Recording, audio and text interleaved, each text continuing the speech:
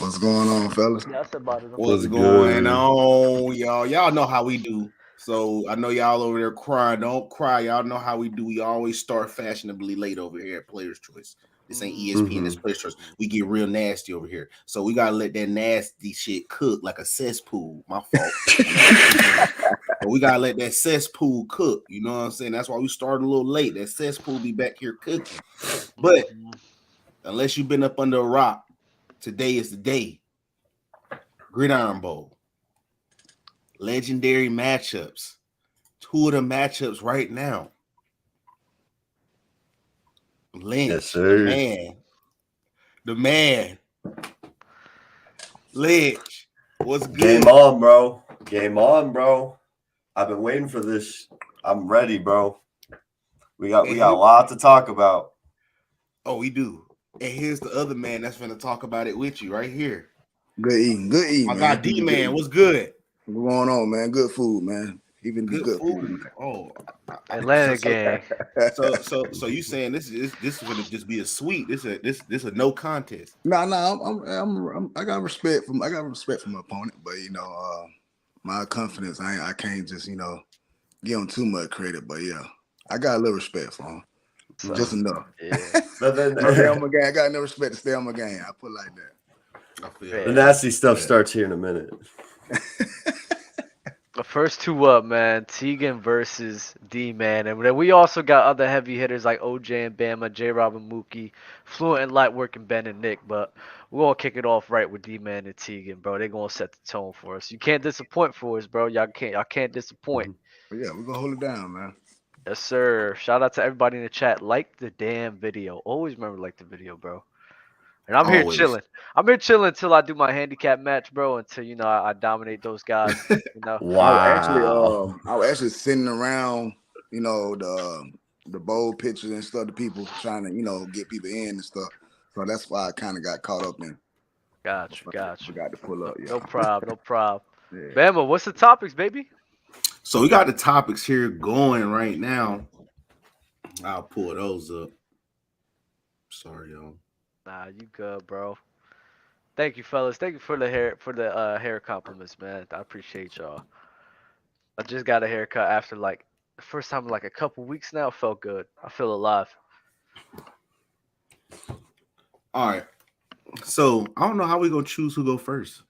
Do we have a virtual coin we can flip? Is there a virtual coin? Chat. Who going first right now? Yeah. DMan, who go first? DMan or Tegan, bro? Y'all let me know who going first. DMan or Tegan, bro? That's what we want to know. If not, I'll just pick. Trent. I'll flip a coin my damn self. All right, KK with the first chat. He said Tegan going first, bro. And Trent said that. So you know what? We got to go with Tegan then. Trent calling Bama Will Fork now? Is that what we doing? He's little Will Fork is crazy. Yeah, that is crazy. Hey, fellas, listen. Crazy. I listen. Don't disappoint. I can't wait for this, bro. Bring the heat, bring the fire, bro.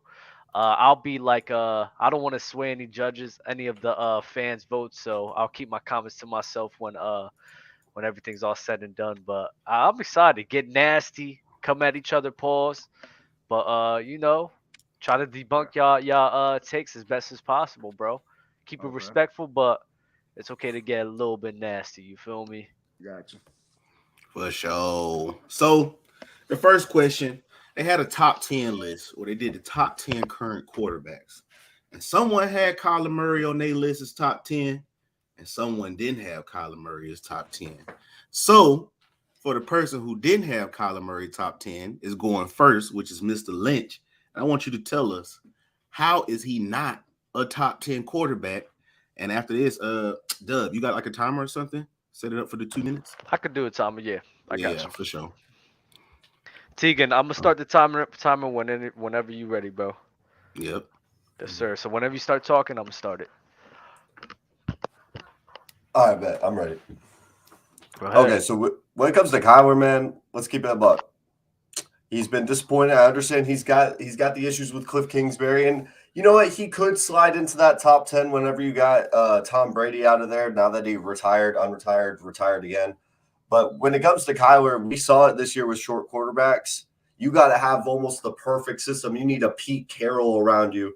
I think Kyler's in that upper area, but I think he's closer to Kirk Cousins and Dak than people think. I'd rather take T-Law than him. I'd rather take Lamar easily over him. There's so many guys that I'd rather take over Kyler Murray. I don't really see this overwhelming talent like I used to. He's gotten injured with a torn ACL. He doesn't seem like he really loves football as much as he used to. I mean, we make jokes about him playing COD, but it's the truth. I don't think he loves football 110% like he used to. Maybe Cliff Kingsbury ruined him, but we'll see whatever the Cardinals bring to the table for him because, man, it's not looking pretty. I don't know. Maybe the little toddler can sneak back into the top 10, but I don't think that Kyler Murray is going to overwhelmingly convince me otherwise. That's all you got? Yeah, man. That's simple as that. With 20 seconds to spare. All right, bet. All right. Beautifully said. DMan in the building. What's going on, man? What's going on? All right. Whenever you ready, you start up, my guy. Okay. I mean, I don't see him being top 10, not even the next coming season, man. I just feel like he just hit his peak early and he really can't see over the line. I mean, the size really is a problem for him. I could say that for Russell Wilson, but at least he bounce out and he see what's going on. He don't need really do that good. You know, if he can't run like a little cat, he's done, you know, finito. You can see how the Rams exposed him. This big gear he had last year. Very lot of expectations that wasn't met. You know, the Cardinals on paper was a solid team. AJ Green, DeAndre Hopkins. You got a decent running game. You got the running back came from the Ravens. I'm the Robert Simmons to say. So you got weapons. You know what I mean? But okay, I understand injuries. But then when you got Hopkins back, he had one good game. But even your own main guy, you hear him in the mic'd up game saying, "Man, what you looking at, bro? Like, I'm over here. What you looking at, bro? Like, I guess baseball, he should have stuck to baseball. But to be honest with you, that should have been his real professional. He should have stuck with it. Because I could look up 20 players from this season, 20 quarterbacks that did better than him in stat-wise. Even Mariota here now. So that just should let you know something. At Mariota, they wasn't passing the ball like that in Atlanta. We were running gun, number 3 in rushing. So you got a quarterback like that in front of you and stat-wise, I can name all 20, but I don't know if y'all want me to go there. But yeah, man, I don't see the numbers, bro. It just don't match up. Got you. Mr. T-Dog beautifully said, D-Man. T-Dog about to get in the building, give his rebuttal. And then D-Man, keep that 20 list ready because I want to hear that 20 list when you come back on. That's crazy. Go ahead, Tegan. No, that's crazy because listen, man, like I know I was trashing Kyler for a little bit, but let's keep it real. He's still in that upper area. 20 players is absolutely crazy, especially with the fact that he got injured, man. Like I don't think long term Kyler is going to be great, but I also think he's at least a competent quarterback. Dak ain't a bad quarterback. Kirk ain't a bad quarterback. I know it's not me backpedaling. It's me just being realistic with Kyler versus saying that he's not even in that top 20 area with a torn ACL. D-Man, stop it, bro. Yeah, sure, he's a little toddler that's got a big arm, but bro, he's able to at least get outside the quarterback, like outside the pocket. Just because he can't see over the line, he can at least move around, bro. Like, this man still – I got to give Kyler at least a little bit of credit, even though I'm not the biggest fan of him. Bro won 50 games in high school, was a bucket or a touchdown getter in college. And he just hasn't worked out completely in the NFL, but I still think there's a slight chance he could do it. Like, it's simple as that, man. Simple as that. All right, D-Man, go ahead with the rebuttal, bro. I need this top 20, bro. I really do need it. I got you the 20 right here. Patrick Mahomes, Josh Allen, Jalen Hurts, Joe Burrows, Geno Smith, Kirk Cousins, Trevor Lawrence, Justin Herbert, Jared Goff, Justin Fields, Tom Brady, Daniel Jones, Aaron Rodgers, Russell Wilson, Tua, your boy Tua, Derek Carr, Lamar Jackson, Dak Prescott, Davis Mills, bro. Marcus Mariota. Then you got Kyler Murray.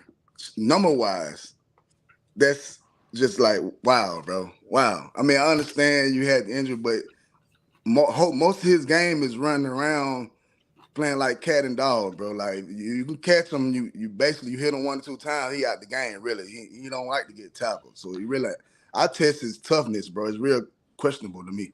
You know what I mean? I feel like he get lost in the game. You know, if your main wide receiver asking you what you're looking at. All right, that was 2 minutes. That was 2 minutes. That was 2 minutes. That was 2 minutes. Yeah. DMan? Yeah. All right. And now, in the next round, we're just gonna let these two deuce it out real quick, bro. DMan, you said Davis Mills. Like that was a core. So okay, real talk. Where do you have Kyler? Because you have him outside the top 20 because of this season? I mean, he like, I got him about 13, respectfully. You know, about 13. Yeah. I know we arguing basically 9 versus 13. Kyler slid up because of Tom Brady, but 13. So you got Kirk over him. Who's like that 10 to 13, bro? That's crazy. Okay, I got that 10. You got that. If I got that 10, then I don't see him after that playoff run, after what we saw against the 49ers, I mean, at least we got him. He might be colorblind, man, because I don't know, red, white, I don't know. He was throwing to the opposite team, at least we got in there. We got in the playoff. We got the taste of the playoff. You know, I mean, he gets plenty of taste. It just doesn't mean he results in wins. I mean, but you can say the same thing about Kyler too. You only got really 1 or 2 playoff experience.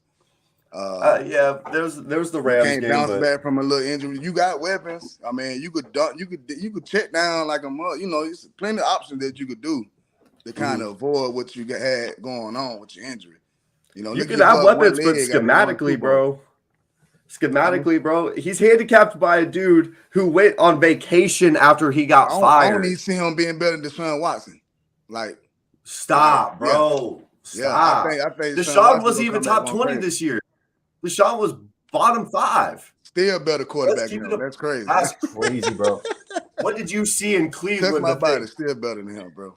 Hey, man. Bro. I'm just – it's facts, though. I mean, I do like him. He's very fun to watch. It's very entertaining to watch him run for his life, you know. But outside of that, the throws is – he got a cannon, but it ain't it. You know what I mean? Like, it ain't no accuracy really. Like, it ain't where it's up, man. I think the best he had was like 3,900 or 4,000 yards, something like that. That's probably his best year. I only think he hit 4,000. I think he hit 39, something like that. So last year, those first 7-8 games, was he not like the leading MVP? Was he not? Was that not being accurate? Was that not hitting the numbers? Was that not being an absolute dog? What that take him to, though? What happened? Wild card round against the Super Bowl champs, against the team that cooked them and went to win the Super Bowl. But they were built to play against that team. This is a divisional team that you see twice a year. So you should know this squad that you play against. You should know this defense that you're playing against. You got more. We saw what happened with the Eagles and the Giants. They played them 3 times. I know Dub is happy about this, bro. They played them 3 times, and you saw them get cooked. Sometimes talent and scheme will cook and prevail every single damn time. And that is what happened with the Cardinals and Rams, and that's what happened with the Eagles and the Giants. Sorry, Trent, don't need to remind you, but come on, man. Let's keep it a buck. Kyler, it's quarterback play at the end of the day, because what else can you say about the Cardinals? The defense, defense above average. I mean, offensive line okay. I mean, it's good enough for him to have enough time to throw the ball. He was doing good prior to that. You got, like I said, you got weapons outside.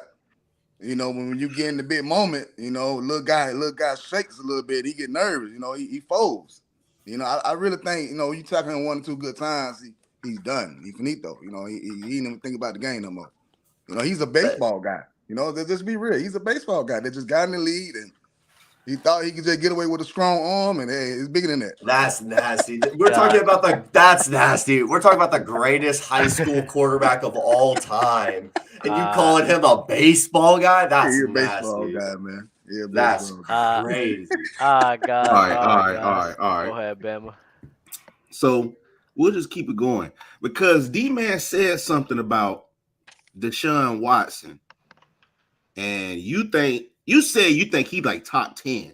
So I wouldn't even say top 10 because Tegan even said he's not even top 20. So I want you to prove how he's even in the 12 to 15 range versus the bottom 20 range. So we might as well keep that debate going right there. And I mean, you got the floor. I want to hear DMan first. So you got the floor first, DMan. We gonna mix it up a little bit. So I want you to prove like how he even from the 10 to 15 range. I'm going proud of his last season with Houston, man. I know that I can't really count what he did coming back from his situation.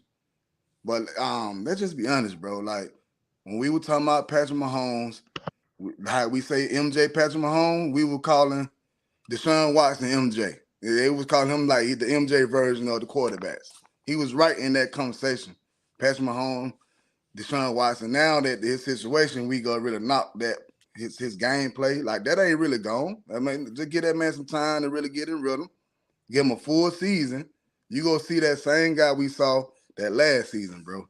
And it's so crazy that dude.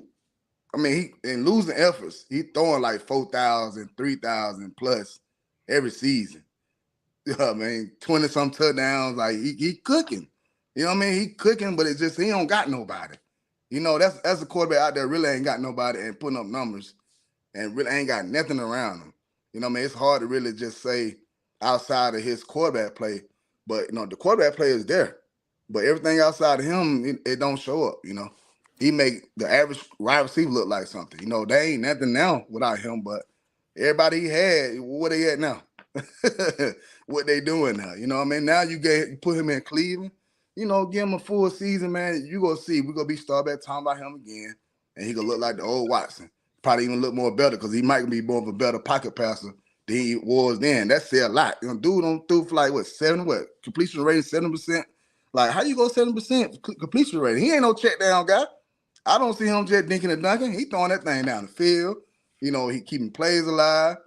A team like that that shouldn't even be in the playoff, I think they don't have like 2 or 3 playoff experience. So, like how, you know what I mean, that quarterback play, at the end of the day, that's good quarterback play different from Kyler Murray.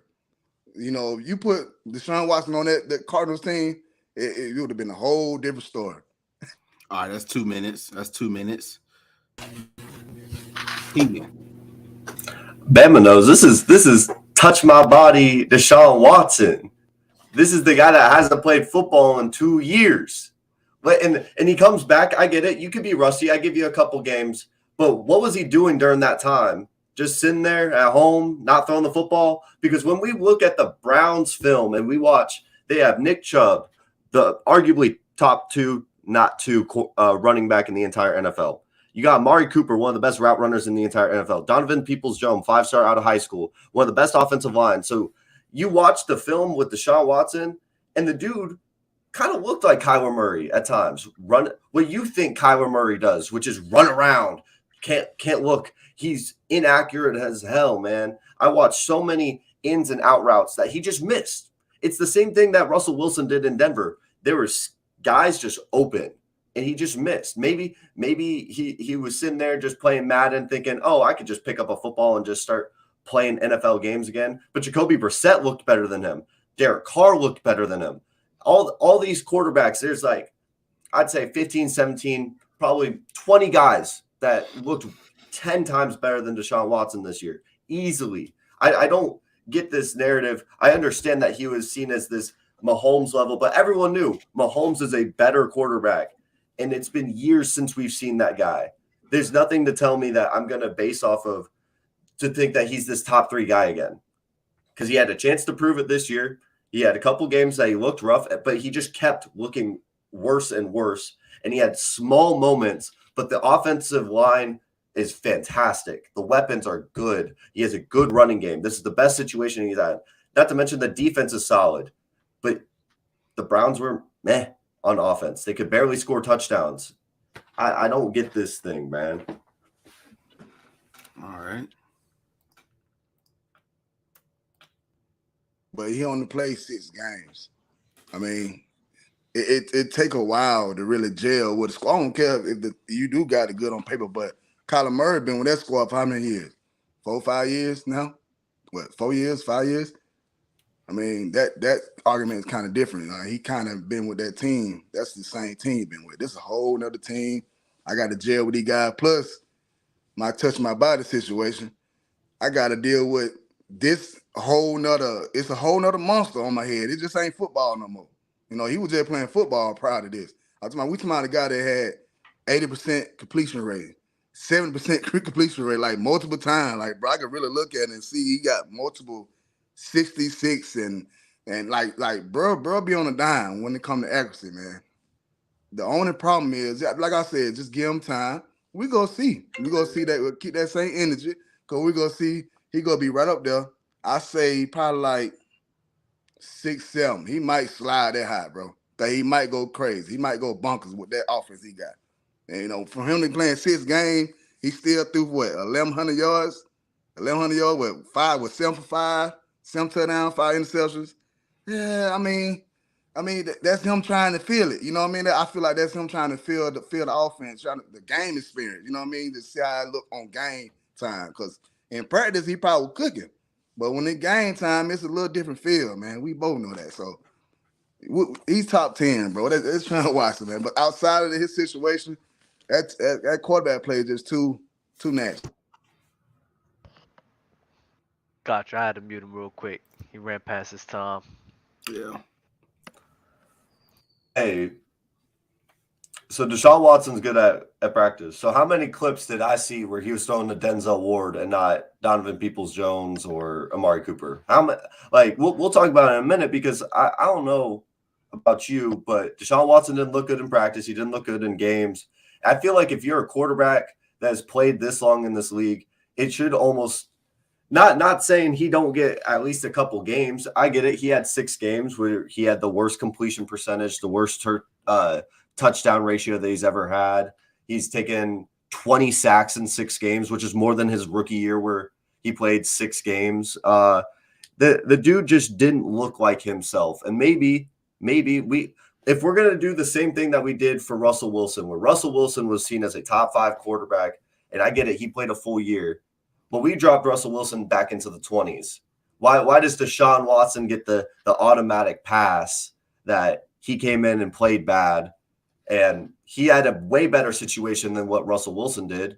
And not to mention, we're talking about Kyler Murray. Kyler Murray had, even when before his injury, was a better quarterback than what Deshaun showed us this year. What have you done for me recently?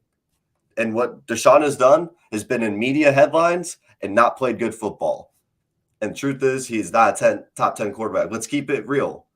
Just because in a couple of years ago, we're looking at the 3rd year of him not playing elite football.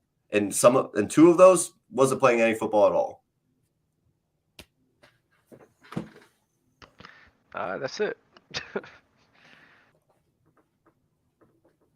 I got to duke it out right here, man. Whichever way people are going right now, this is where to sway the people's votes, man. It's crazy that, we really try to hold him for Russell Wilson had a full body of work, a full season. And that offense just didn't fit him, and he got exposed from a lot of areas. It was bigger than just him. It's bigger than he ain't had no quarterback guru like he had in Pete Carroll. You see what Geno Smith doing?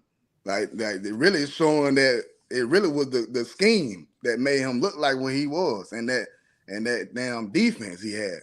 To hide some of them weaknesses he had back then. Even though Denver is known for their defense, I give you that.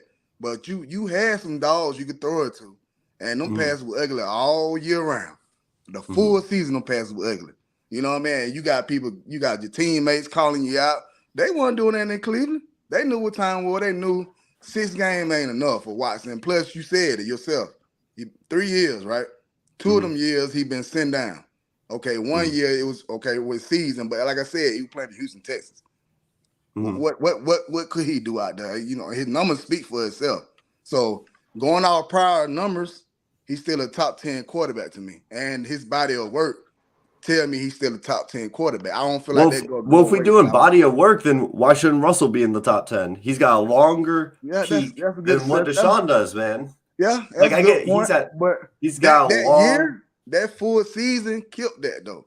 Because now we gonna be like Sean Payton saved you. If he come back, it's gonna look like Sean Payton saved him.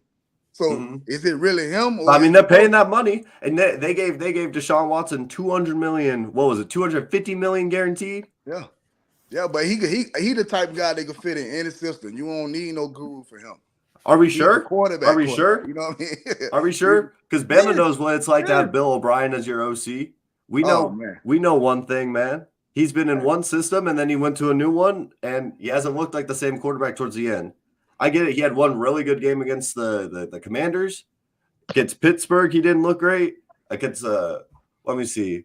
I got it right here for you, man. He was throwing 50% too, not to mention against Washington. He was throwing 54% against Houston, his own team. Remember, he threw a pick 6 to Jalen Petrie against his own team. That come with chemistry, though, man. That come with chemistry and just knowing that the certain spots he used to hit people on. It ain't the same. It's a whole different vibe now. This is a whole different team. A lot of throwing in the triple coverage, that's just a chemistry issue. Throwing it into the dirt, man. The dirt should move a little bit better to get open. Throwing it above a receiver 5 yards above its head, that's a chemistry issue. But it shows, though. It shows when you ain't got a good rhythm going. You know what I mean? Like I said, you thrown out there. You thrown in the water with the sharks. You thrown out there with the sharks and just go make something happen. You know, you better swim. Hope you make it to shore. You know what I mean? Yeah, if you make it to shore and don't get bit, that's perfect. But something gonna happen on your way back making it shore. But it just it's a field. It was a field. Now, like I said, this season, this year coming up at the Super Bowl, we're gonna see a full body of Deshaun Watson, and that's gonna be nasty with him and Chubb and with Peepers and man, it's gonna be nasty, bro. Like, so what's gonna happen when they don't make the playoffs? Then shoot, I don't even see that, bro. I can't even say what's gonna happen.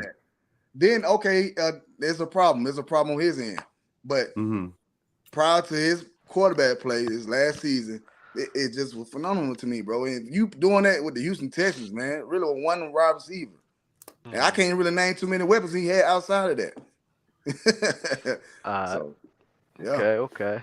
That was a nice little back and forth there. I enjoyed it. Bama, are you able to put the poll in the chat? No, I don't know how to do that. Ron never taught us how to do that. Ill manager. Yo, manager is crazy. Yeah, we need to get votes for Ron and Tegan in the chat so we know who came away in this round and who fell off in this round right now, man. But while we're waiting, so that's 2 topics they just went up against, right? I wish we had the poll so we could know, because we got an extra topic. Well, we got 3 topics total, but we got an extra one if it's like tied or whatever the case may be. So we will really need that poll to really know. Gotcha. Chat. Put in the score right now.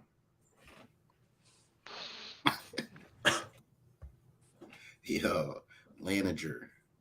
Don't worry, I got a little Woj. I got a Woj bomb coming in to sit here and help us out with the YouTube Johns. But let me know who's been winning in the chat right now, who's in your graces right now, and with you guys doing that, Bama, why don't you let us know what's the last topic that they're going to be battling on? All right, so they did a top 10 receiver, well 15, but I cut it down to 10 receivers list. And there's been a lot of disrespect going on in Players' Choice with the old heads for the playmaker Michael Irvin. And it's like, I don't know if Tegan is in the Discord chat with them, but this man had Steve Largent over Michael Irvin. So I wanted to because DMan got playmaker in his top 10. So I already know, about that. But I really want to hear from Tegan and a lot of other younger players that be in that Discord server on Michael Irvin not being a top 10 receiver, because that is insane to me. But I'm not biased or nothing, but I just want to hear the case. I just want to hear the case of Michael Irvin not being a top 10 receiver, just in general. It ain't even got to just be because of Steve Largent, but the fact that Steve Largent was in there over Michael Irvin is crazy. So that was going to be the last topic. Who going first? So as the chat is voting on, I got some guys about to set the polls up and everything. As they set the polls up for the fans to vote on, Tegan, I'm gonna start off with you. Tegan, I'm gonna start off with you on your take on who you have in this scenario, bro. All right, bet. Say less. Because here's the thing, man. I don't know if people realize how many good wide receivers are coming in the NFL. I think Michael Irvin's just been passed up. That's the truth of it, man. And look, when we look at Steve Largent, listen, you could say it's biased because I'm a Seahawks fan.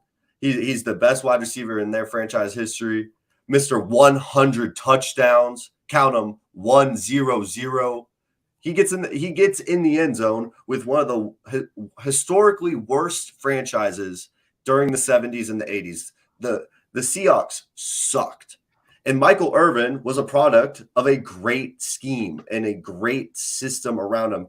Probably top 5 offensive line of all time. Probably one of the best running backs of all time. One of the best quarterbacks of all time. Sure, Michael Irvin in of himself, the playmaker, he's a dog. I'm not going to deny it. But there's also a lot of other dogs on this list. I can name you easily 10, 11 wide receivers that I'd rather have than Michael Irvin. Because I think put Michael Irvin in a different situation, maybe his career's a little bit different. You said 11? 11. Count them. Fire. Let's switch up to DMan, getting up here for a nice little rebuttal. Go ahead, my guy. 11, bro. That's crazy, bro. 11. That's crazy. I mean, I can understand your argument that he had Emmitt Smith, he had a good offensive line, Troy Aikman, subpar, really, for real. But you know, he was blessed. If you want to be real, he was blessed with the weapons he had around him. So we can't really give Troy Aikman all the credit. I remember watching them Cowboys, you know, and the playmaker made me a fan of the game. The playmaker, Jerry Rice and Barry Sanders. To be real with you, bro, I just feel like a guy in the fitness, they stats a little flugazy to me. Hey, still larger. They don't even. Okay, 200. I give you that 200 touchdowns. That's dope. What you know? That's dope. But why is he not really being talked about? You know, I don't really hear him. I hear about the playmaker. I seen the playmaker. You know what I mean? It was the playmaker, Jerry Rice, the boy in Green Bay. Like, them boys were dogs, bro. And you can't just say he was one of them guys on the team. He was one of the reasons why they won Super Bowls, bro. His short span of his years he played were real dominant, man. You know, 3-time Super Bowl, 1-time All-Pro. Like, man, man, it's so much I can go with, bro. It's just his style of play, how the energy he brought, man. Man, he was so flashy. He was above his time, bro. Way above his time. Man, come on, man. That's a playmaker, bro. We can't do him like that. Come on, Steve Larger. I don't even know. I didn't know who he was, man. I had to look him up, bro. All right. Tegan, what you got to say to that, my guy? I mean, it's cool. You got a dope nickname, man. I'm proud of him for having a dope nickname, but I think you got to realize, he ain't playing no 50s. He played in the 70s all the way to 88, 89. But let me give you the 11 guys I'd rather take. I'd take Randy Moss, Jerry Rice, Calvin Johnson, Terrell Owens, Antonio Brown, Julio Jones, Larry Fitz, Chad Johnson, Chris Carter, Marvin Harrison, Steve Largent. You know what? Screw it. We'll go a little bit farther. Give me Reggie Wayne, Tim Brown over Michael Irvin. And I get it. He had a cool peak. He had a cool little peak. But I'm going to take the longevity. We talked about LeBron James and his longevity and him getting the all-time scoring title. We got to give credit to some of these guys, man. He stayed out there. He stayed getting touchdowns. Steve Largent got in the end zone with one of the worst situations in the entire NFL. During the 70s and the early 80s, the Seahawks sucked. It sucked. They were drafting guys at linebacker from Oklahoma who had an entire documentary about him doing drugs. The Seahawks team sucked. And Steve Largent stayed cooking. He stayed cooking over a long period of time. I get it. Michael Irvin, I'm not trying to discredit him because he had good teammates. I'm just saying he benefited a lot from the situation around him. Yeah, cool. You're called the playmaker, man. You only did it for 5 seasons. You only playmate for a short stint. I'm going to take the guy that stayed in the league for a long-ass time and was cooking all the way through. Yeah, cooking with no jury. Just cooking with no jury. A guy with a lot of stats. Like you said, you want to go with longevity. So we talking about a guy with a lot of stats compared to a guy who had a shorter span, but it peaked higher. like MJ. You know what I'm saying? Shorter years, but a higher peak, my guy. So hey, 100 most 100 season. Well, my bad. Most 100 receptions in one season, bro. Like that should tell you somebody that need help from who was on the other side of Michael Irvin. Can you tell me the wide receiver? Okay, all right, never mind. Okay, he had Emmitt Smith, and it was Michael Irvin, the offensive line, and Troy Aikman. That was the offense. If it wasn't a playmaker, they wouldn't have had them 3 rings he helped them get. And that's facts. If it wasn't a playmaker, that running game wouldn't have been so powerful and hard that it was. You know, to be honest with you, he wasn't just so good at catching the ball. I know a lot of people don't give his credit, but the wide receiver got a block too. So if he ain't doing his job on that end, Smith ain't getting some of them big runs. So you know what I mean? I understand. Like I said, I can't debut that 200 touchdowns. I don't know how he got that. That's crazy. That's nasty. I'll give you that. But outside of that, for a guy that had 200 touchdowns, I really don't know too much about him though. Bro. Hey. Oh, you don't know much about him? You don't know much about him? Let me tell you real quick. We're talking about a 5'11", 187-pound receiver in the 70s with some speed. At the time of his retirement, he held 6 major career passing records. By the way, we talk about the 70s and the 80s. Was it a passing time? Can you tell me that? Did they throw the ball a lot? I don't think they did. I think we see guys throw 50 times now. It was a running league. It was a defensive league. But at the time, he had the most receptions, most consecutive games with the reception, most yards on receptions, most touchdowns on receptions, most seasons with 50 or more receptions, most seasons with 1,000 yards or more on receptions. This man was a dog at his time during a time when they didn't throw. I like that you said it was a run league because 5'11", that sounds like he probably at least playing the slot. And he was on the outside. Damn near you're a hatchback. They just put you in the slot. And you do the same scheme as a running back that you'll do with like somebody like Sproles. And that he probably was eating like that, bro, on slot routes and was cooking. I give you that. But and you said you put 10. I'm gonna give you my top 10, bro. Jerry Rice, Randy Moss, Terry Owens, Calvin Johnson, Larry Fitzgerald, Marvin Harrison, Antonio Brown, Julio Jones, Chris Carter, one of the best hands that you got, in the game. I got Chris Carter in there, bro. Okay. And then I got Michael Irvin. All right. Tim Brown right behind him. You know what I'm saying? Tim Brown got right behind him, but I didn't hear Marvin Harrison. They similar, but Tim Brown played a little longer, but his back end was kind of like, okay, Jerry Rice gonna help me out right quick. But the playmaker was different, bro. He really stamped the game, bro. Like he changed the game for wide receivers. Like Jerry Rice wasn't flashy like that. Jerry Rice did his job. He caught the ball, did a route, and that's it. When the playmaker caught the ball, but he gave you some finesse. It made it fun to watch the game. That's why we don't talk about Steve Largent because what he do? He just caught the ball where he was like a Amendola or something. Come on, we talking about the flashiest players, or we talking about the greatest players here? I mean, he was great. We talking flash or greatest? Flashy. I mean, he had to influence us to make. You think Cooper Kupp flashy? You think Cooper Kupp is flashy? No. But the Triple Crown winner. No, but the guy that's in the slot. Odell Beckham flashy, and he good too. Hey, that's what. Which NFL team does he play for right now? Which NFL team does Odell play for right now? I'm just saying it's all that flash. That's injury. I'm just saying, but you gotta gravitate to your fans too, man. You just can't be out there being plain Jane. And I feel like you got to follow your script, huh? Steve Archie followed his script, bro. That is elite. That was actually that was amazing end right there. You guys was challenging each other. You guys was clapping back at each other. The vanity versus production was elite. That was a nice little way to end things off. We're gonna put in a poll in the chat. Let us know who came up with the dub for Tegan versus DMan, bro. That was Bama. What you got to say to that? That was pretty dope. I like that. That's a good kickoff, man. Starting it off good. I don't know, man. This make me think you might get cooked up. Like if I was starting off hot, You probably about to get cooked, man. Bama, Like, don't do that, bro. I got the easiest handicap match in history, bro. You got to remember, Trent doesn't lose debates. Trent doesn't allow himself to lose debates. Trent and Trent's mind is undefeated, bro. So I mean, that goes to delusion. We all know that he has, bro. It is what it is. Oh my God, we got Mr. Nasty. Whoa. What's going on? I came on the dress today. God dang. Hey, he's a professional. He's a professional. Period. That first battle was elite, yo. Hey, who are any of you guys feeling like you lost? No. He got a Hawks hat on, bro. I ain't worried. Hey, we cooked last night too, though. We were cooking last night, so hey, I ain't worried. It's about time. It's about time. Dang, I've been waiting for y'all all season long.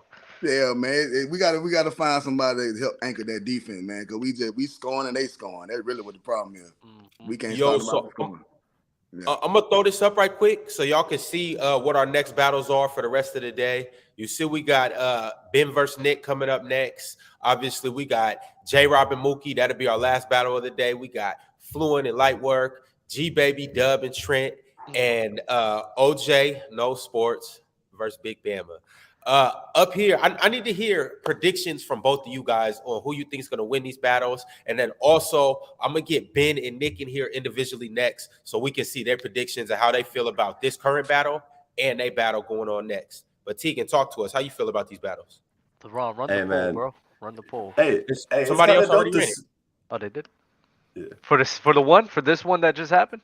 Yeah. So who won? Wait, who won?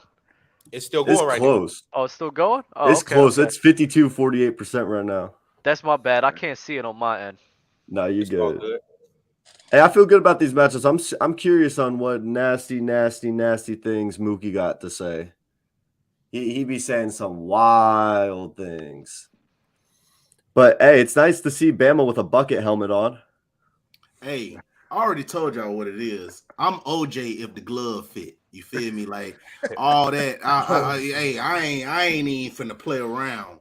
We got the fake OJ versus the real OJ. When the glove fit, you feel me? And I ain't got Johnny Cocker. I got a public defender. You feel me? So you already know what time and I'm on. This is about to clear 3-0, 30. Call me Stephen Curry today. I wish I had a Curry jersey because that's what I should have put on. A 30 jersey. Does anybody up here got OJ besides me? I think it's going to be – so I'm going to put it back up. Right, yeah, put it back the up. Closest one to call is gonna be OJ versus Bama. I think that's like in my mind, that's gonna be so close. And then Fluent versus Lightwork as well. I think that's gonna be close. Those are like, Bama, I love you. It's like I know what y'all two bring though, because I've talked to both of y'all, so I know exactly where both of y'all heads is at. Nastiness. It's like y'all both nasty, but then y'all both smart too.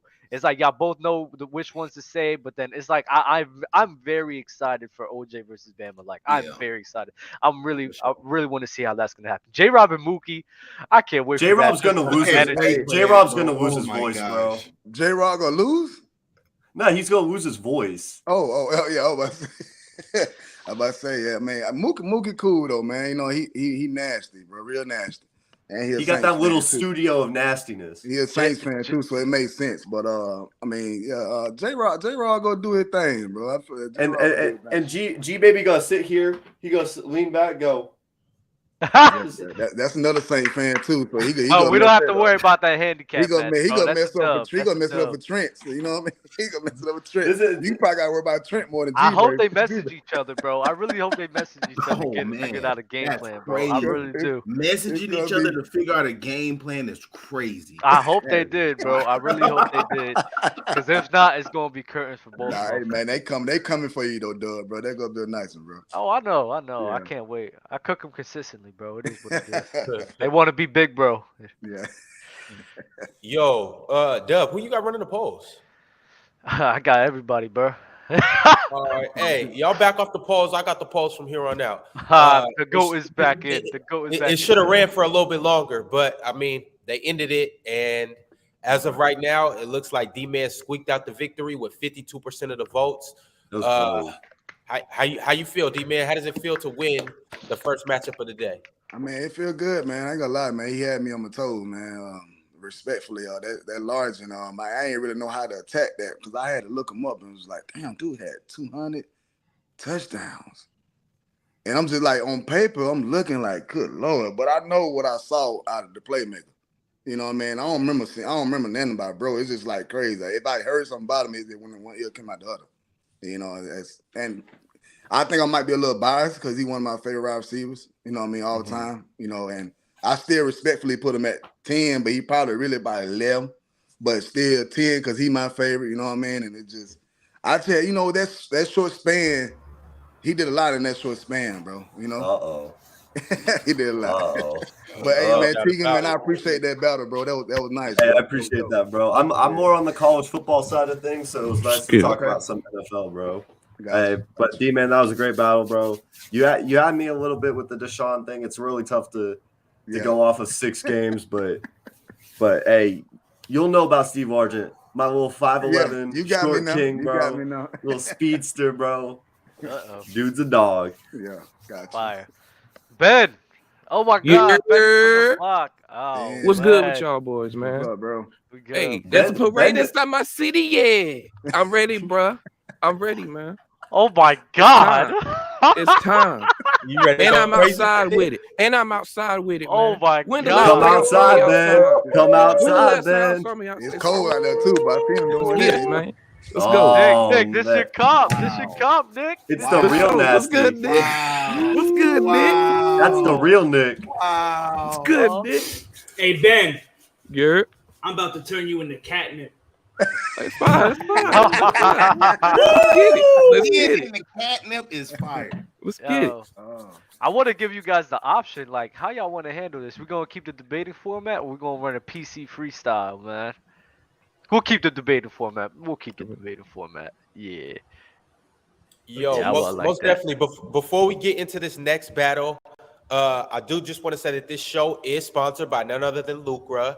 Download the app, use our code, Player's Choice, as simple as that. We do have a raffle going on right now. I want to encourage everybody to join the raffle. The winner of that raffle, if you join this contest, will win $250. Second place will get $100, and last place will get $50. So go ahead, download the app, join this wager of the week. We're taking AJ Brown, which means, you guys can take Travis Kelce, but if you want to go vice versa, we can make that happen as well.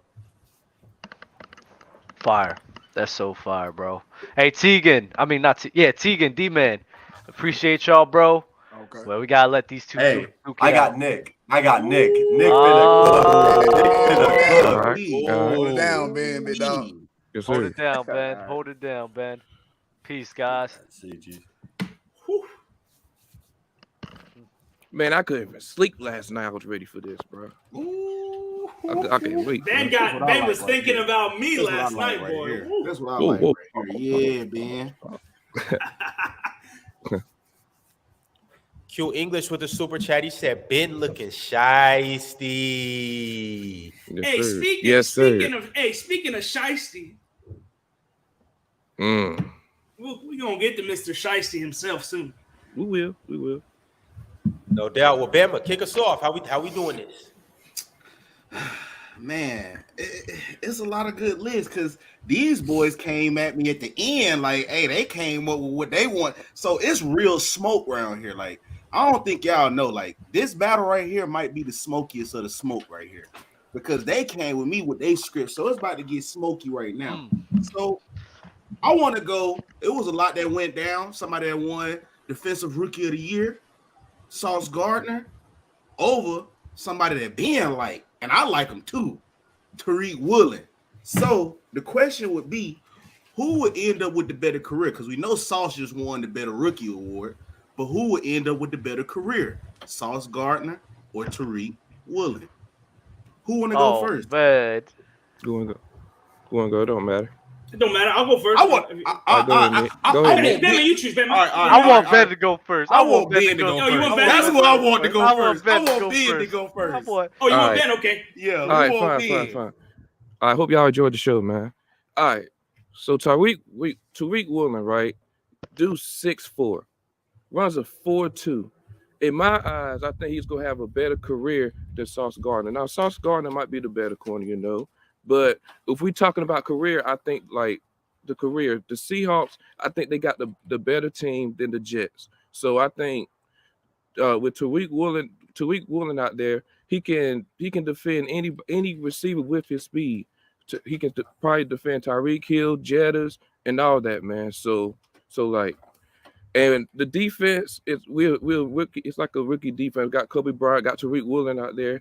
Don't forget about Jamal Adams, because when healthy, this dude Jamal Adams is probably a top 5 safety in the league, definitely top 10. And you got Quandre Diggs out there, man. So who I think will have a better career, Tariq Woolen. Like that. I got nothing to say to that, man. We're going to need to get Nick up here to rebuttal. That was fire. All right, so Ben just talking out his ass. Okay. Sauce Gardner's also 6'3", man. You want to talk about height? Sauce Gardner's 200 pounds. I think he weighs more than Tariq. If not, he's a better tackler than Tariq. Sauce Gardner led the NFL as a rookie in passes defended. He was the Rookie of the Year. He was first-team All-Pro. He came into the NFL as a rookie, locking up your favorite receivers. He just did. He only allowed 26 yards a game. Shit, he played my Dolphins twice, and Tyreek Hill, the first game had 40 yards when he was leading the NFL in receiving yards. So I mean, he's already locking up the best players as a rookie. Ben said the Seahawks have a better team than the Jets, which just isn't true. All the Jets need is a quarterback for them to be real contenders, because they have a top defense in the league because of Sauce Gardner's emergence as a rookie. This dude is just unbelievable. Like, I don't even know, like, his technique. He just locks up. Bama even knows. Nick Saban literally said, we're not throwing to this guy when they played Cincinnati. That's just how good Sauce Gardner is as a corner. And I think for the next 10 years, you're not choosing anybody over Sauce Gardner. Oh, my God. Oh, that was a little sensitive. My bad. Wait. Okay. See what you did there, Nick. But hold on. Tariq Woolen, you see, for his potential, you know what I see him as? 6'4", right? Dude reminds me of Richard Sherman. He got Richard Sherman potential. This dude could be a Hall of Famer. Like, so I don't know what we talking about here. Tariq Woolen, man, is special, bro. He got great potential. So like, I'm just saying. And then this year, dude's like 5th in pass defended. And he got 6 picks as a rookie. That's all I got to say. Ben. Oh, I love you, Ben. But Sauce is just him, bro.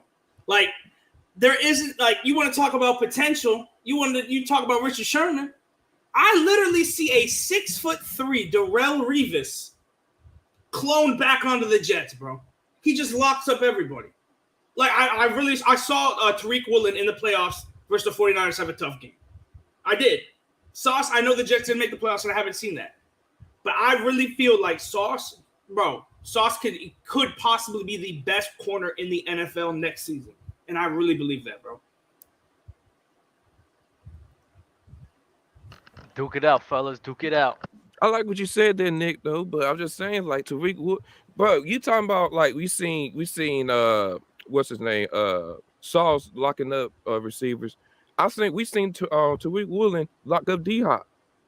Ain't when healthy, people got like D-Hop like probably like a top 3 receiver when he's healthy, right? So yeah, and Sauce Gardner locked up Tyreek Hill, who had the second most receiving yards in the league. Hey, that's fine, but we haven't seen that yet, bro. I'm just saying with his speed, with his height, bro, they're the same height though.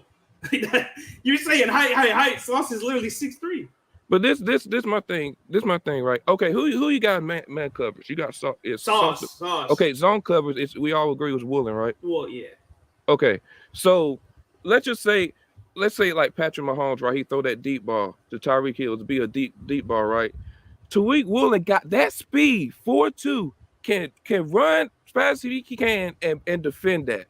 Yeah, but that's how special Tariq Woolen is. That's how special Tariq Woolen is. Like, what are we talking about? You can say 4.2, But game speed is different than running 4.2 on a 40-yard dash. Because Sauce Gardner in game is very, very damn fast himself. And he's 6'3", and he's a better man corner. He literally locked up Tyreek Hill and Jalen Waddle. Like, what are we talking about? That's fine. That's fine. That's fine. So we go put a poll in the chat, bro, to see who won the majority of the votes, man. That was a nice little back and forth for round one, bro. Bama, you got anything to say? I like it so far, bro. This is crazy. This is the most I heard you talk all year, Ben. Yeah, Ben, I haven't heard you talk like this all year. Well, I take that back because I do watch Ben on his socials and stuff. So, but for us on PC, this is the most I heard you talk all year, Ben. I like that. That's facts. I like this. Sure. Yeah, I like this too. I like it a lot, man. I like this guy. He's a good guy. Keep him around. But yeah, what's topic number 2, Bama? Ben's boy Herbert versus Joe Burrow. Oh, Mr. Shiesty. Who could really be that top 2 slot behind GOAT Mahomes? So Ben started first. We want to hear from you, Dawson. Oh, so Joe Burrow is better than Justin Herbert. Joe Burrow, through the first 3 years of his NFL career, is the most accurate quarterback in the history of the NFL. You can go look that up. You can go fact check that. More accurate than Drew Brees his first 3 years. Joe Burrow has 5 playoff wins, took his team to the Super Bowl. The Cincinnati Bengals in their franchise history have 10 playoff wins, and half of those come because of Joe Burrow. Joe Burrow is the reason the whole Cincinnati Bengals became from a poverty team to now you look at them every year for the next at least 10 years. Oh shit, them and the Chiefs, AFC leading contenders every single year. You don't hear that with Ben's boy Herbert. Ben's boy Herbert, hey, going up 28 to what? Nothing in the playoffs, 27, nothing. All the excuse. Hey, that man get all the excuses in the world. Joe Burrow get no O-line, and he still get it done, man. Joe Burrow get it done. He's about the only quarterback that don't need an O-line to ball up, man.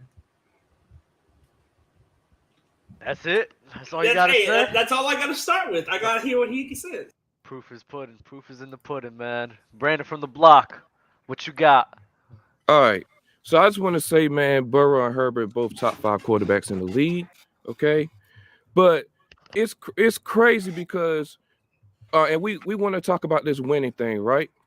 So what I seen from Justin Herbert for his first 3 seasons, first year 4,000 yards with Rookie of the Year, played with Anthony Lynn as the coach.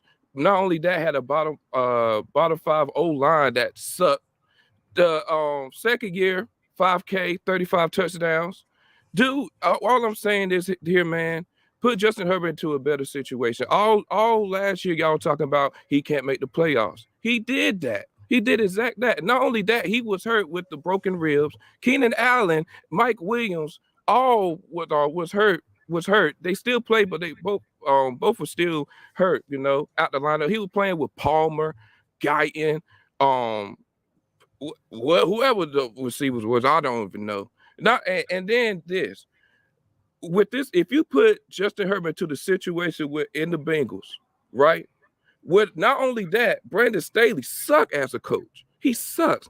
If you put him in the Cincinnati Bengals with Zach Taylor, they would do absolutely. Herbert would be insane with Jamar Chase, who's better than Keenan Allen.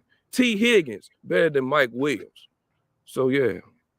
And hold on, they want to talk about the 27-0. The 27-0, we ain't gonna talk about this year. They were about to lose to Tyler Huntley. If Tyler Huntley would have just sneaked in or just ran the ball, Ravens would have won that game.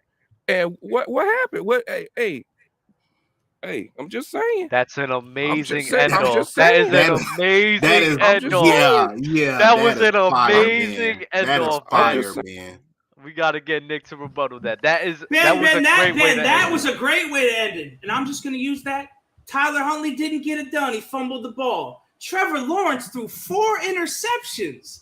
Gave the ball to your boy, Mr. Sherbert. Goldilocks threw it to Goldilocks. Handed off the torch. He got that boy had all the excuses to go win that game. All he had to do was score one touchdown. One.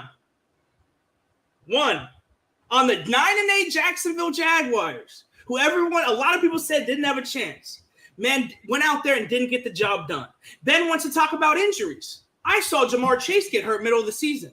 Joe Burrow's production didn't drop off at all. It actually rose up, and the Bengals went on a fat win streak. We want to talk about injuries. I saw the Bengals without 3 offensive linemen in the AFC Championship. People saying that game was scripted and rigged.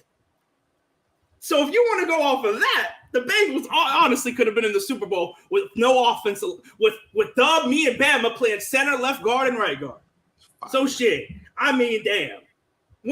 Just excuses after excuses. If Herbert would have did this, if Huntley would have not fumbled, man, come on, man, stop. Man, Nick, cut it out, bro. Cut it out. You're talking about Jamar Chase, bro. He got injured. But hold on. They got receiver depth over there. They got Tyler Boyd and T. Higgins. You don't see that trio? They got a trio over there, bro. They got better receiver depth. Like, what are we talking about? And then you want to talk about 27. Hold on. You're talking about 27. Oh, okay. We seen in the AFC Championship, Patrick Mahomes choked against the Cincinnati Bengals. Yeah. But we don't want to talk about that. Thank you for bringing that up. Thank you for bringing that up. Patrick Mahomes, the GOAT, MJ Mahomes, top 5 quarterback ever, right, Doug? Was up 21-3 on Mr. Joe Burrow in the AFC Championship. And you know what happened in the second half of that game? Joe Burrow kept scoring touchdowns, and they won the game. You know who couldn't score one touchdown in the first round of the playoffs, man? Talk to him. Justin Herbert. The defense had 5 turnovers. Gave them the ball 5 times. But listen, I ain't putting it all on the quarterback, bro. I'm not putting it all on the quarterback. We know Justin Herbert didn't get the job done, man. But I'm telling you, bro, Brandon Staley sucks as a coach. I saw Joe Burrow take Eli Apple to the Super Bowl. His offensive coordinator sucks too, man. Like, come on. You see the offensive coordinator got fired. So I'm just saying, man. I'm just saying, bro. Put this man to a better situation, man. I want my Herbert leaving the Chargers, bro. But I'm telling you, bro, if you put Justin Herbert on that Bengals team with Jamar Chase, T. Higgins, Tyler Boyd, Joe Mixon, Justin Herbert being insane. If I put Joe Burrow on the Chargers, they beating the fucking Jaguars. No. They beat the Jaguars. Oh my God. They beat the Jaguars. I can tell you that. And then he had the best 2 seasons, best 2 seasons ever, bro. Since Dan Marino, he's the first 3 seasons. Oh, you want to know why those are the best 3 rookie seasons ever? Because Joe Burrow got hurt his first rookie year. He missed like 6 or 7 games. That's why his stats are as a talent. He ain't close to Burrow, bro. He ain't close to Burrow. He ain't close. He ain't Hey, Bama, did you get the poll for the for who won the first round? I'm pretty sure Nick ran away with it. I'm pretty sure Nick ran away. Nick won the first round with 69% of the votes. Yeah. Nice, man. 69. Fire. I'm gonna put up a poll right now for the second round. Nasty. 69% is crazy because you're wild. nasty. So to win with 69 is crazy. Damn.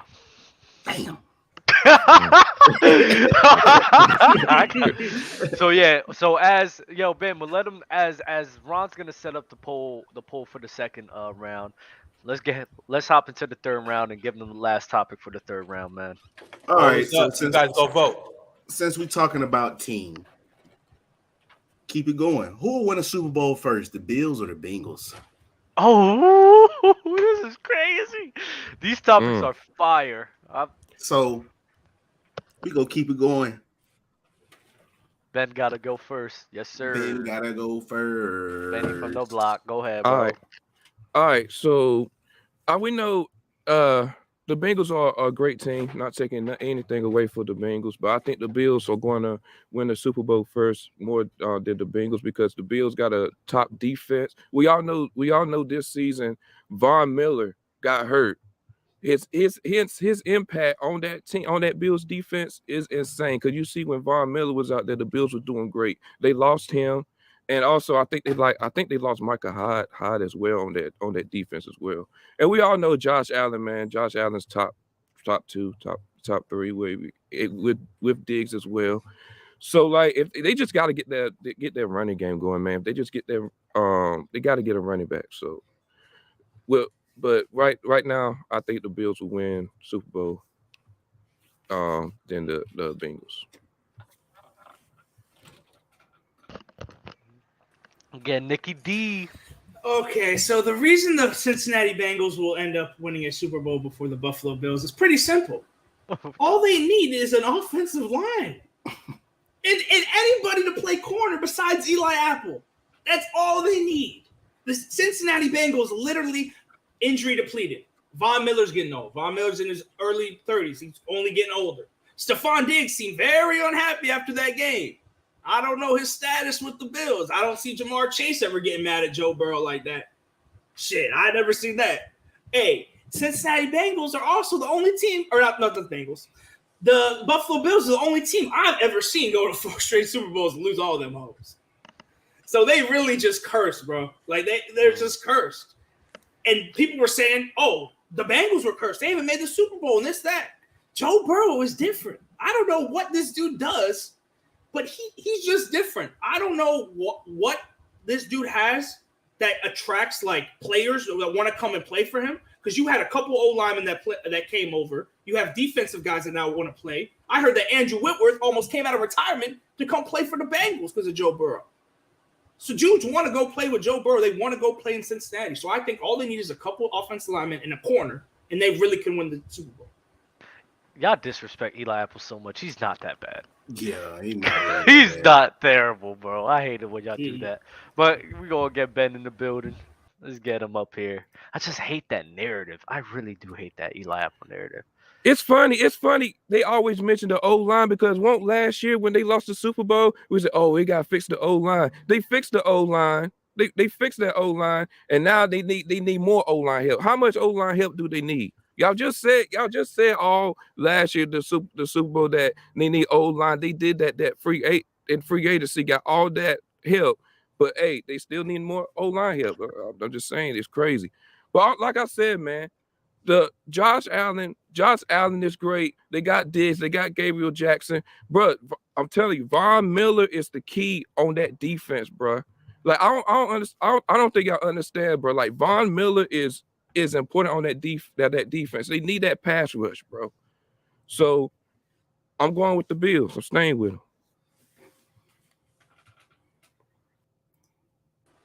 Did I just hear Ben try to bring up Gabe Davis, a reason they gonna be in the Super Bowl? That's crazy, man. That is asinine. Because if Gabe Davis was on the Bengals, he would be wide receiver 4 or 5. But hey, Gabe Davis, whatever. Hey, Ben, you also brought up that the Bengals O-line. They signed some O-linemen, and they all got fucking hurt. They all were injured.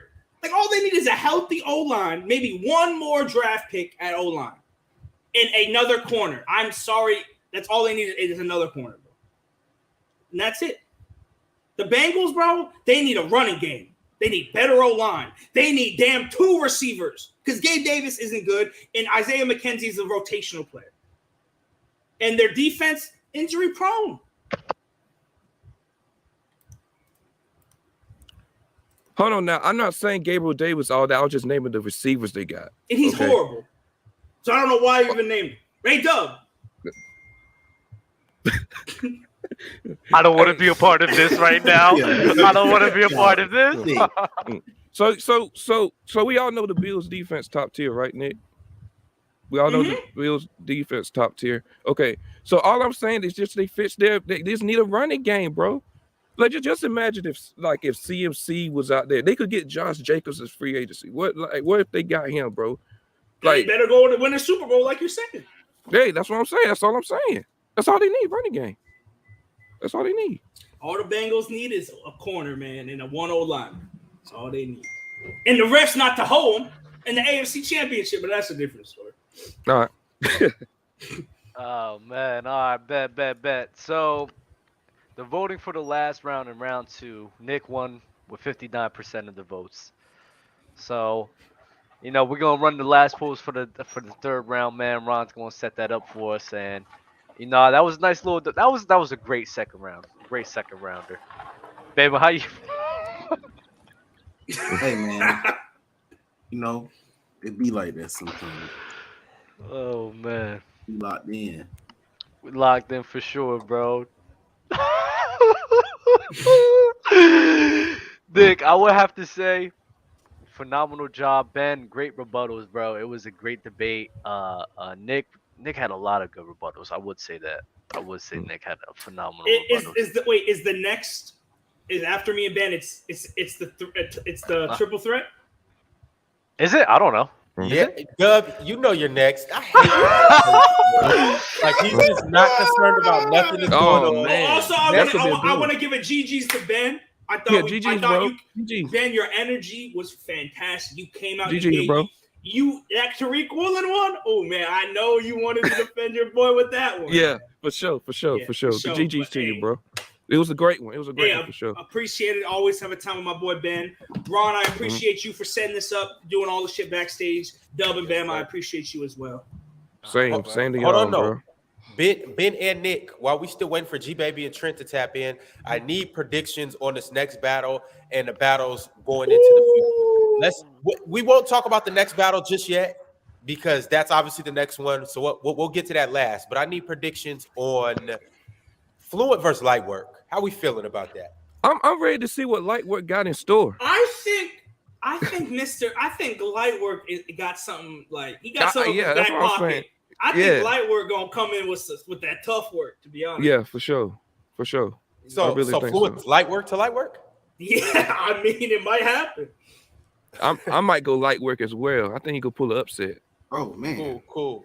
Hey, Ron, you know what one I want to see though? I want to see Mr. Bama versus OJ No Sports. Let's talk about it. Hey, Bama, you better not let us down, Bama. I got you. Mr. Lightwork himself, OJ. Lightwork.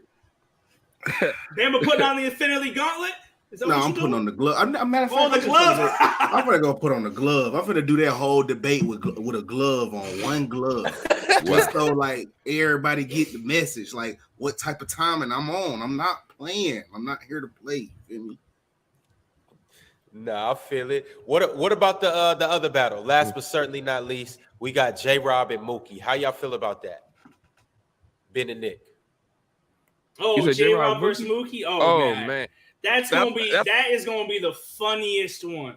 I'm going JRob. I'm going with my boy JRob. I'm going with JRob. I'm going JRob. I'm gonna go with JRob. I know Mookie gonna have some crazy takes though on his. No, Mookie gonna be too nasty for me. Yeah. I'm gonna be honest. He just gonna get too nasty. For sure. All right, for sure. Before I go ahead and start pulling these guys up individually, I need to know 3, 2, 1 or 1, 2, 3, whatever order you want to put it in. Damn near start bench cut. Who's winning this next battle? Who's getting benched in this next battle? And who's getting cut between Gbaby, Trent, and Dub? You see Dub jumped out of here. Dub's kind of nervous right now. Man. Don't let the first two battles him host a mistake anything. Since I don't know the top. Since we don't know the topics, I'm gonna have to guess Trent. I'm gonna start Trent. Oh man. I'm just finna be, that boy Dub finna have a fish fry, bro. He finna cook both of them. I'm not gonna lie. I'm going with my whispering brother because people tell me I'm whispering too. I got Gbaby. I'm gonna start him. But the bitch and cut is yeah. I you know what? No one's getting cut. They both else getting bad. I can't cut nobody, man. Anybody can win though. Anybody can win. Don't get it fucking twisted. Ain't nobody. Don't get it fucking twisted. Ain't nobody worried about nothing, bro. Ain't nobody worried about nothing. I switched my pick. Ain't nobody worried about nothing, bro. Dub is winning. I promise y'all. Ain't nobody worried about. Dub is winning. Dub brought the dog out. The dog is out. Dub is winning. Come on. Yes, sir. All right, y'all. Well, hey, Ben and Nick, appreciate you guys for tapping in. Appreciate you guys for coming up here doing your thing. Next battle, next card, y'all be ready for it because they come sooner than you think. All right.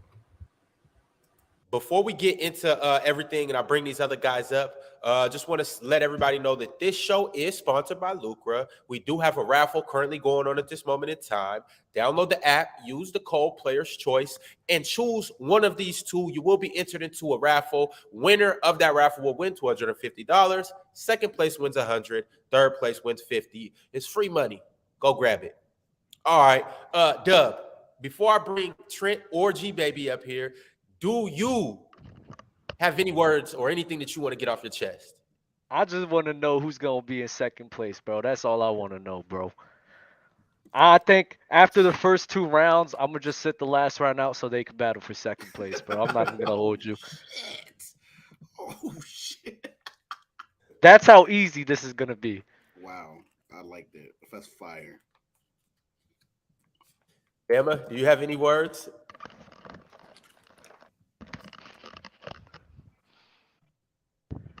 Bama, nothing? You have nothing to say? He already know. He already know what he got to do. He already know what he got to do. Yo, I just put up a poll for you guys to get your early predictions before we start this.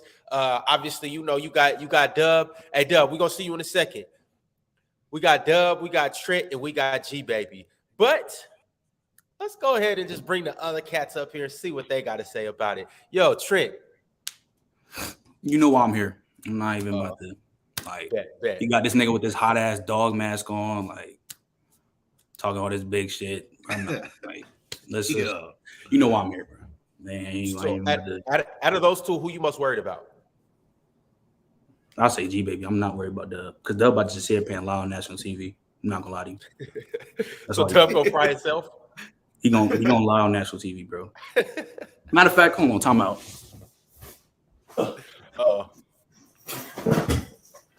Yeah, you know why the fuck I'm here, bro. I'ma just hands up right here. Oh losing man, this shit, bro. Oh man, I ain't losing this shit. You see it? I'm not losing this shit. On some real shit. I'm not losing. Trent, love him some men in tidy whities, man. You know, you got you talking about that whitey shit. That Carlos Boozer fade you got on, nigga. Shut up. All right, bet. Yo, y'all see the energy the Dub's on? Y'all see the energy that Trent up here with? Now we got to check our third party with, last but not least, Gbaby. Gbaby, in case you don't know, I think you're the favorite. Gbaby, you there?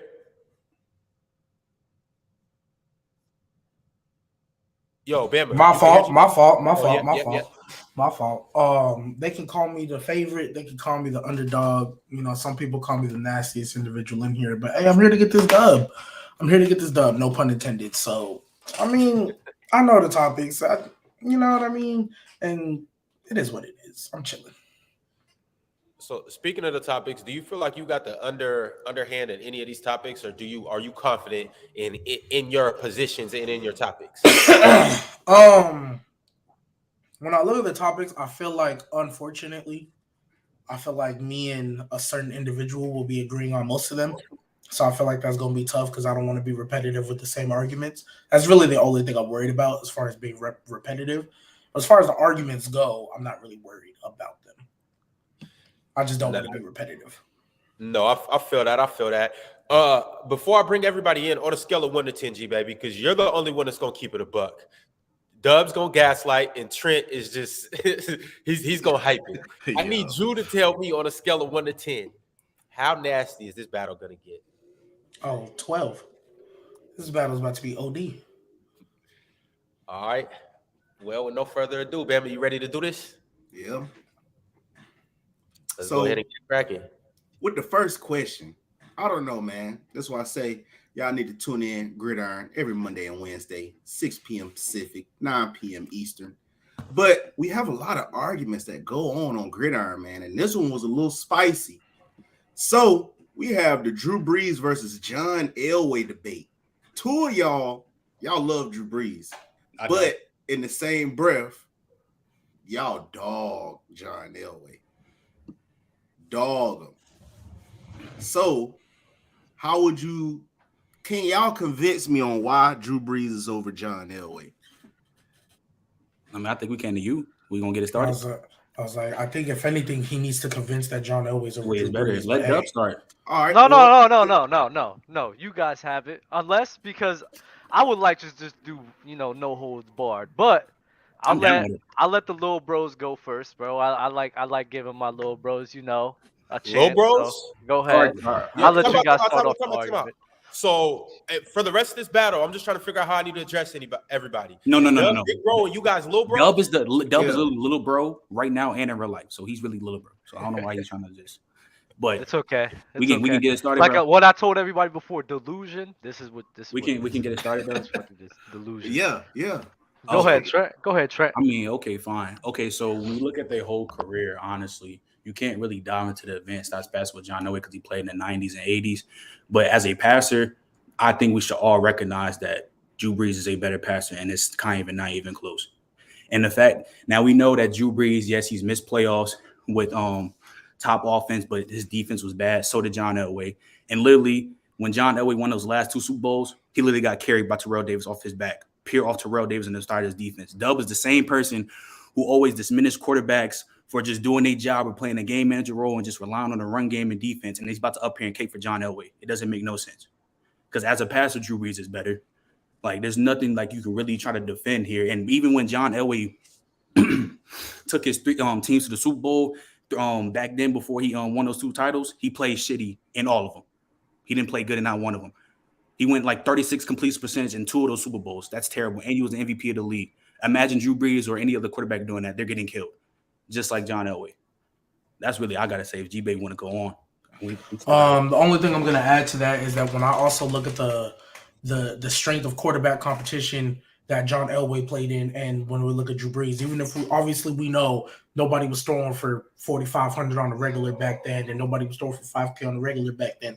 But even if you compare it to what he was going up against and what Drew Brees was going up against, the quality of competition is not close. It's not close. You have you have your John Montanas, you have your Dan Marinos, but Drew Brees, I would say the quality going down, especially after you get past Peyton Manning, Tom Brady, Aaron Rodgers, even after those three, because we all know those are relatively probably bona fide top 10 quarterbacks. Even after you get past that, the quality of the mid quarterbacks is better than the quality of the mid quarterbacks in that time. Drew Brees had to go up against harder competition, in my opinion.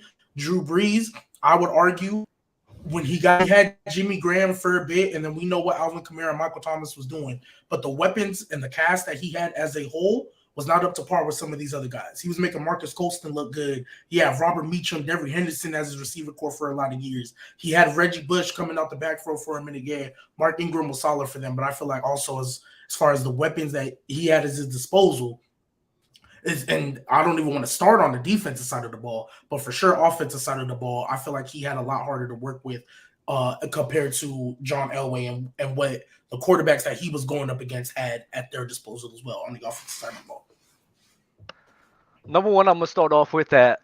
The errors need to really matter in this particular situation. A lot of the way that we view quarterbacks is mainly because of the era in which they were playing in today. It's a pass-happy league where it's easier to get passes off. The reason is the difference in statistics from TDs and interception is a good representation of that. There's a lot of quarterbacks in the league that we hold to a higher standard mainly because of the era in which they played in. It's not that the quarterback pool was that weak. It was just the era of the NFL. The NFL was a very physical, non-passy, run-dominant era, so it wasn't a lot of quarterbacks being able to do what they could do in today's day. That's one. Two, John Elway was one of the most talented quarterbacks in NFL history as well. Drew Brees, want to say, has better arm talent, that's fine. But John Elway had a big arm. He was accurate. His problem was he made a lot too many risks. On top of being an elite passer in his time, he was also a dual threat quarterback. He finished the top 5 in rushing yards for a quarterback, finished in top 5 to top 10 as a rushing TDs for a quarterback. The thing that a running quarterback was frowned upon in the league, so they didn't use John Elway in that manner. John Elway, his potential, especially in today's league, is limitless because he has an elite arm, he has elite dual threat ability, and that's something that they never exploited. And Trent brought up the 2 Super Bowls that Terrell Davis carried him. That's fine. What did Drew Brees do with Michael Thomas, one of the best wide receivers in the league, Alvin Kamara, one of the best running backs in the league, and a great defense as well? What did he do? Oh yeah, the Vikings happened, the Rams happened. And he lost to the GOAT as well. So That's not moving me, Trent. I mean, I understand that, I do hold context and everything, but we can't sit here and diminish the fact that Drew Brees did have a supporting cast that he could have took to the promised land too, and he didn't cash in that. To comment real quick, when Trent mentioned John Elway in them Super Bowl runs, or at least in the first 3 before he got carried, he mentioned that he played bad. That's what he mentioned. In 2017, when the Saints lost to Minnesota, that was off of Marcus Williams missing a wide open tackle. I will say against the Rams, Drew Brees did get the ball back in overtime. He did, and I think he got sack fumbled or whatever off the blind side, whatever it was. However, he fumbled that. But he didn't play bad that game. You watch that Bucs game, Jared Cook had, I think, 3 turnovers on his own, or 2 or 3. Had 2 turnovers on his own, going straight through his hands, landing in the defender. That's not on the quarterback. If he fumbles, that's not on the quarterback. Drew Brees, on the stat sheet, it might look like, oh, Drew Brees had 3 turnovers. But then when you go back and watch it and you look at it, oh, no, that's not really on Drew Brees. Drew Brees was playing perfectly fine. Other people were selling him. So that's just commenting on that the first part that I wanted to comment on is that's really where the difference lies. John Elway was just playing bad, especially in the first 3. He was just playing bad. Then he's getting carried by Terrell Davis. When Drew Brees had a good defense and a quality offense, again, it took a defensive missed tackle with like 8 seconds left, the worst no call probably in NFL history. And then, yeah, he did get the ball back in overtime. I acknowledge that. But even still, that's an OD because they make that call. They're on the goal line. There is no overtime. There is no overtime. And also, John Elway has never had the playoff run Drew Brees did in 2009. That's what we talking about. And the only reason we really, honestly, dead ass talking about John Elway versus over Drew Brees is because he has those 2 Super Bowl rings. Because he would be looked at just like another Jim Kelly who lost 3 Super Bowls in a row, who played terrible. And we just look at him as another good quarterback in the 90s. Because Jim Kelly, we would look at him differently if he at least won 2 of the out of the 4 Super Bowls he won. As if we being honest. But like again, with Drew Brees versus John Elway, even if you look at their playoff history, they all still have some duds. And you can't talk about as a player what John Elway does better than Drew Brees because you can't argue that. He was a better, more mobile, and he had a stronger arm. You can't argue passing anything else with him. Y'all finished? Go ahead. Okay, cool. One of the lies that you said in the Super Bowl run, no. In 1987, John Elway did have a good Super Bowl run. It's just a Super Bowl he did underperform in. 1986, he wasn't that bad as well. The Terrell Davis, him winning the 2 chips, I'm not going to sit here and argue and dispute that. But if you're really just going to harp on one run in 2009 to validate your case for him being John Elway, that doesn't move me. Especially when John Elway went to 5 Super Bowls. He won 2 of them. On top of going to 2 of them, you 2 are guys who compare quarterbacks relative to their era. So John Elway finishing top 2 in passing yards for a career. He was top 5 in rushing yards, top 5 to top 10 in rushing TDs as well. He had the arm talent. He had the rushing talent. He was a talented quarterback in his era. He went to 5 Super Bowls. He won 2 of them. If we sit here and look at these guys for players and the whole totality of their careers, he has the talent, he has longevity, he has wins, he has the stats. There's no way that you could sit here and make an argument that Drew Brees is better than him. Drew Brees, and the only thing that you guys are harping on is the throws, is him being a statistical machine, which is fine. But if you're really going to try to use one run to validate yourself on him being better than John Elway, that is a weak argument. Well, first off, before you go, Gbaby, 1986 he did not play good because the first game he literally won. He literally won 13 for 32. In the Cleveland game, he had the drive. So I'll give you that. He had the drive in 19 what? 19 86. What? You said 86. He didn't play. You say he played. I said 87. I said 87. You said 87. I don't even think 87. Let me look at 87 again. But I'm gonna address because you said John Elway when he was done, he finished top 2 in yards, I believe, top 5 in rushing yards and all that. When Drew Brees finished, he was the highest NFL leading passer ever. Mm-hmm. I'm almost positive when at the time that he retired, he had the most touchdowns ever, or at least was second.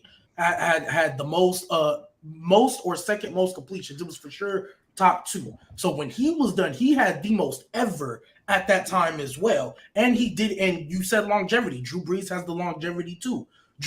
I would argue when we look at both of them, yes, we do relative to the era. Nobody's taking away that John Elway was great for his era as well. I'm not trying to do that with this argument. But when I look at both of them play, yes, you could say John Elway has the dual threat, yes, but Drew Brees, I also think he has a higher IQ. I think throws that he can make more often than not in the tighter windows, the throws that you needed, I think he did that better than John Elway. The accuracy, I'm not going to lie, I think it is much better than John Elway's. Even with the relative to error, I think Drew Brees' accuracy consistently over a long period of time is just that much better than John Elway, and it's not just completion percentage too. Like, I'm not just going to harp on just that one stat, because even with the completion percentage, like, yeah, you could say he had Darren Sproles and he had Alvin Kamara and all that, but there's also years where Mark Ingram was leading the team in receiving with 400, and he was still completing high. So it's not like he was just dinking and dunking the whole time. He was using Brandon Cooks and Jimmy Graham and Marcus Colston and still completing accurately. So when it comes to that, I think the only thing that you could say is that John Elway had a stronger arm, and I'm not gonna hold you. I would never argue that for Drew Brees. I mean, even when he first got to New Orleans, he was dealing with a shoulder injury. And then also going 2 out of 5 in the Super Bowl, and the only 2 Super Bowls you won, you got carried OD badly. That's not moving me either, Doug. Like, I get that, even though I said about the one run, but like literally, he made them 3 Super Bowls. He lost. Nobody cares about that. He didn't get the job done, and he played bad in them Super Bowls, and we all know that if you look it up. And in the last 2 Super Bowls, he got carried bad off the backbone, OD, by the defense and Terrell Davis. There wasn't a single game that Terrell Davis didn't have. He had under 100 rushing yards. He literally carried the whole time in 97 and 98. Great. You guys are both done. Cool.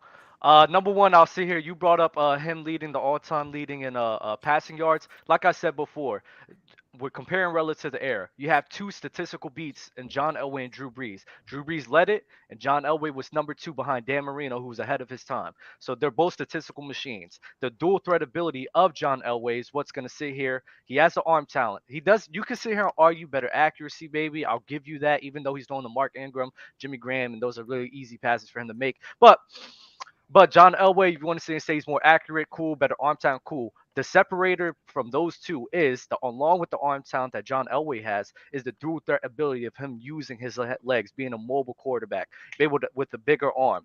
That's the differentiator, number one. And 2, Trent, you keep bringing up Terrell Davis being carried. Let's not forget, Drew Brees did not have terrible defense his whole entire career. He had Michael Thomas, he had Alvin Kamara, he had a great defense as well. And guess what? You just said it yourself with John Elway. He lost the Super Bowl. He didn't get the job done. Who cares? Well, guess what? He had Michael Thomas, Alvin Kamara, and a good defense. Who cares? He didn't win. He didn't get the job done. I'm using your own words. These are your own words. Dub, here's the difference, though. John Elway played terrible. We know the context of why Drew Brees lost them specific games, especially the Vikings, when Marcus Williams literally lost in the game. We see the context with the Rams game, bro. Even though he got the hit pick, he got hit by Aaron Donald and bobbled up, made him throw a pick. That's one of the worst no calls in NFL history. And he played great. There was times for Drew Brees to win the game, and he didn't cash in. And there's multiple times can't argue that. 100%. But I'm saying there's context of John Elway. there's more bad games that we've seen coming up from cuts from him than Drew Brees, and that's a fact. Drew Brees had the wide receiver. He had the running back. So he had John the Elway. defense. And guess what? He didn't cash in. Okay, that's fine. That goes both ways then. So I don't 100%. Because look, which is why I said the main.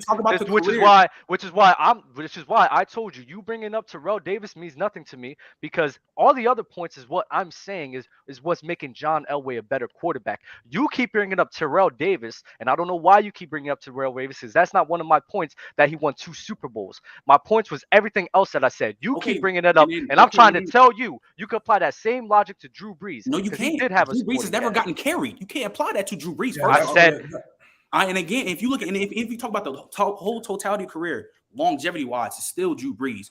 Like peak wise, it's still Drew Brees. You can't deny the facts about that. Peak, yeah, no. And the reason why, even in the reason why we talk about relative to era. If we're doing relative to era, they're very close to one another. No, they're not. Okay, but wait. Even if we do relative to era in a more pass happy league, Drew Brees is, other than Tom Brady in 2020 when it finally happened, Drew Brees is the only person to have multiple 5K passes season, and he got 5 of them things.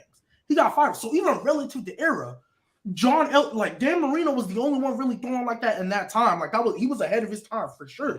Drew Brees, he's the only quarterback, again, up until Tom Brady in 2020 on the Bucs, was the only quarterback having multiple 5K seasons. And it wasn't just 2. He had 5 of them things in his peak and was completing 69% of his passes, 70% of his passes at that time. That's OD. So you can talk relative to era.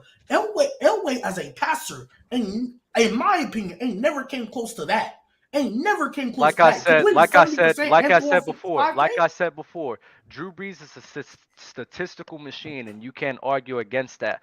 The X factor between those two is, along with the elite passing ability that John Elway had in his time. Along with that, he had a good rushing threat as well. He was a dual threat quarterback that the NFL did not utilize because they did not believe in that at the time.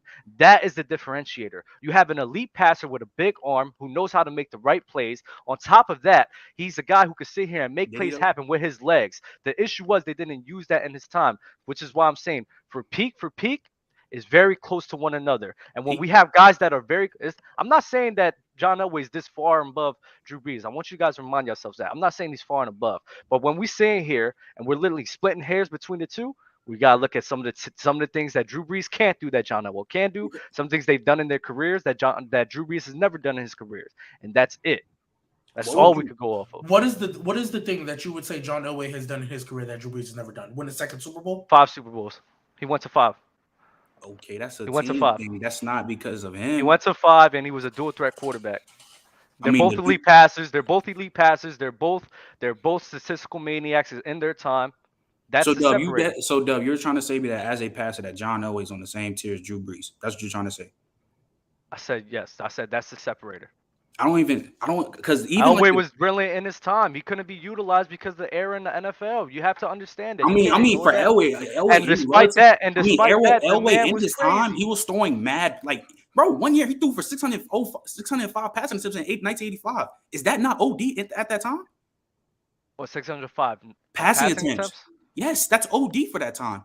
Okay. And he still didn't even get over 4,000 yards. So I don't know where we trying to even because that was the state. That was the state of the NFL was mainly a run dominant. Okay, but Dub, if you're they weren't drawing up.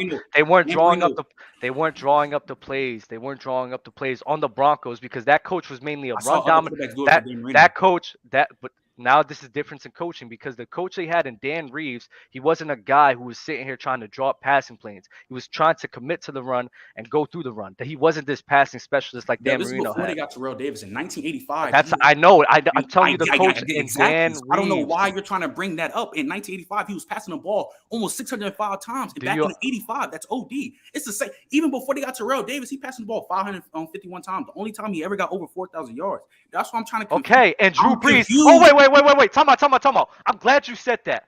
You know what? I forgot this is one of my points of my argument. So you're trying to discredit John Elway for throwing that many times, right? No, I'm not trying to discredit him. Wait. That's exactly what you're doing because Gbaby brought this up, and this is a point I completely forgot about. I've heard you two discredit Tom Brady. I've heard you two discredit. You just did it with John Elway for throwing the ball so much and saying, you know what, I expect you to get that many. I didn't say that though. Passing yards. No, I heard Gbaby say that. I heard Gbaby said that before, and now you're discrediting John Elway for throwing the ball so much. That's one. That's one. So, okay, go ahead and finish. That wasn't the main point I was talking about. You was talking about it's so run heavy and shit like that. He's still passing the ball a lot of times. Now, yes, I done got on Tom Brady before when he passed the ball 723 times, the most passing attempts ever. Mm-hmm. But we're not talking about that. You keep talking about, the run game was this and that. He's still passing the ball OD. So I'm trying to be confused on why you talking about, or just peak-wise. I don't know how peak-wise, and the brother almost threw 5,500 passing yards. Very efficient that year. He almost could have won MVP that year. One of the best quarterback seasons of all time. And you trying to say that John Elway, it's even close to that shit. And it's not close. I'm going to tell you why. I'm going to tell you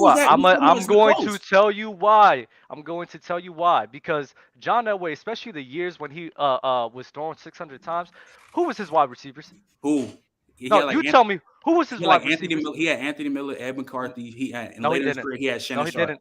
No. The one time you bitch and complain about the 600 times, who did he have as his wide receiver? I think it was Anthony Miller. I don't know. No, he had Butch Johnson and Steve Watson, bro. What did they do that year, though? What did they do that year? It was 1,100 from Steve Watson. Wait, time out. You said 1,100 yards? Yes. Relative to the era, is that not great in 1980? No, it is good. But what I'm saying, What those you mean? guys, those guys, wait, time out. Those guys wasn't even all pro or Pro Bowl receivers. 1100 yards. No, time out. Because I let you finish, right? I let you finish. So he didn't. You keep complaining about the passing attempts. He wasn't throwing to guys like that. He wasn't throwing to wide receivers like that. That's one. Two, you guys harp on. And Gbaby did it before. And you just complain about Drew Brees sitting here throwing the ball 700 times. Drew Brees leads the league in passing yards, right? NFL history. Why don't you guys discredit Drew Brees for being the only quarterback to throw the ball over 650 plus times and and more than 2 times in a season? I mean, he was very efficient with it. No, he was, but why don't you guys discredit him the same way you discredit other quarterbacks? I've heard Gbaby say multiple times, you throw the ball that many times, I expect you to get that many yards. I'm just asking. I'm asking Gbaby the question. Yes. Do you know what? You know what else is crazy? The fact that out of all the quarterbacks in NFL history, there's only 3 quarterbacks that have 2 times where they threw for 650 plus times. That's Matt Stafford. That's Matt Stafford, Drew Brees, and one other quarterback. I forgot who it was. And you know how many times Drew Brees did it? He did it a lot. But I know, 7. But he was very. But is that not OD though? But he was very. He was. But the thing is though, he wasn't like his efficiency. Like he wasn't. 100%. Wow, he wasn't having. Okay, but the thing is though, and first off, Dub, just because you don't make an All Pro or a Pro Bowl, don't make you serviceable. 1100 back then, that's probably like top 5 in receiving yards in 1985. That's really good. And then also too. You show me. And then you brought up John Elway. And who he was throwing to. Drew Brees' first 5K year, he was throwing to Lance Moore, who didn't even have a K, and Devery Henderson, who had 700 some yards on 32 catches. You compare, so we're comparing the both, right? You talk about, he didn't have no All Pro or Pro Bowl receiver. Neither did Drew Brees, and that was the first year. That was even before peak Drew Brees. He throwing to Lance Moore, and none of nobody had a K on that team. He had 968. All right. No, 100. No, Gbaby, my bad. Last Gbaby, Gbaby, and nobody's dismissing that. But now we're talking about difference in eras and difference in this. He's literally complaining about him not throwing for 4K when he wasn't throwing to that many great receivers. 3,800 yards in that time, Trent, that was elite. That was elite. So we're talking about, you saying he wasn't throwing to that elite guys or whatever. Wouldn't you say it's even more impressive that Drew Brees, with the same type of non-elite talent, was still doing it and complete? And at this time, it was 65% non-elite talent and still throwing for 5K with only what you said? You said John Elway was. You said John Elway was how many attempts? 605. I think Drew Brees this year was 6. I think they're Gbaby. I'll answer your question. I think they are both impressive. Like, you guys keep thinking that I'm saying that what Drew Brees did is not impressive, but like I said before, essentially these guys damn near did the same thing in their careers. They both didn't have that many great supporting casts. They both in their times was throwing at an elite level. 3,800 yards back then was at an elite level. So yes, and they're damn near the same guys, but guess what? One was a dual threat quarterback and made it to the Super Bowl more, and Drew Brees, when he got the supporting cast, he didn't get it done. And real quick, Ben, before we go, just to clarify that, I wasn't trying to discredit John Elway. I was just trying to, on the point that you were talking about, they were still focused on the running attack, shit like that. I'm saying I just brought up the pass attempt because at that time in 605 was his most. But then you ignore when I said that Dan Reeves was a running guy. He wasn't drawing up. He was a running guy, but they were still passing the ball. He's passing the ball, but it's a difference when you're passing the ball a lot and they're not drawing up the correct place in order for you to succeed. And you know that, Trent. You play football. Yeah, but Dub, it's okay. Let's move on. Let's move on. All right. So next topic would be, and I don't know. I'll ask you, Gbaby. So the next topic is Aaron Rodgers is a lock top 5 all time. Dub is going to take the point of why he's not. Trent was talking about why he was. But Gbaby, I want to see, since we're still talking about Brees, bro, y'all talking real spicy. Can you prove why Brees is a top 5 quarterback? And Dub, could you debate both of those right there? Or do y'all just want to stick with A-Rod? But I like that last one, man. Y'all all brought up some valid points. Chat, who y'all think won that last debate? Just ran a poll on the last debate, so y'all go in and vote on that. What's up, Gbaby? Because I was gonna say I can argue it. I can argue it off the rip because I can't prepare with just the Aaron Rodgers, but I can argue I mean, just for the sake, because I know it's a triple cut. I can argue Drew Brees off the rip, just going from there. I feel that, but I mean, if you still want to go with the Aaron Rodgers, I just know you a Saints guy. I know I'm a Saints guy, but and that was getting a little heated. Well, I mean, Drew Brees came out for me when I finally gave Mahomes his love, so that's really weird. But I can still argue it. Gbaby, wait, you got Aaron Rodgers top 5? I think so. Yeah. You do? And who's those guys? So it's Tom Brady, Peyton Manning, Mahomes, Montana, and then Rodgers is at 5, and then Brees will be at 6 because I put Mahomes in there. And Trent, who you have? So Brady, Peyton, Montana, A-Rod, and then Mahomes. Brady, Peyton. So the same one, just a different order. Yeah, basically. So I'm gonna tell you guys why Dan Marino should be up there instead of Aaron Rodgers. Since y'all went first, I'll go first this time. Dan Marino in his time, he was doing, like we said before, we're keeping this, comparing these guys relative to the era. And Aaron Rodgers did a lot of phenomenal things in this era as well. I don't want to discount that. But Dan Marino, what he was doing in his time was just far more impressive. The dude was the first guy to throw for 5K yards in the NFL season. The next person to do that came 24 years later. 24 years later. And I think that was Drew Brees. I think it was too. I think it was Drew Brees 24 years later. So Dan Marino set a bar that damn near took 3 decades for somebody to catch. That's one. Dan Marino in his time was doing this at an era where it wasn't okay to sit here and be passing like that. They were a run dominant era. The defense was hard knocked, and he took his team to the Super Bowl in his second year, similar to what Aaron Rodgers did. He took his team to a Super Bowl early on in his career, but the difference was Aaron Rodgers won one and Dan Marino lost his. Dan Marino did face Joe Montana and the 49ers, while Aaron Rodgers did beat the Pittsburgh Steelers. Like I said, winning is not everything to me, and if they both made it to one Super Bowl and one just won one, the other one didn't, it's not really moving me, especially when Dan Marino did that at such a young age. And Dan Marino, like Aaron Rodgers, didn't have a defense like that so that he could sit here and rely on. He didn't have a special teams like that as well, and that's something that's underrated in the NFL. The Chargers missed the playoffs when they had the number 1 ranked defense and a number 1 ranked offense, mainly because their special teams was the worst in the league. Dan Marino, for the whole entirety of his career, didn't have a defense, didn't have a special teams like that, which resulted in him missing the playoffs, losing in the Super Bowl, and things of that nature. So when we sit here and compare the two, a lot of them have playoff duds like Aaron Rodgers. Dan Marino has playoff duds as well. So when we sit here and differentiate the two, we got to sit here and look at what they did in the regular season. And what Dan Marino did in the regular season relative to Aaron is far more impressive than what Aaron Rodgers has done. G-Baby, you going first? Well, I was just gonna argue that when it comes to, because I do agree, if you have 2 guys that really made one Super Bowl and one and one loss, that doesn't move me either. So when I look at it, and then when so you have, like you said, you have the playoff duds. You know, there's times where both of them didn't come through. I've been critical of Aaron Rodgers. Shout out Fluent. Fluent talked about Dan Marino not coming through. So I'm critical of that. So if I look at everything's the same, at that point, then I'm going to take the better talent. Yes, Dan Marino for his time was ahead of his time, for sure. No questions asked. Aaron Rodgers, you could almost argue the same thing. Now, granted, he played in the same era as Peyton Manning. So that's going to be a little bit harder to look at. But Aaron Rodgers, for me, if you look at a guy who mobile as well, he's more mobile than Dan Marino, in my opinion. You look at I mean, I know, Dub, you don't like this, but I am going to take into account the touchdown interception ratio, because even for this time, Aaron Rodgers is still OD with that, in my opinion. And then just talent, making all the throws, throwing tight windows, making the outside throws on the hash, everything arm talent.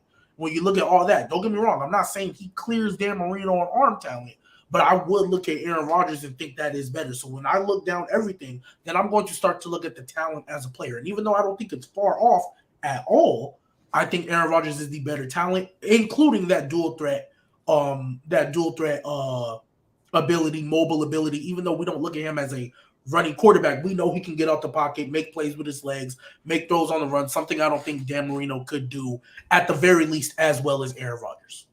And then to piggyback off that, I feel like when you look at, even then when y'all, I kind of agree and not agree when y'all said if it's one Super Bowl and one play, like one won and one did it, I think kind of what separates that is that one played really good and the other one played like dog, play like some hot dog shit. And then if you look at even then, I think you can argue Dan Marino's peak over JRob, but I think when you look at longevity in their whole careers and what they've done in their prime too, Aaron Rodgers wipes. Like even the TD interception ratio for 10 plus years, you can even add in the fact. I'm really careful, but like you can really add the fact the MVPs and what he's done now. Yes, they both have playoff like duds, but I think Aaron Rodgers is a better decision maker. You can say Dan Marino has a stronger arm, but I think when it comes to passing the ball, I think he's just basically a better version of him. And plus, he won one, and he played good, and he played great the whole playoff run. But you can go ahead, Doug. Yeah, y'all said some good points for Aaron Rodgers. Can't dismiss that. I do think you guys are overselling the talent difference between Dan Marino and Aaron Rodgers. I think they're one and the same of one another. They both can make elite throws, and it just comes in difference in error, right?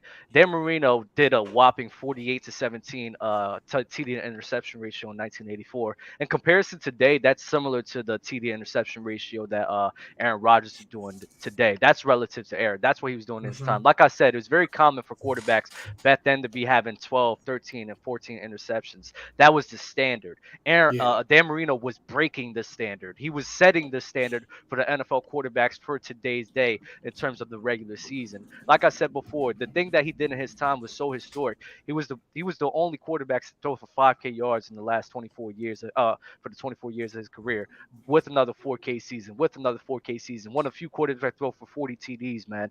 Dan Marino can make every throw. And now when we're sitting here looking, talk about the longevity for Dan Marino and Aaron Rodgers, we need to understand the difference in error as well. They made it easier they made it so that the quarterback is safer. They made it so that quarterbacks have a longer career. And Dan Marino, despite that, he still played at a high level for, I'd say 12 to 13 years. So that's still very impressive in a hard-nosed era. While Aaron Rodgers, what year is he on right now? I don't know which year. 18 years in that. Like that. 18 years in that. Yeah. So Aaron Rodgers, if his longevity slightly, but I do find Dan Marino, in order to play at that high of a level for that long in his time, more impressive than what Aaron Rodgers is doing. So I think I was gonna say, you can argue that he played for 12 or whatever, how long he played was really good. But we're talking about him versus Aaron Rodgers, and I think that when we look at the whole career totality, even relative to era, like Aaron Rodgers career-wise is still better. Even like when we talking about relative to era, even like the TD interception ratio. Like I would bring it up for Dan Marino, but even because I kind of don't agree with like when you say, even though it's hard knocks football, it's still football still tough today. They made it for where QBs can get hit OD, but you still have to play the quarterback position. If you can throw for 48-17 in your peak, and then later on in your career you throwing 24 and 22, I'm sorry, that's what I was going to harp on because I do agree. At that time, throwing 48-17, that's like what Aaron Rodgers was doing. I will give you that. I'll even give you not the year after, but the second year after, he threw 44 and 23. So for sure, I think that's great. But when we look at Aaron Rodgers, and that's what I'm saying, like I want to make sure I'm clear. I'm not saying it's I'm not saying it's a far off. But when I look at Aaron Rodgers, so relative to error, yes, I'd say similar, but I see Aaron Rodgers do it consistently over a stretch at the very least of 5, 6, 7 years straight. You know what I mean? And I know MVPs are, it's not like I'm not going to really bloviate it too much, but he do got 4 of them things. I think the only person that has more is Peyton with 5, if I'm not mistaken. Like he do like that is, or 3 or 4. I'm sorry, 3 or 4. But overall, like when I see Aaron Rodgers, he did that straight consistently. We just talked about Drew Brees earlier. Drew Brees' best season ever, broke the record, had the touchdowns, had the completion percentage. He still lost that MVP to Aaron Rodgers because Aaron Rodgers went 45-4 or something like that.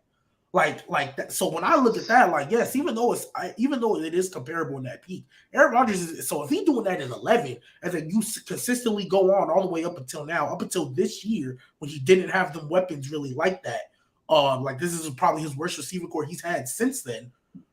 You look at that consistently, you constantly got a touchdown interception ratio like that. And that's not like it's a 20-2 or a 20-5. He got 30 of them things in there, like consistently.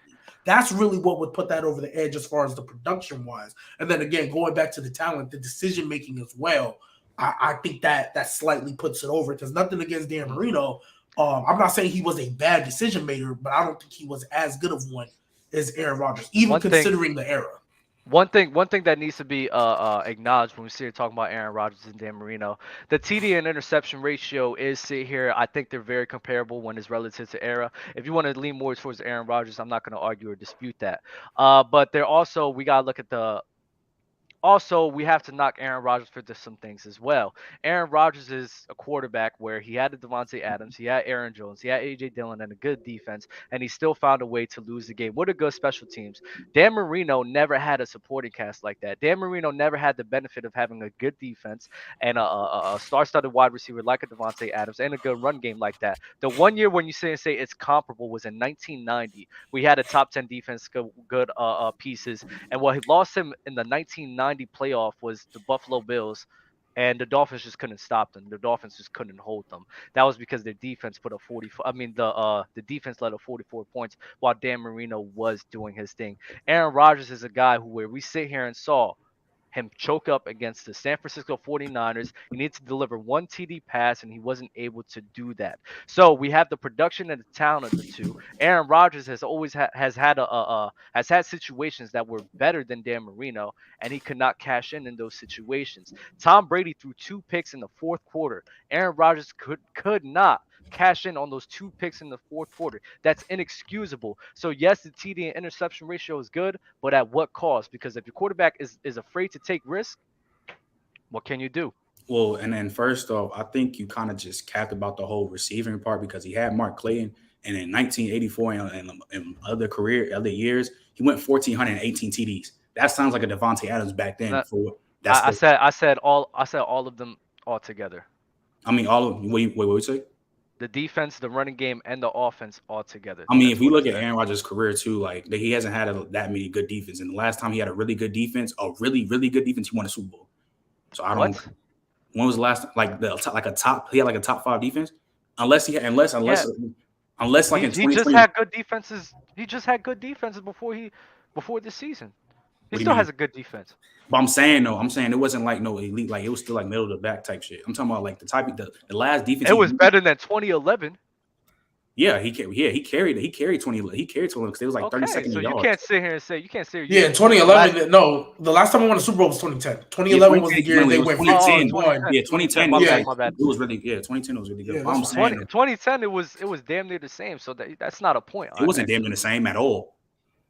It was that much better. Yeah, it was that much better, like for sure. Because the 2011, it was like literally last in yards giving up. That's why they got smoked by the Giants, and Eli gave him like 40.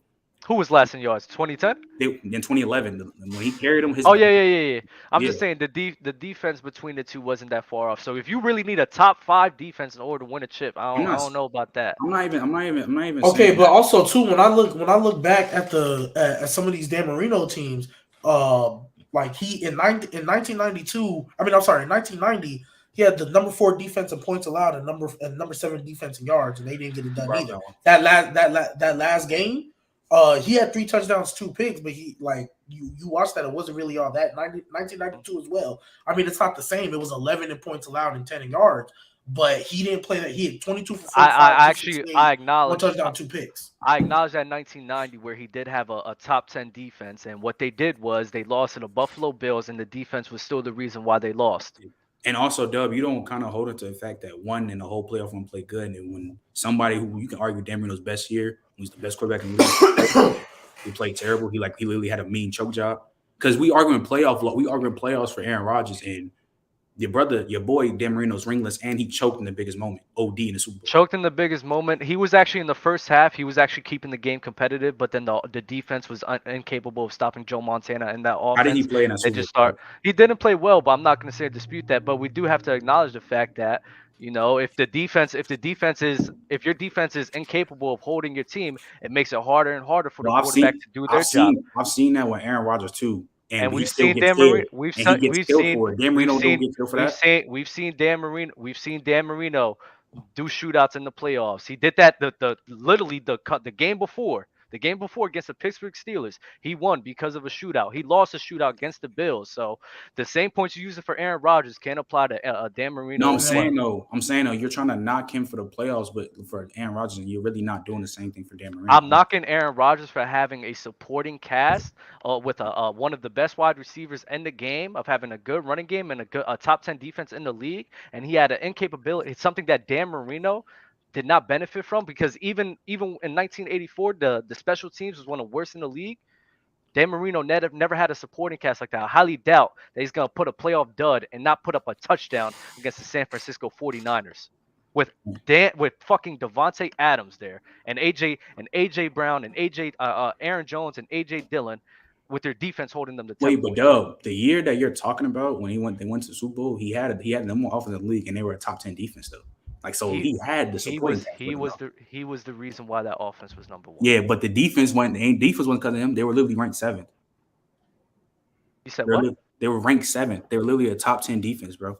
No, they were ranked 7th in points for. Their passing yards, passing attempts, passing yards really good was defense, middle. though. Passing yards, passing attempts was middle of the pack. But Rushing it was yards still and a rushing really good attempts. defense, No. You're looking at just points for. You gotta look at everything. I'm looking at everything. It's not I'm just saying. points for. Yes.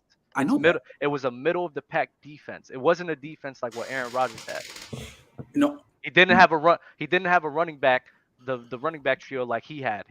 Who would you ever have? Mark Clayton or Devontae Adams? That's we want to compare to the air because I'm just saying. No, You're saying that, but back then back then he literally say he was like a top 5 receiver in the league. He went for 1,400 and he had 18 touchdowns. Okay. I hear your point. He was good for Mark Clayton was good for years, and maybe that was a nasty point to bring up, and I apologize for that nasty point. But you can't sit here and try to uplift the defense because the defense wasn't that great. No, I'm saying you talking about the defense with Aaron Rodgers. Dan Marino had it too, bro, and he lost. Yes, and he made it to like I said, he made it to the Super Bowl. He lost. Okay. Yeah, so that's why. So but he lost. Wait. Time out. Because I addressed this in the beginning, Trent. I said yes. He lost to the San Francisco 49ers, where they lost because of who? Who did they lose to again? Because of what? What? They lost to? Are you saying who? They to lost. Or why? They lost to the San Francisco 49ers. Why? Because they're what? Because their defense couldn't what? Couldn't stop anybody. And when Aaron Rodgers when he, like I said, in the first half, he was keeping the game level. He was keeping the game level, but the defense couldn't hold up. Aaron Rodgers did have the benefit of the Chicago. He did have the benefit of the Chicago Bears when he went up against the Chicago Bears. That defense being able to catapult him to go to the Super Bowl, and the defense being able to hold the Steelers so that Aaron Rodgers could do his thing. It's a team sport. So, Dub, I hear you. It is a team sport, and I agree with you because, again, I'm not like you. Everybody here knows how I've been about Aaron Rodgers, especially against that San Francisco game. So I'm not really gonna say nothing about that. But for that Super Bowl, because yes, the defense could have stopped anybody. But what did the offense do? Because that's really what we're coming down to. Because, like, again, that San Francisco game we talk about, defense did its job. They had the worst, but I don't know if it was 32, but I know they had one of the worst special teams in the league.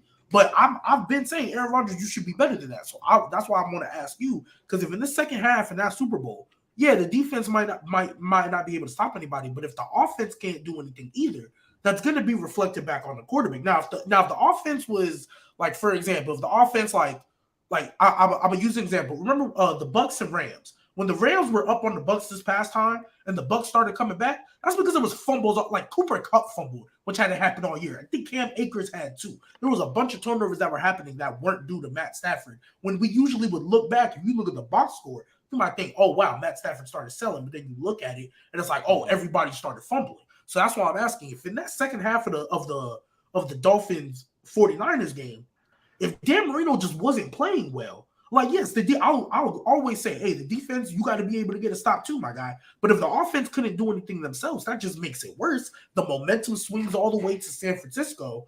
And if Dan Marino wasn't playing well, then I'm going to look at it like, yeah, the defense couldn't stop anybody, but why couldn't Let me ask you this. That's why I'm asking you.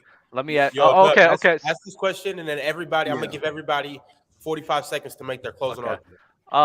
What I want to say is, what happens when the defense is up? I think they were up. Let me check. What happens when the defense is up 28-10 or 28-16 on the team? They start playing the pass a lot more, mainly because they know that they're going to be a one-dimensional team, be passing the ball like that, which makes it easier for the defense to play for the defense to do their job. So that's what happened in that Super Bowl. It was easier for the defense to play on Dan Marino because they were down, the defense didn't do their job, and it was easy game plan for them. That's one.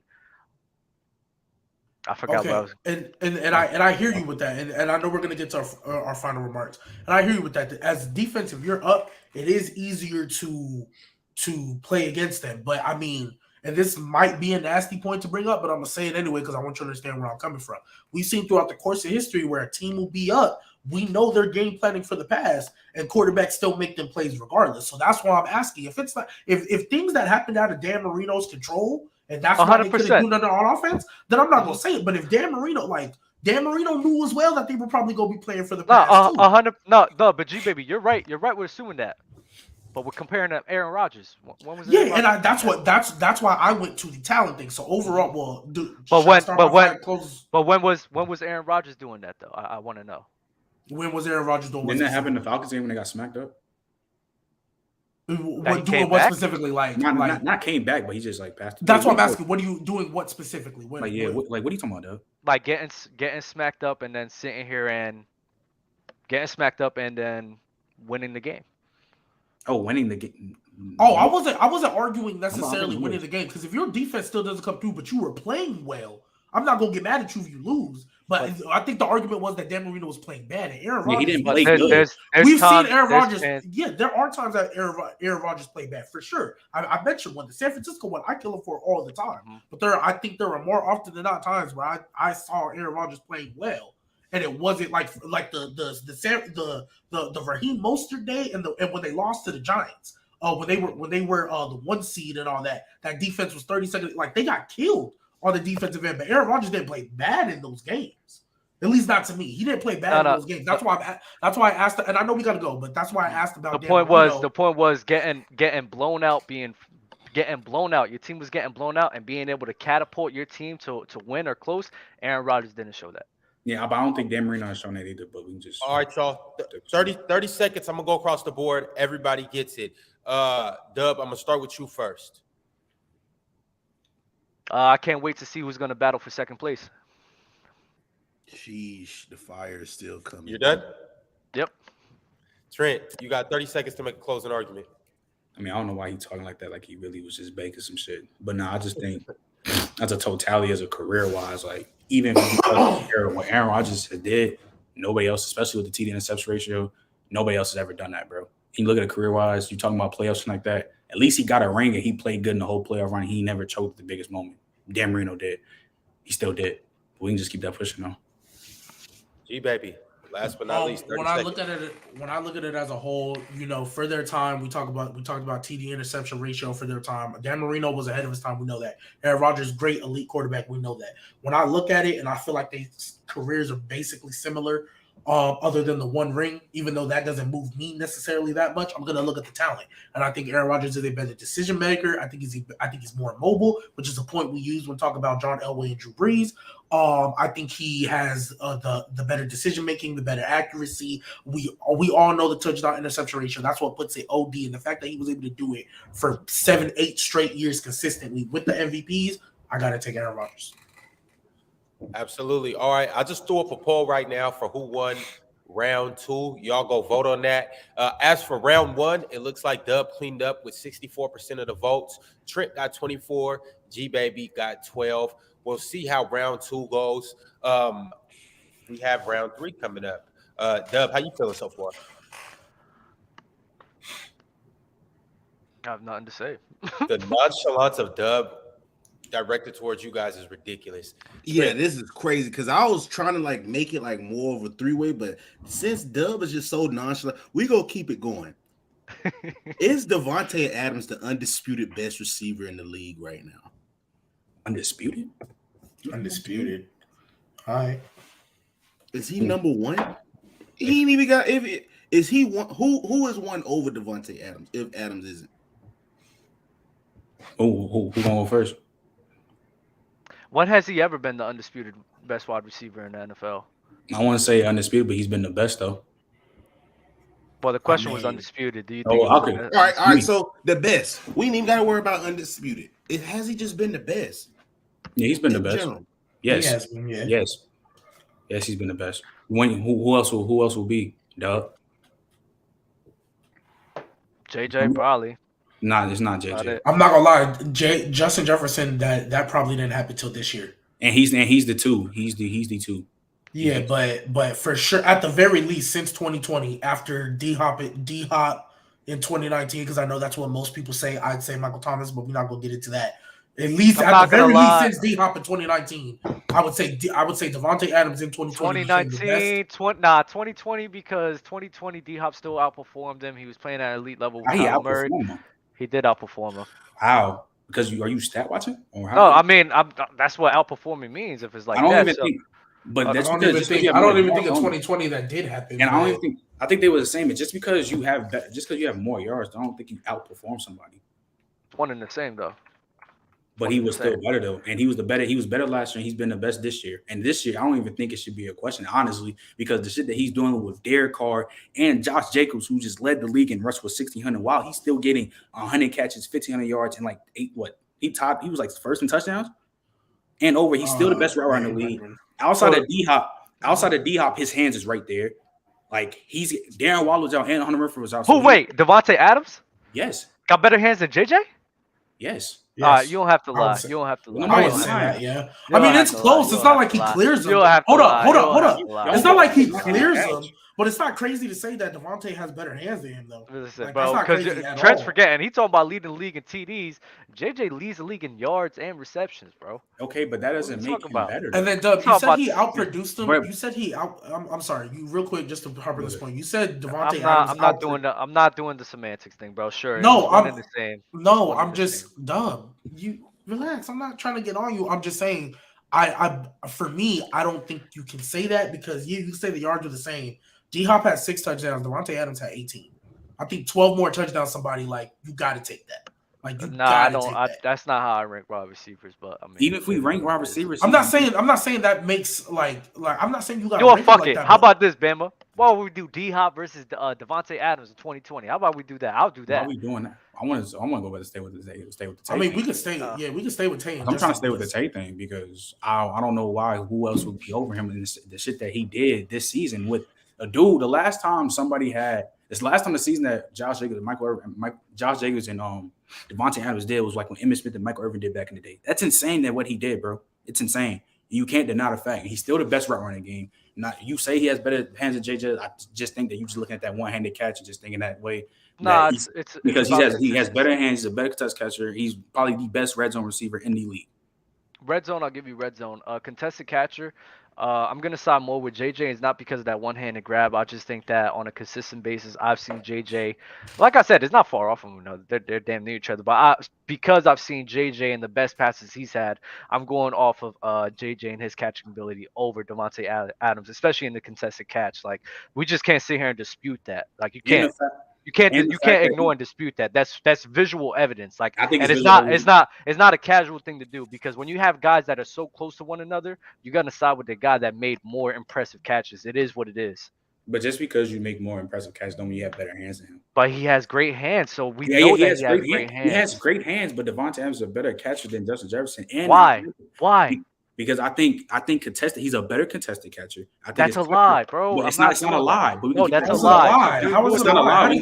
How do you measure that? If it's a lie, how do you measure that? That's just eye test. If it's a lie, how do you measure that? Strictly eye test. So how is it a lie if we all got different eyes? That makes no sense, though. No, bro. Like if it's an eye test, you can't tell me what my eyes see. That is blatant. You can't tell me what my eyes see. You can't sit here and there's no way that you could put the tape on and sit here and tell me that Davante Adams is a better contested catch receiver than JJ.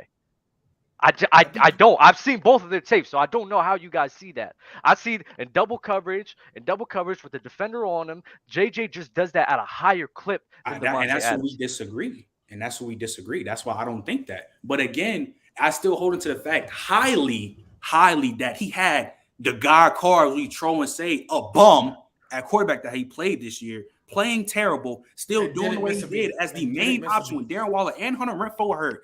And he had the leading rusher, Josh Jacobs, almost ran 1,700 yards, bro. That's insane. No other. You can't say that for Jettas. You can't say that for nobody. And he's been doing this shit for years, bro. For years. He's been like that, bro. He's always been getting the bracket. And he's still, no matter what. He's the most technical receiver, the best receiver. He's been the best receiver probably since 2020. There we go. That's what you harp on. Don't give me no fucking hands. Fucking hands is nothing, what you bro. mean? Yes, that's just a lie. It's not a lie. Hands has to do. It's part of the argument too. I'm fine with you guys. But... I'm fine with all the technical thing that you guys are talking about. Hands, get the fuck out of here. That's bullshit. What do you mean? That's what makes the vibe. I don't know how it's bullshit. No, it's bullshit. It's bullshit. How is it bullshit? No, I just told you how it's bullshit. Just go watch Devontae Adams, right? It's clear as day that when it comes to, because Devontae Adams is also a great slot receiver. Don't discount that as well. JJ and what he does this at a higher clip. He does this at a higher production. He's facing the double teams more. He's catching with defender on him more. Whoa. Double team on the X, on the X, on national TV. On the X. No, he don't do that more on national TV. He don't do that more. Doubled way more than Tay Adams. You just wait. He don't do that more on the X. No, you double just coverage lied on national TV, bro. You just lied on national There's TV. no way. How you gonna say that? I'm not. Wait, hold on. No, listen. I already won the other debate. No. I'm not doing this. How are you going to say that when you compare it with Justin Jefferson? At least he has an Adam Thielen, and at least he has KJ Osborne. Devontae Adams. No. Devontae Adams this year when Darren Waller 100 he had Matt Collins and who else? Listen, y'all battled for second place. Who else? Yo, you know I won the last round, right? So who won the last round, Ron? I won the last round. So get your ass back in here and talk. Where was it? He said him. He said I won the last round. I don't know. I didn't see it. But either way, Dub, up here either Trent at 38, Dub at 37, Gbaby at 25. I won the last That's round. what it ended on? No way. Yeah, so bring your ass back and start talking because you're not making he did not get doubled. He did not get doubled more than Devontae Adams. That's just a blatant lie. Ron, I'm not gonna lie, bro. Trent, I'm not doing this with you. Why are you not doing it? I'm not doing with you because let's look at the numbers. How do we check these numbers, bro? Just check the numbers. You said eye test, said it was a lie. Because I'm not doing this he-shaped C. Because Dub, you don't you don't rank receivers off just production only. I don't do. But the argument we're having is just a he say she say argument. I'm not doing this, Trent. I'm not doing this. Okay, so how about this? I'll say because I literally see more times than not JJ lined up on the X facing double teams more than JJ. I've seen that. I'm not doing this he say bullshit. Maybe we just got a different TV because I think. Even though Jettas went for 1,800, I still think it's more impressive. And yes, it's a stat for double team mirror income. But yes, I still think it's low-key the most impressive because of what he had to go through this season. Darren Waller and Hunter Renfrow was out. He's playing with out of all the quarterback, Justin Jefferson versus Devontae Adams, and they quarterback play. Kirk Cousins is way better than Derek Carr. Not even close, night and day. Don't even sit up here and lie. No. We don't have to do that, right? We don't have to do that, but we can sit here and acknowledge the fact. Go ahead. I'm about to say I view it higher because again, the fact that you're able to get 100 catches, 1,500 yards, and 14 TDs with the quarterback play that he had with a leading rusher of 1,700 with Josh Jacobs, that is insane. Nobody else has done that since Emmitt Smith and Michael Irvin, bro. Who else can you tell me that's done that, bro? And it's nothing. And this is nothing against Justin Jefferson too, because I mean he still did great. Still had his production, nothing taken away from them as well. When you look at it though, especially when they got TJ Hawkinson, the offensive passing game for sure opened up more because TJ Hawkinson was such a threat with Kirk Cousins and opened up stuff for Justin Jefferson. I mean KJ Osborne, I'm not really gonna harp on him like that, but KJ Osborne, it's better than the third option. Devontae Adams had to go. It might be better than the second one. You know what I mean? So when I look at all that, and we look at Derek Carr's inconsistent quarterback play, I mean, I'll tell you right now, there was a game, Devontae Adams could have had a lot more. There was a game he got strapped. Well, he was getting bracketed, but there was a game Derek Carr was just missing him over and over. I think he only had 3 targets against the Saints. Devontae Adams, I don't think did nothing. I think he might have 1 catch for a yard at most, probably. And we all know we watched that game. It wasn't on Devontae Adams at all. Derek Carr was playing like trash that day. Justin Jefferson, we know Kirk Cousins can stink it up too. Don't get me wrong. Primetime Kirk Cousins is primetime Kirk Cousins for a reason. Do not get me wrong. But consistently over the course of the season, we know Kirk Cousins played better than Derek Carr. We know it wasn't close. We know Derek Carr was holding back that team. Had nothing to do with Devontae. And again, Trent just highlighted it earlier. Josh Jacobs had what, 16 something? Close to 17? 1,700, bro. Like, that's OD. How many receivers you still gonna get 1,400 with a 1,700 rusher, bro? That don't happen often. Y'all done? Go ahead, bro. Cool. Now I'm gonna start arguing with you guys. JJ for the last 3 years, bro, he's on a historic pace. He's on one of the best start outs for a wide receiver in NFL history. He came in the gate dropping 1,400 yards. He came in the gate with next season dropping 1,600 yards. And what did he do this season? He capped it off with 1,800 yards. We all know they're both elite route runners. JJ, I don't give a fuck what you say, Trent. JJ's a better contested catch receiver. He's just a better catcher in general. They're both elite route runners in the game. So what's going to sit here and separate the two is the production of the both. The same arguments that you're using for him having Derek Carr and then Josh Jacobs and everything. Listen, let's not forget, he did have Aaron Rodgers for the 2 seasons that they had. So if you're not going to sit here and say that JJ was better in 2020 and 2021 when he had a worse quarterback than Aaron Rodgers, I'm not hearing this bullshit about Derek Carr, number one. But he wasn't a better player than him. No. Number one. Number two, the player and the talent of the two is damn near each other. They're so close to one another. So I'm not going to sit here and try to shit on Davante Adams. They're very close. Where Davante Adams has him in like route running and the technicality of everything, JJ, I think he has him on the catching and the physicality of things. But it's one and the same. It's literally one and the same. So the separator between the two is what? Their production.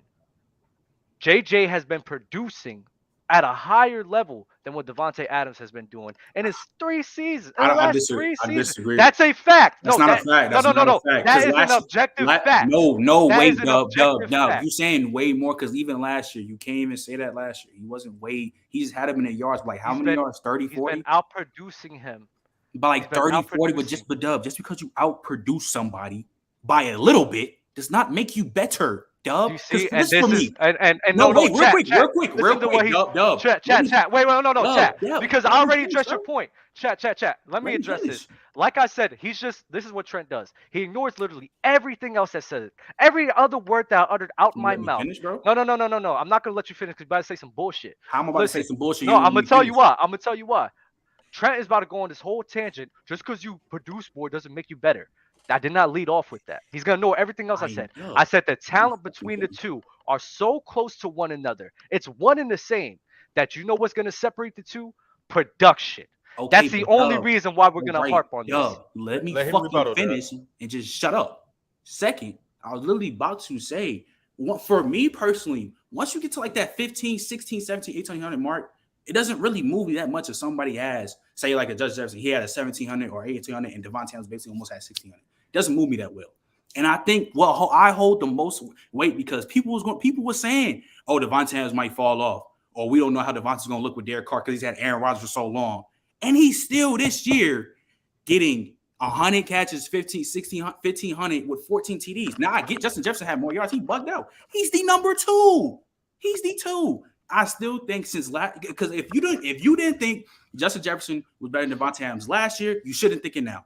Because nothing changed with Davante Adams, and Justin Jefferson got slightly better, but it didn't put the hump over him. No,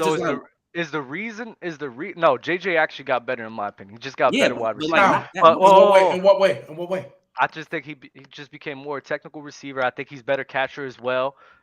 He just got better. I mean, he was already at a high level, so he didn't get that much better, but he did improve in the catching and in the route running as well. Davante Adams as well. Like, what did you just say, Trent? What? I forgot what you just said. What do you? Like I said, Davante Adams and Justin Jefferson is literally cut from the same cloth. They are one and the same. So what you did was just because people expected Davante Adams to fall off while going to the Raiders, that's not a valid point on why he's a better receiver than Justin Jefferson. Justin Jefferson, no. I'm gonna address everything else.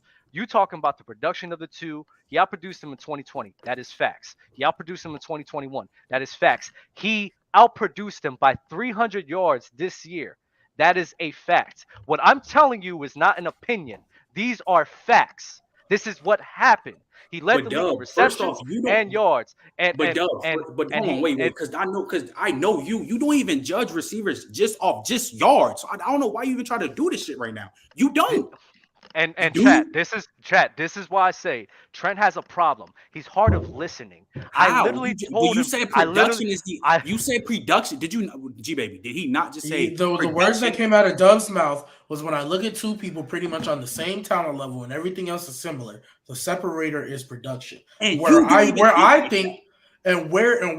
feel like yes, I don't think the production separator. Like yes, if everybody's on the pretty much in the same tier, I don't think production should be like, oh well, that just means he's better. That's not. I'm not saying. What's it called? You can't look at production, but when you look at it as a whole, I'm still going to watch how you work on the field. And you like, not everybody can get your 1800 like that. Like, shout out to you, man. That's great. You know what I mean? But like I'm not taking anything that you produced away from you because it was the same thing with Cooper Kupp. We were arguing like Trent was a big proponent of, oh, well, just because he did all that, just because he got the Triple Crown, that would make him better than some people. You know what I mean? So with Cooper Kupp, it was the same thing. However, when I look at just how they play on the field and how they play, and like you said, though, they are close. But I'm not going to use like if I feel like two guys are on the same tier, I'm not gonna lie.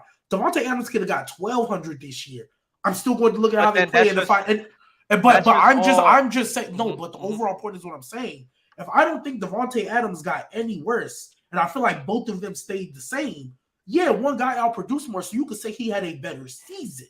I will give you the better season for sure. But if I look at Devontae Adams play, and he only got 1,200, but I look at him and he doesn't look any different from last year, and he's the same Devontae Adams, and Justin Jefferson is the same Justin Jefferson. He just had more yards. So I'm not going to separate it that. I need to ask y'all this question, it's just dumb in my opinion.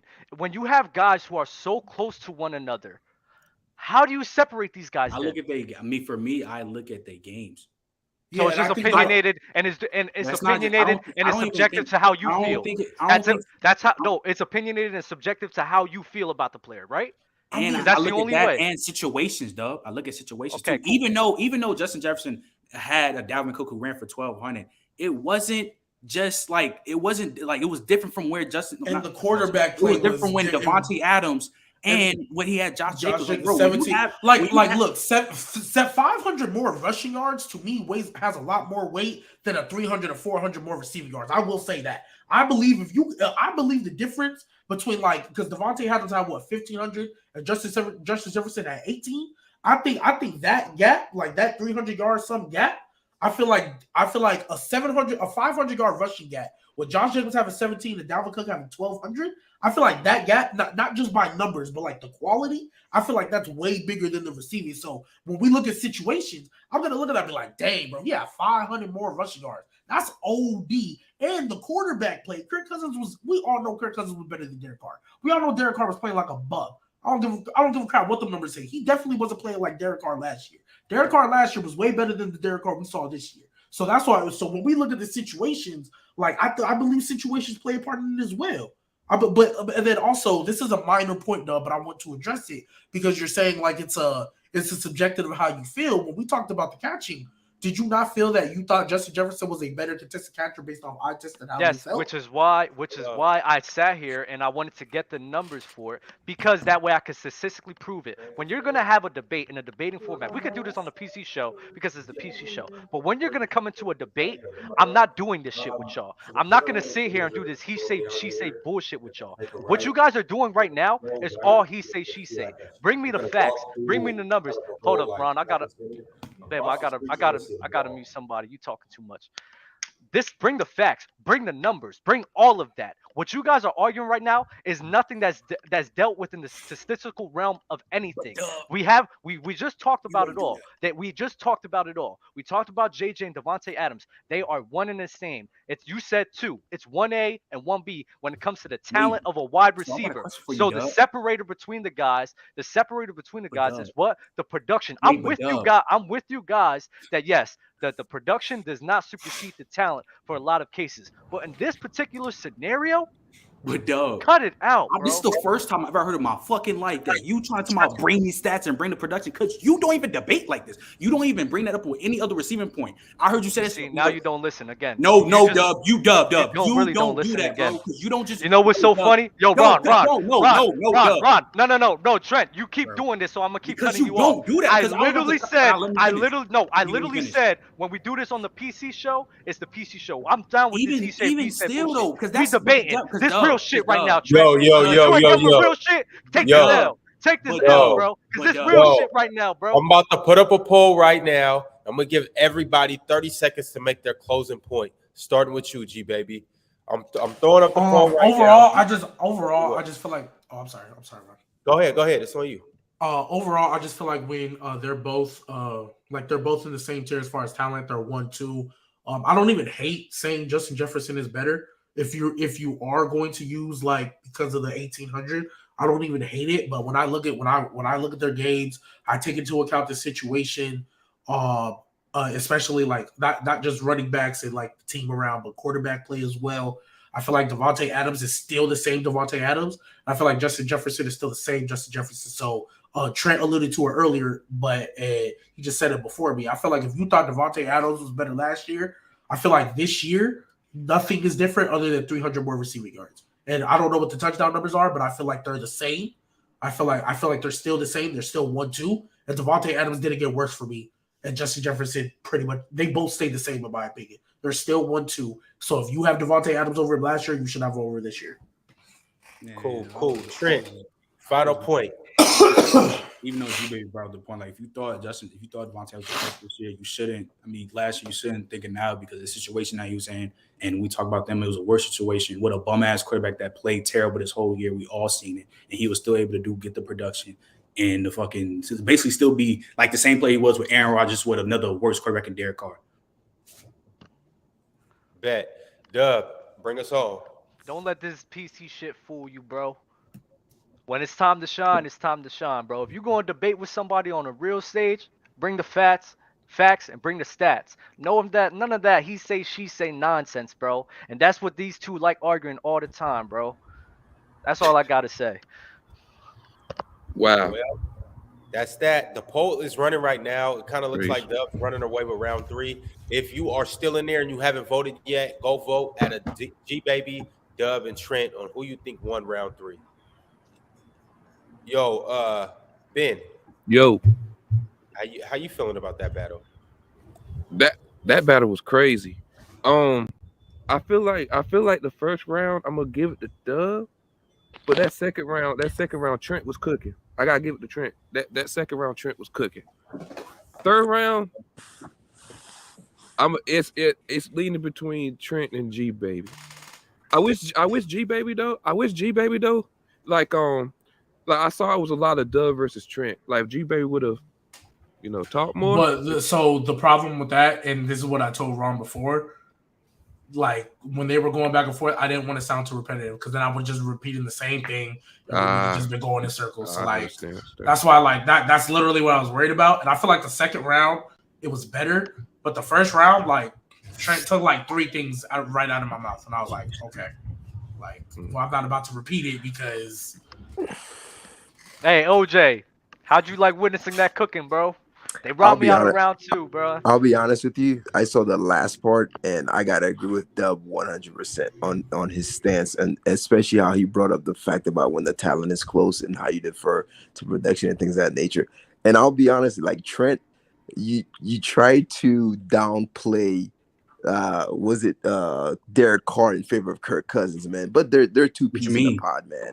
They're 2 peas in a pot, I feel like. But they're not the same, bro. I didn't see the whole thing though. But when Dub was cooking, the little that I did see, but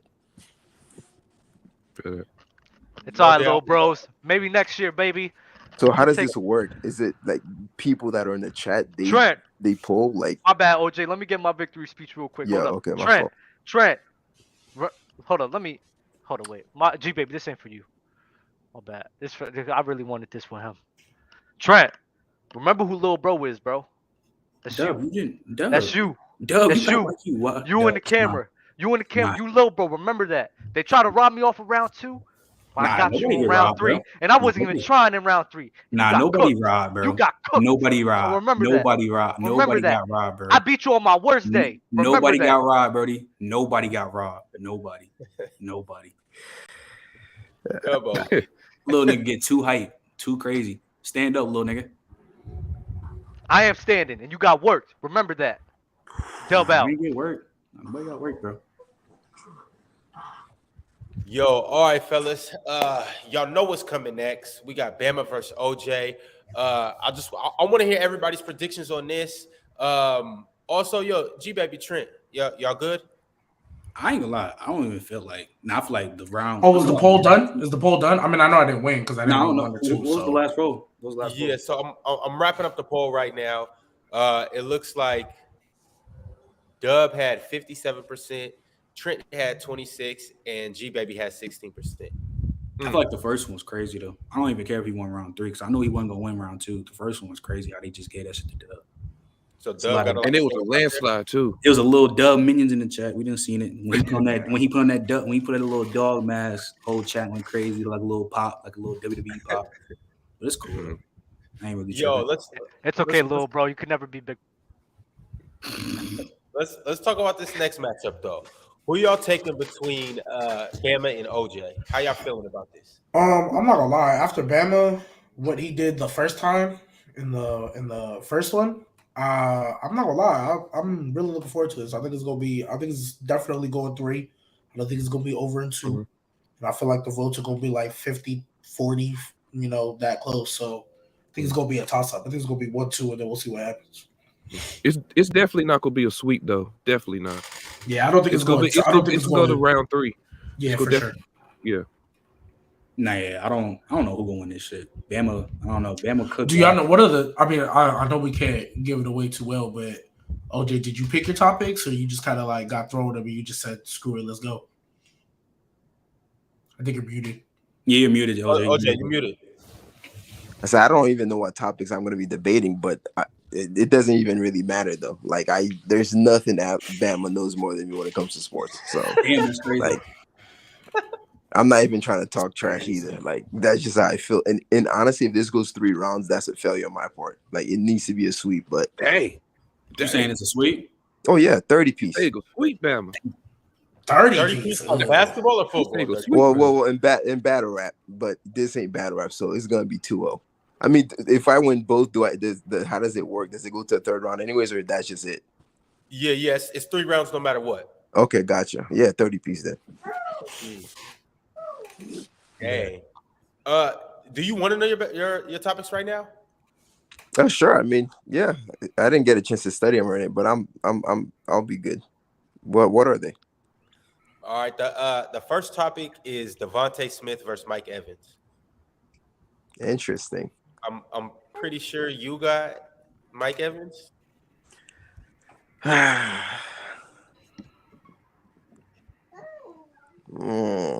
you looking like that, Bama? Oh, you're muted. Yeah, you're muted. I could argue both. 30. 30. Yeah, 30 piece. First off, do you know what a cover 2 is, OJ? I'm just gonna throw a quiz in you. Not only do I know what a quiz in you. Yeah. Not only do I know what what's the difference between the offensive coordinator and the defensive coordinator? Wow. Nah, that's crazy. We go break this shit. Do you know who revolutionized the cover 2? That would be Monty. Okay, Monty Kiffin. He was the old defensive coordinator for the Buccaneers, and the Tampa 2 revolutionized that position to where the Mike linebacker would slide back and effectively turn into a cover 3. Don't play with me. I do this. It's light work for me. Don't play with me. Don't play with me. Don't play with me. Don't ask me about cover 2 when the Bucs defensive coordinator instituted cover 2 and revolutionized. The glove fits. The glove fits. I'm the real OJ in this motherfucker. Yeah. The glove fits. I'm the real OJ. Touche. I'm the real OJ. Look at that. He planned that. He planned that all week, but he brought it out early though. He wanted to say that, but he brought it out early. I forced him to bring out that glove joke early. I brought it forced him to bring it out early. I brought it out when Ron said you had OJ. I said, yeah. Who? I still thought you was booming and bucking in Atlanta. I was like, OJ. I was like, he debates sports now. Come on. Sound good. Brick, half a brick, whole Sound brick. good. Hey. All right, y'all. Before we dive in here, I just want to say that this show is sponsored by Lucra. Go ahead and join the wager of the week. I just posted the link in the chat. It's pinned at the top of the chat. You guys go in there. Go win you some money. First place of the raffle of everybody that joins this will win $250. Second place gets $100. Third place gets $50. I mean, I'm trying to get that $250. I don't know about y'all, but back to this. Are y'all ready? Let's do it. All right, let's get into it. Trent, Gbaby, y'all staying up here? I'm out. I gotta dip, but I'll holler at y'all. Appreciate y'all. Yep, I'm gonna catch you next time. I bet. See you on Monday. Yes, sir. Yeah, I'm saying. Yeah, I'll stay. What's the name? I'll be in the background. Cool. All right, y'all. First topic. I already gave it to you. You know what time it is. We got Devontae Smith versus Mike Evans. Bama, you got Devontae? Of course. What jersey? Hey, listen here. OJ don't know sports. Come on, man. Smitty.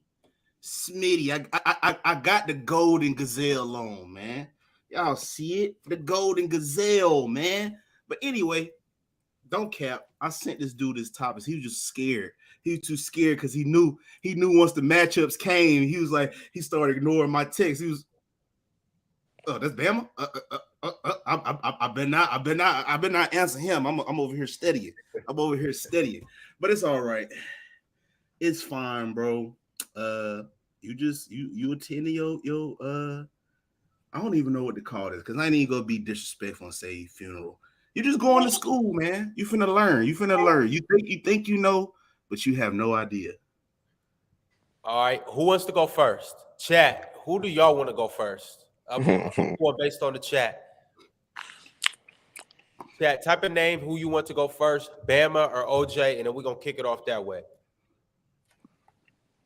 Are y'all want to go on a time basis, or y'all just trying to go? I could go first. It doesn't really matter to me. Like All that's right, like cook your piece then. All right, so Mike Evans and Devontae Smith. Now, in terms of sheer talent, I think we could all agree that Devontae Smith probably has that honor, right? He's a little bit quicker, probably a little bit faster. His route running is definitely better. His hands are just as good as Mike Evans' hands, if not better. So from a purely talent perspective, Devontae probably got it. But of course, we know we don't make decisions based on exclusively talent, right? There's other factors that goes into play. So the main reason why I'll say Mike Evans is better is simple, because Mike Evans has simply done more with significantly less. Let's look at the fact that the Bucs, 3 starters on offensive line gone. And that impacts, obviously, a receiver a lot because it impacts the quarterback's ability to have time in the pocket to throw it to a receiver. But one of the biggest benefits that receivers have is having a running game, right? When you have a running game, like you have a lot more one-on-one outside matchups, right? They can't really necessarily stack the box as much. Devontae Smith has a fantastic running game with his quarterback and Miles Sanders. It's fantastic. He has the better O-line. He has the complementary AJ Brown. If you're gonna double someone, you're gonna double AJ Brown way more than Mike Evans. Mike Evans gets the lion's share of all the coverage and all those things. And the last thing I'll say is this: I'll make it nice and quick. Look at their targets, right? Mike Evans had 77 receptions. Devontae Smith has nearly 100 receptions. But if you look at their actual production with what they're given, Mike Evans is pretty much the same thing. Like one has 1,100 yards, the other one has close to 1,200 yards, 1,196.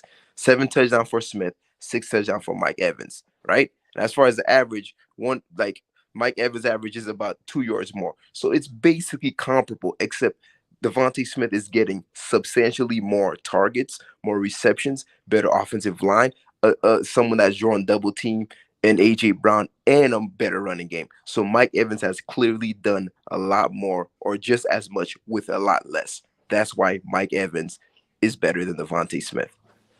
Bad. Okay, OJ just kicked it off. But I'm gonna wait for Bama to get back up here.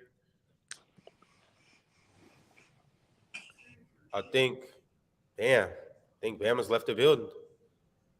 I hope OJ didn't do Bama like that, but I don't know. That's what happens, man. Ron, this is what happens when people face me, bro. It's better to just leave and not even engage, man. Because of what I'm doing to, that's what I'm capable of, man. Dang. Hey, I I tell ain't you, never man. seen nothing like this, but hey, it's a first for everything. It's a first for everything. And if he doesn't come back in 10 minutes, that's a forfeit. No, I'm Yeah, kidding. I didn't make up the rules, but yeah. I don't know if I want to battle OJ if he doing cats like this. Oh, here we go. All right, Okay. round 2, Bama. You good? You ready to rock? Oh my gosh, yes. So it was even over before it begun, man. He's already proven my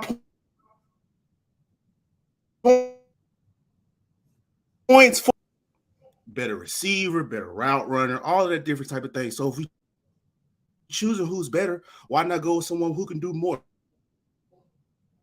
Yes, Mike Evans does have a big body. Yes, he does have all these consecutive receivers, all these 1,000-yard these receiving seasons. But all outside of that deep ball and that system, really, what does Mike Evans do? Also, to go at the same point too, he's talking about the run game. Wouldn't that be more of a disservice to a receiver versus helping him? So on top of that, because I see you back there shaking your head, but if we run the ball majority of the times, that take away less chances, and the type of plays that you get aren't always going to be have you in your groove. AB came when AB came to the Buccaneers, when he got to the playoffs, when the game got a lot more condensed, they had to go with AB because why? AB had more of a route tree than the rest of those receivers. That's why it's just simply Smitty is way better just because of the route tree alone. As you can see, you back there looking crazy, but am I lying? Did the AB not lead in the playoffs? In that playoff? He not. That's it. That's all I got. Bama. Your Wi-Fi acting crazy right now.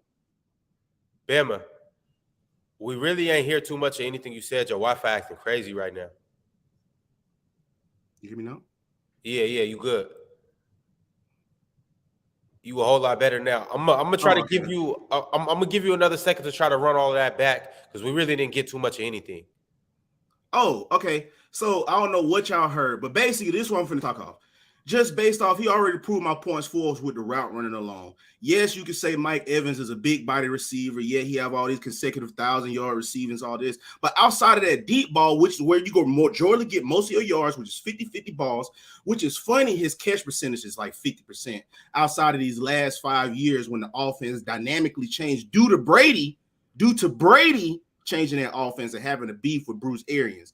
But when it boiled down into the playoffs, this is why I'm going to say Smitty's way better. When it boiled down to the playoffs, when they had that Super Bowl run, AB was the leading receiver on that team for the playoffs because of his ability to run a multitude of routes. He's more of a real receiver based off what I'm saying why I was picked Devontae Smith over Mike Evans. I'm going with a more complete receiver over an athletic big body that pretty much just does one thing very, very well. But Smitty does everything great for us being a receiver. He catches the ball. He runs very good routes. He can run in between the linebackers. He can run deep, vertical, all that, whatever you want from Smitty. Okay, we get it. He's skinny, all that different type of things. But I'm not here to judge nobody off of how much they weigh. I'm not here to date them. I'm just going specifically off production on the field and the ways you can use these guys. I feel like you can utilize Smitty in a multitude of ways that you can't use Mike Evans. All right, I'm gonna bring y'all both up here and let y'all both go back and forth. okay, so the AB example you used was absolutely terrible. That's equivalent to me, like let's say AJ Brown pops off these playoffs, bro, and he's much better than Devontae Smith, and I use that as an example to say that's always good. That's the argument of AB. That has nothing to do with Mike Evans. So I don't understand why you say that. And as far as talent, yeah, I admit, but talent is not the end all be all.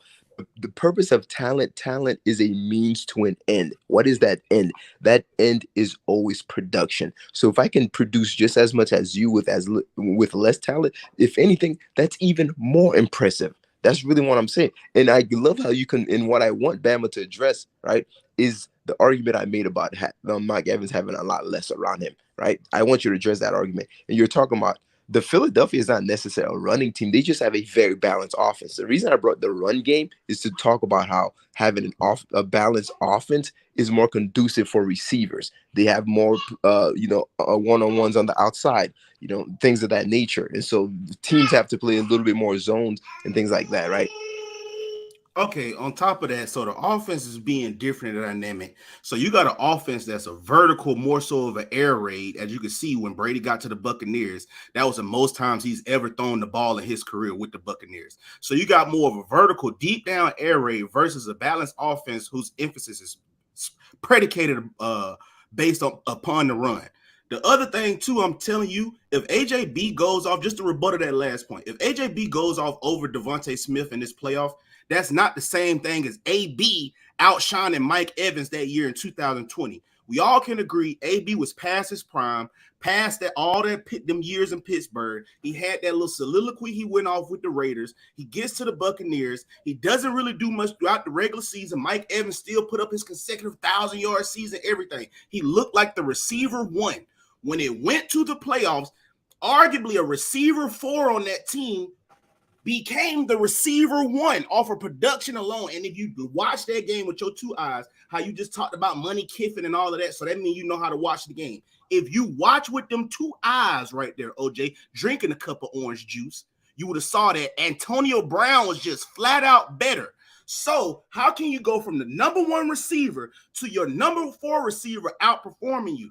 You could argue and say AJB and Smitty is 1A and 1B. So if AJB outperforms Smitty in the playoffs, it's really not that big of a deal to me, based off the simple fact of that's what they bought AJB over there to do. AB was just, on his last leg, and Brady was a friend. We bought him over here, and then when the playoffs rolled around, he was just flat out better than Mike Evans. Why was that? Because it's a lot more easier to game plan for them 50-50 street balls. So now we have to make you run more stuff that you don't want to do. You got to run slants. You got to run outs. You got to run digs, posts, all of that. And what happened? We had to instantly start going to AB because these other guys can't do that. Versus with a Devontae Smith, it is nothing that he can't do. So we're not limited in the play calls that he have.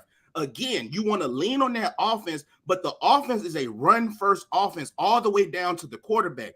And also with his production, you could talk about Jalen Hurts, and he had to go through a young quarterback. Don't forget, this is Jalen Hurts' only second year.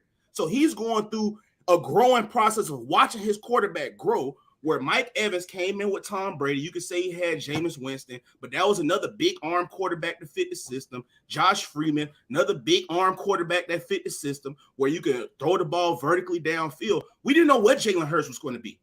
We thought he was going to be out the lead this year. He's morphed into something else, an MVP candidate. So I could say that along with the production as well. So talk to me, OJ. Again, all of these offenses and everything you're talking about, show me how Mike Evans is a better receiver. And you already admitted that Smitty can do everything your guy can't. So please tell me, why is your guy better than my guy? Smitty, I never admitted that Smitty could do everything my guy can't, because Smitty's not a possession receiver like Mike Evans. Smitty can't move the chains on third downs like Mike Evans. Smitty's not a goal line threat like Mike Evans. He's not a red zone threat like Mike Evans. So I never said any of those things. And for all the talk about people saying that Mike Evans is just a vertical guy and all this other stuff, Mike Evans, he moves the chain. He's a possession receiver. We looked to him for third downs. He's very good with the slants and the short yardage. But again, if you watch the Bucs, you would know that he's not this super, like, and this year was the most like telling of that, because Tom Brady was not proficient this year with the deep ball of Mike Evans. They had one very good game. I think it was against Arizona. I think it was, where Mike Evans went off. But other than that, Mike Evans scored like 3 touchdowns that game. That's half of his touchdown totals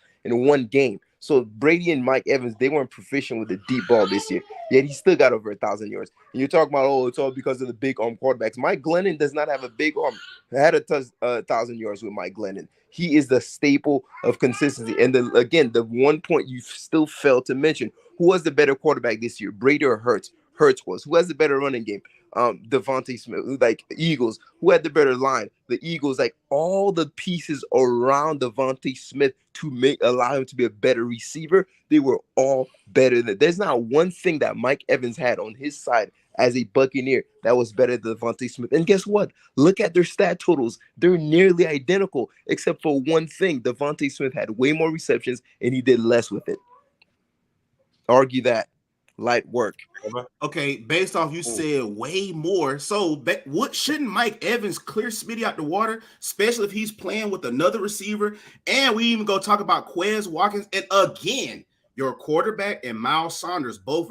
Miles Sanders had a top 5 year rushing the ball. Wasn't AJB top 5 receiving as well, if I'm not mistaken? I know he's somewhere either 6 or 7, somewhere up in that range. And Devontae Smith to be top 10 receiving. So again, that is a losing argument for you. So I could say on the same foot, the fact that we have all of these weapons and I'm able to put up the same number as you, having no one over there, even though Brady was top 5 in passing this year. And he also, again, I think he was top 5 in most pass attempts as well. So again, you have a lot more reps to put up way more numbers than me, but I'm putting up the same numbers as you, even with this, what you said.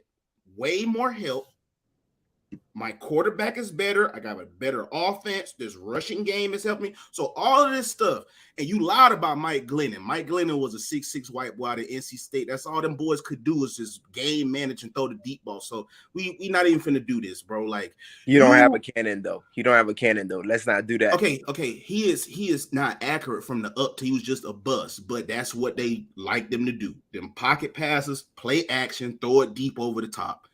I mean, hey, we can sit here and lie again on national TV, but I mean, I know this football. I know you think you know, but I'm really the honestly, bro, your ability to spin things, bro, is actually very impressive. You should consider a career in politics, bro. It's impressive. Yeah. And for those of you watching at home, let me tell you the classic way he spun this thing. He said that, not my words, his words, that Miles Sanders was a top 5 running back. I believe he said that Tom Brady was top 5 in passing attempts. What does that tell you? Passing yards and attempts. Let me explain to you guys the implications of that. That means the Bucs were one of the worst teams in rushing the ball. What that means is we're just gonna load up on zone blitzes. We're just gonna load up everybody. We're gonna have like 7 defensive backs, bro. That's what that means, right? But when you have a good running attack, a balanced offense, you cannot do that. You can't afford to do that. You can't afford to put 6-7 DBs out in the secondary. You're gonna get absolutely torched because guess what?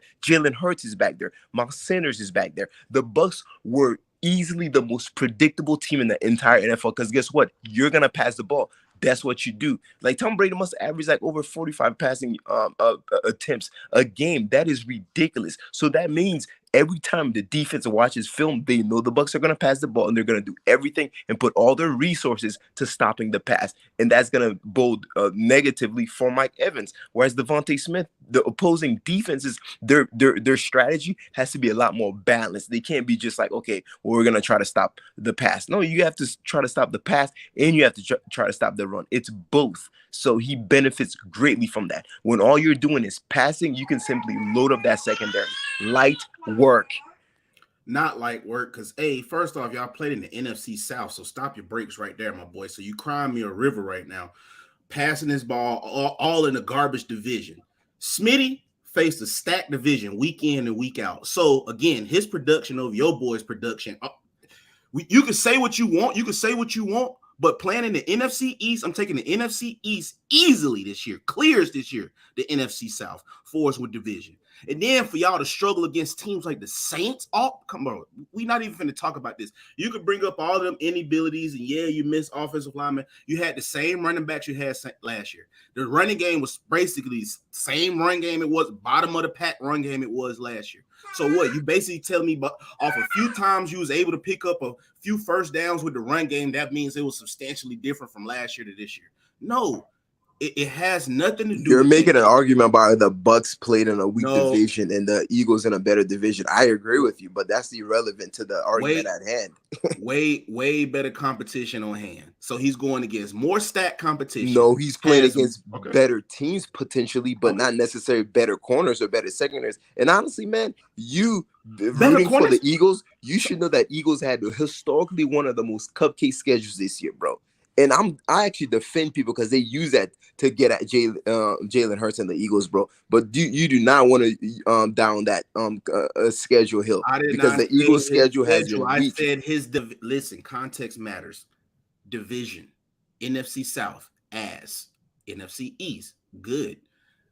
Defense for the Giants, way better than any defense in the NFC South. Defense for the Eagles, defense for the Cowboys, defense for the Redskins, way better across the board division. You guys have one stout in that division as far as the teams that the Eagles are playing. There's one stout corner, right? There's one that's Diggs. The Bucks and the corners they face, but much higher quality in the NFC South, even though the NFC South is clearly the worst division in football. So you looking at it like that? I don't look at it that way. The way I look at it is, well, which division has better secondaries, better corners that is going to go up against? You know what I'm saying? Like, look at the corners that Atlanta have, AJ Terrell, like all these guys, man. There's only one cat you really, really think about. That's Diggs, and Diggs is going to pick up AJ Brown anyhow. All right, fellas. I'm going to go ahead and run this poll on who won round one. That actually was probably our best round of the day. Y'all both really came with it right there. Definitely compelling points on both ends. The poll has been placed up there. Y'all go tell me, who do you think won that round? As we're doing that, I'm going to go ahead and give y'all your second topic. So the next topic that we're going to get into is the starting quarterback for the 49ers next season. We cool? We ready to rock? All right, OJ, you went first. So, Bama, I'm going to have you go second. Hold on. Wait. That's fire. Let me put up a new poll. All right now. Who won round one? I'm putting up the poll right now. Bama, you can go ahead and kick off this round, and they'll still just vote on round one. All right. So starting quarterback for the San Francisco 49ers, I think it's easy to me. Easy. Trey Lance. I could take it back. I mean, football is funny because you find yourself in same situations years later. But you could go back to when it was with Alex Smith and Colin Kaepernick. Alex Smith, we can argue, he never really played bad with the 49ers. But Colin Kaepernick gave them an extra dimension, more than what Alex Smith gave them. So fast forward right now, stay on topic. Brock Purdy, Jimmy Garoppolo. Jimmy Garoppolo's gone. But if you look at those quarterbacks, they're game managers, meaning they won't lose you a game, but they definitely won't win you one. So in situations what they found themselves in with the Eagles, when you down 14 real quick, it's almost a lose-lose with those type of guys because they not finna go out there and make the game any worse, but it's almost impossible for those guys to win a game based off the way they process the game and maybe they physical tools that they may or may not have. Versus with Trey Lance, the fact that he has a dynamic running ability, such as a Colin Kaepernick, he has a strong arm, he can throw off platform, all those different type of things. I know people say, oh, it's a small sample size, but if you really look at Trey Lance and how those boys pass the ball, it's something what you can see of these generational quarterbacks. I'm not saying he won, but he possesses the ability, such as like Kyler Murray, Justin Herbert, Joe Burrow, those arms that you possibly could come from down 14 with. So I know a lot of people don't like him, but if you just look based off the quarterbacks you have and quarterback ability, it has to be Trey Lance. You have to be the quarterback for next year. You know, I had a friend, he had a girlfriend. They were engaged, but, she would constantly cheat on him and everything. And he still decided to be engaged to her. And he decided, I spent all this money on this ring. I spent all this money on this wedding and everything else. You know what? Let me go ahead and marry her anyways. And he did. And guess what? She did exactly what she kept doing when they were dating. And the best argument you can make for Trey Lance is because, you know what? Let me marry Trey Lance because he's a first-round pick. Let me see what I have. But guess what? When something new comes along, you just have to grab that thing. You guys have to understand something. Trey Lance has had 2 seasons with, actually one technically, with first-team reps in training camp. Like, all of this was built around him. Brock Purdy came in and the offense just took off. Let me ask you guys in the chat. Have you guys when was the last time we saw George Kittle as engaged as a tight end as he was under Purdy? Like, you didn't see that under Lance. You didn't see that with Garoppolo. You never saw that. That offense, Purdy, unlocks a different dimension to that offense that you don't see with Trey Lance, you don't see with Jimmy Garoppolo. So I get the temptation of starting Trey Lance because he was a first round pick. I think what he was like 4th overall. I think it was top 10 or whatever he was. But at the end of the day, one of my favorite quotes in life is a bird in a hand is better than 2 in the bush. Bro, if it ain't broke, don't break it. You saw what Brock Purdy did. Brock Purdy came in there, just went in there, and he consumed that playbook like nothing, man. And it was just so seamless to him. When I look at Brock Purdy, the game is slower to him than it is to Trey Lance. He's processing information better. He has a command of the entire offense much better than even Jimmy G and Trey Lance. So if it's working, which we can all agree it is working, it's working very well, why not invest in Brock Purdy? He's earned it. And those 6 or so games that he played, including playoffs, he earned it, and he proved that, you know what, I'm worthy to be the starter. Give me a chance. So if I'm the 49ers, you know what, I'm going to say, Trey, sit down for a little second real quick. Let me see what's good with Brock Purdy. Now that we've had an entire offseason for opposing teams to watch film on him and everything else, let's see what Brock Purdy does. Let's see if it wasn't a fluke. They owe it to themselves to do that, as opposed to this rebuild thing they're doing with Trey Lance, because that's exactly what it is with Trey Lance out there at the helm. That's a rebuild. But Brock Purdy, you already know what you have. Stay with the hot hand. Light work. Bama? Prove my point again. Then I already say with them game managers, you know, you see what you see is what you get. Again, we're gonna go back to the same part. I'm gonna ask you again, OJ don't know a damn thing. What did Brock Purdy do that Jimmy? Because you just lied again on national TV. You talking about George Kittle was engaged and all this. And in 2020, when they went to the Super Bowl, he had the same usage rate as such as a Cooper Kupp, CMC, all of them dudes. So don't give me that engaged when he was engaged on the way to the Super Bowl when they end up choking. They would have won one. But they end up choking. Your boy Shanahan got conservative, all that good type of stuff. So we're not even finna go there.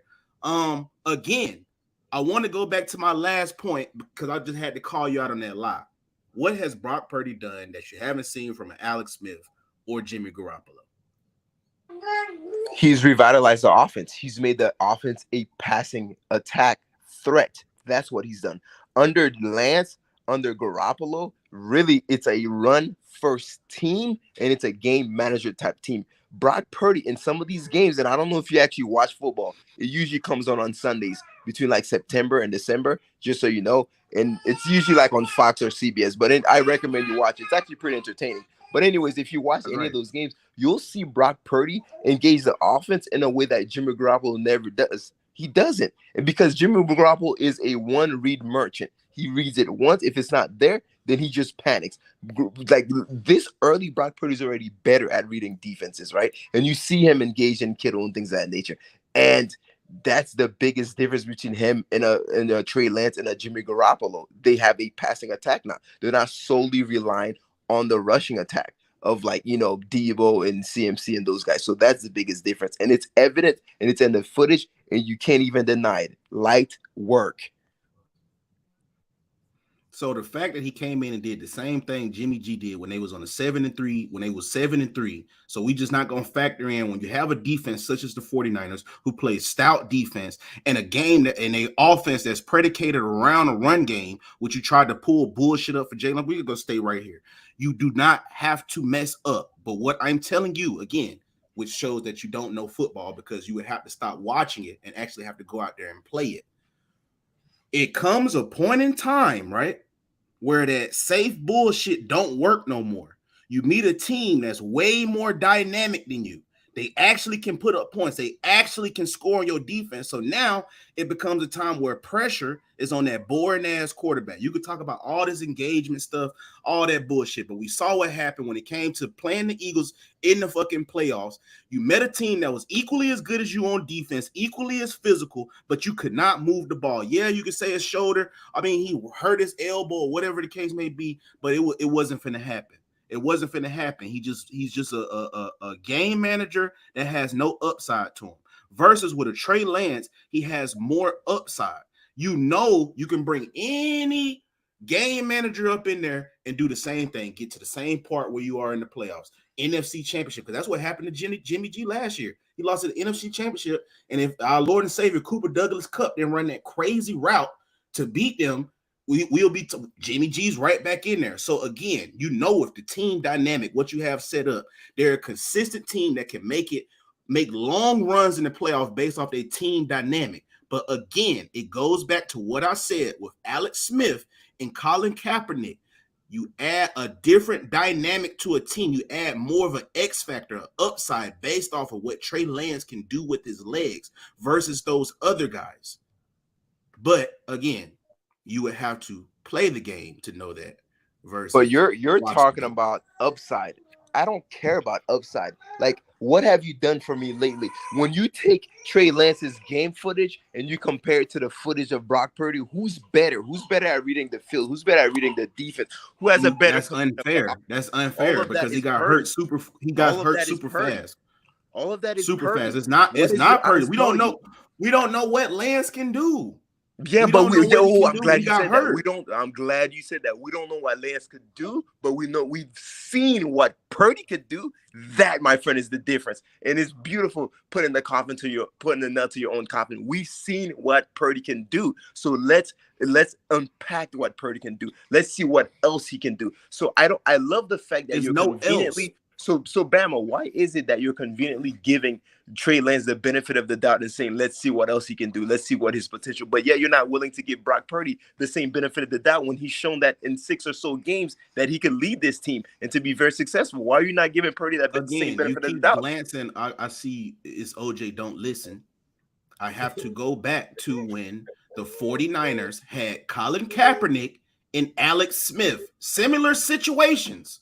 Alex Smith was a game manager, and he did not mess up. He got hurt, lost his job. He did not mess up though. He didn't play bad to lose his job. They were so quick to pull the gun for Colin Kaepernick because he gives that extra dimension with his legs. We know his arm is good enough. We can teach him how to be a game manager like Brock Purdy. Bro, you acting like Trey. We can teach that. But what I can't teach, how Trey Lance can flick the ball with just a flick of a wrist. Off balance, he can stretch plays with his legs. We can't teach that with Brock Purdy.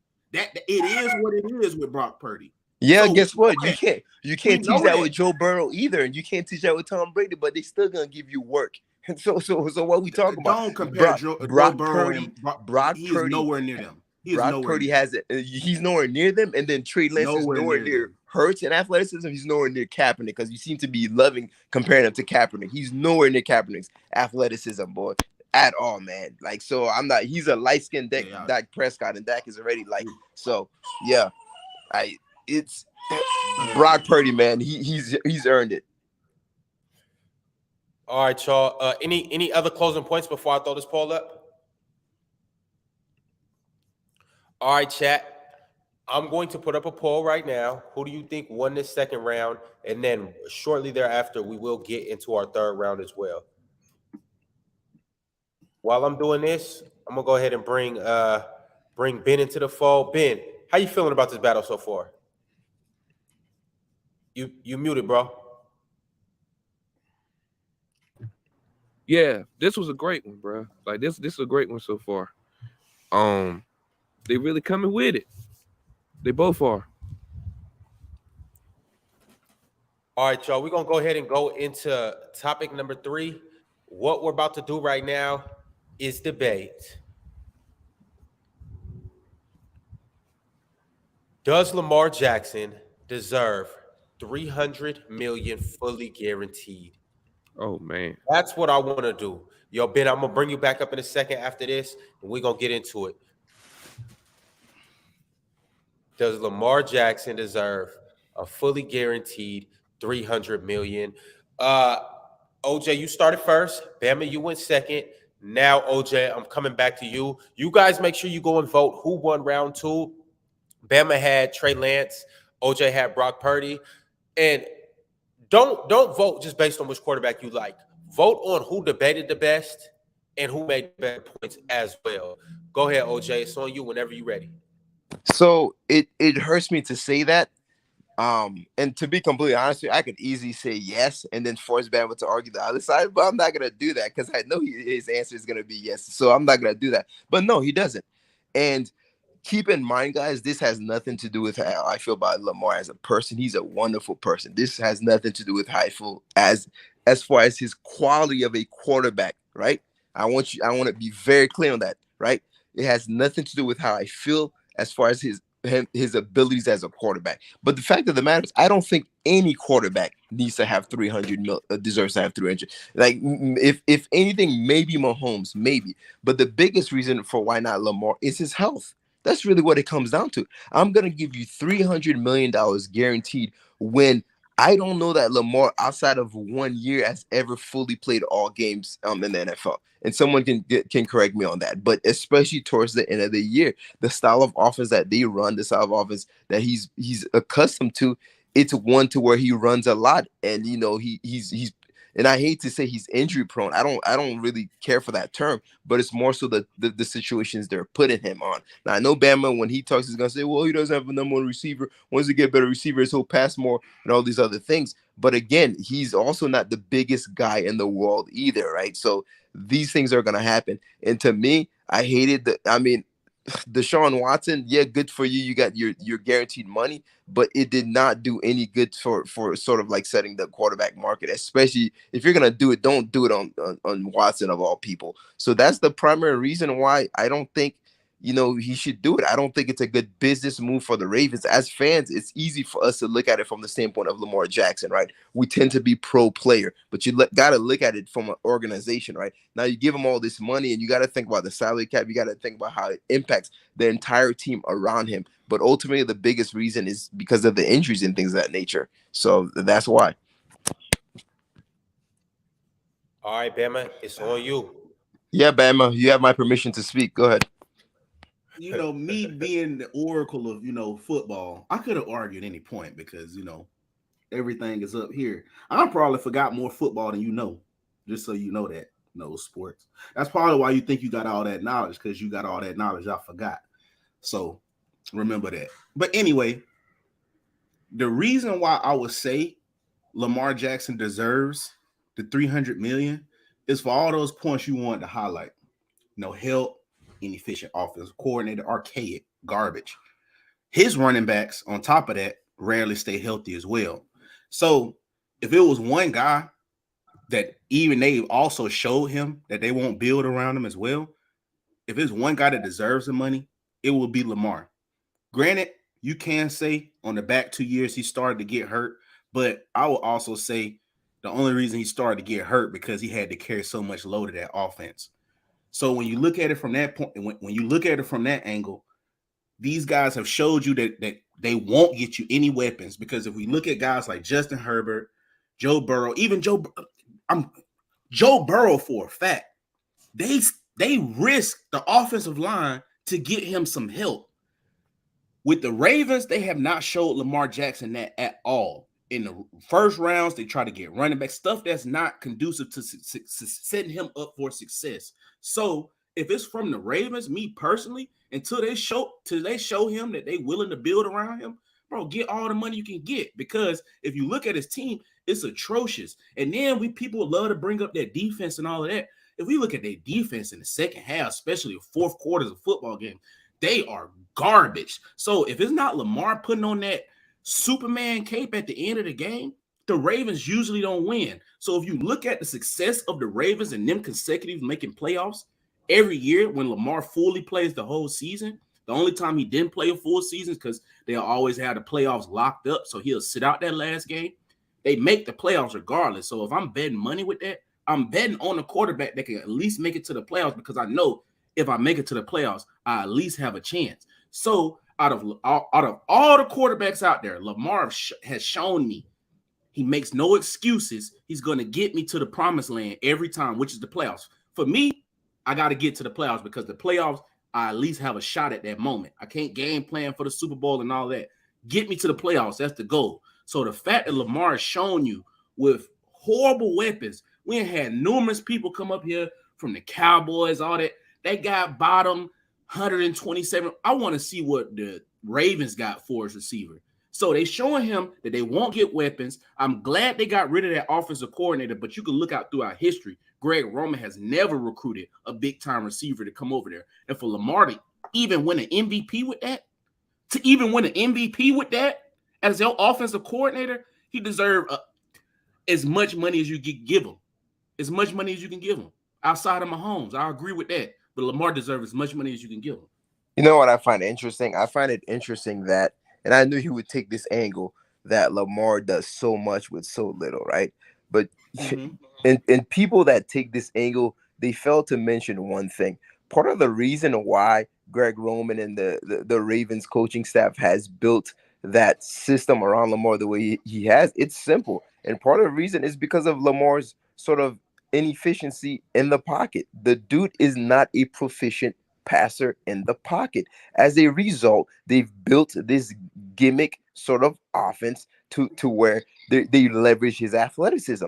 But that's only because of his deficiencies as a passer. So Lamar has some blame as well for why they have that type of offense that they run. The same offense that sort of renders him prone to getting hurt and everything. And I'm also glad that they got rid of Greg Roman, because want to know why? We're gonna truly find out this upcoming season, assuming he's a Raven this year. We're gonna really find out if it was in fact Greg Roman. But it's funny because when you won the MVP, I didn't hear none of this Greg Roman rhetoric. Oh, he's terrible. It was none of that. But it's this revisionist history that he's horrible. Nah, man, a lot of that is on some of his lack of inability to be very good within the pockets. And guess what? All teams do this. They build offenses around the strengths and around the weaknesses of quarterbacks. That's just something teams do. So don't think that Greg Roman is just this idiot that decided to set up the offense of the Ravens like he did. No, they simply did it based on the strengths of Lamar and based on the weaknesses of Lamar. That is just that's football 101. Okay. Again, here we go. That's why I say you don't know sports. That's why you got to probably play this to understand this, the full capacity of how I understand this.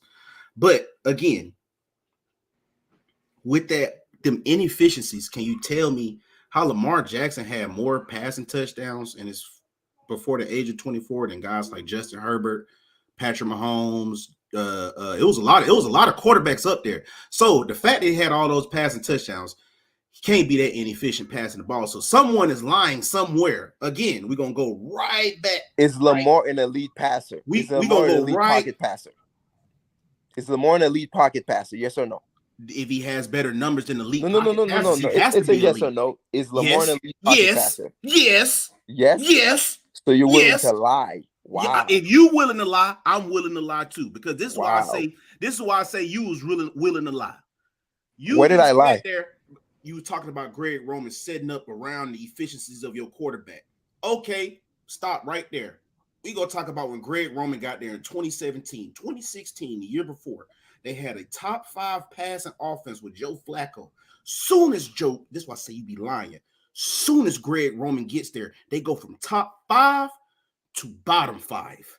This has nothing to do with your quarterback, more so than the offensive coordinator. So I just gave you a sample size of a quarterback who played completely different.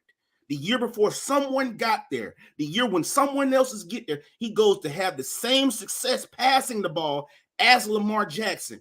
Again, I'm going to highlight, because you bring up that MVP.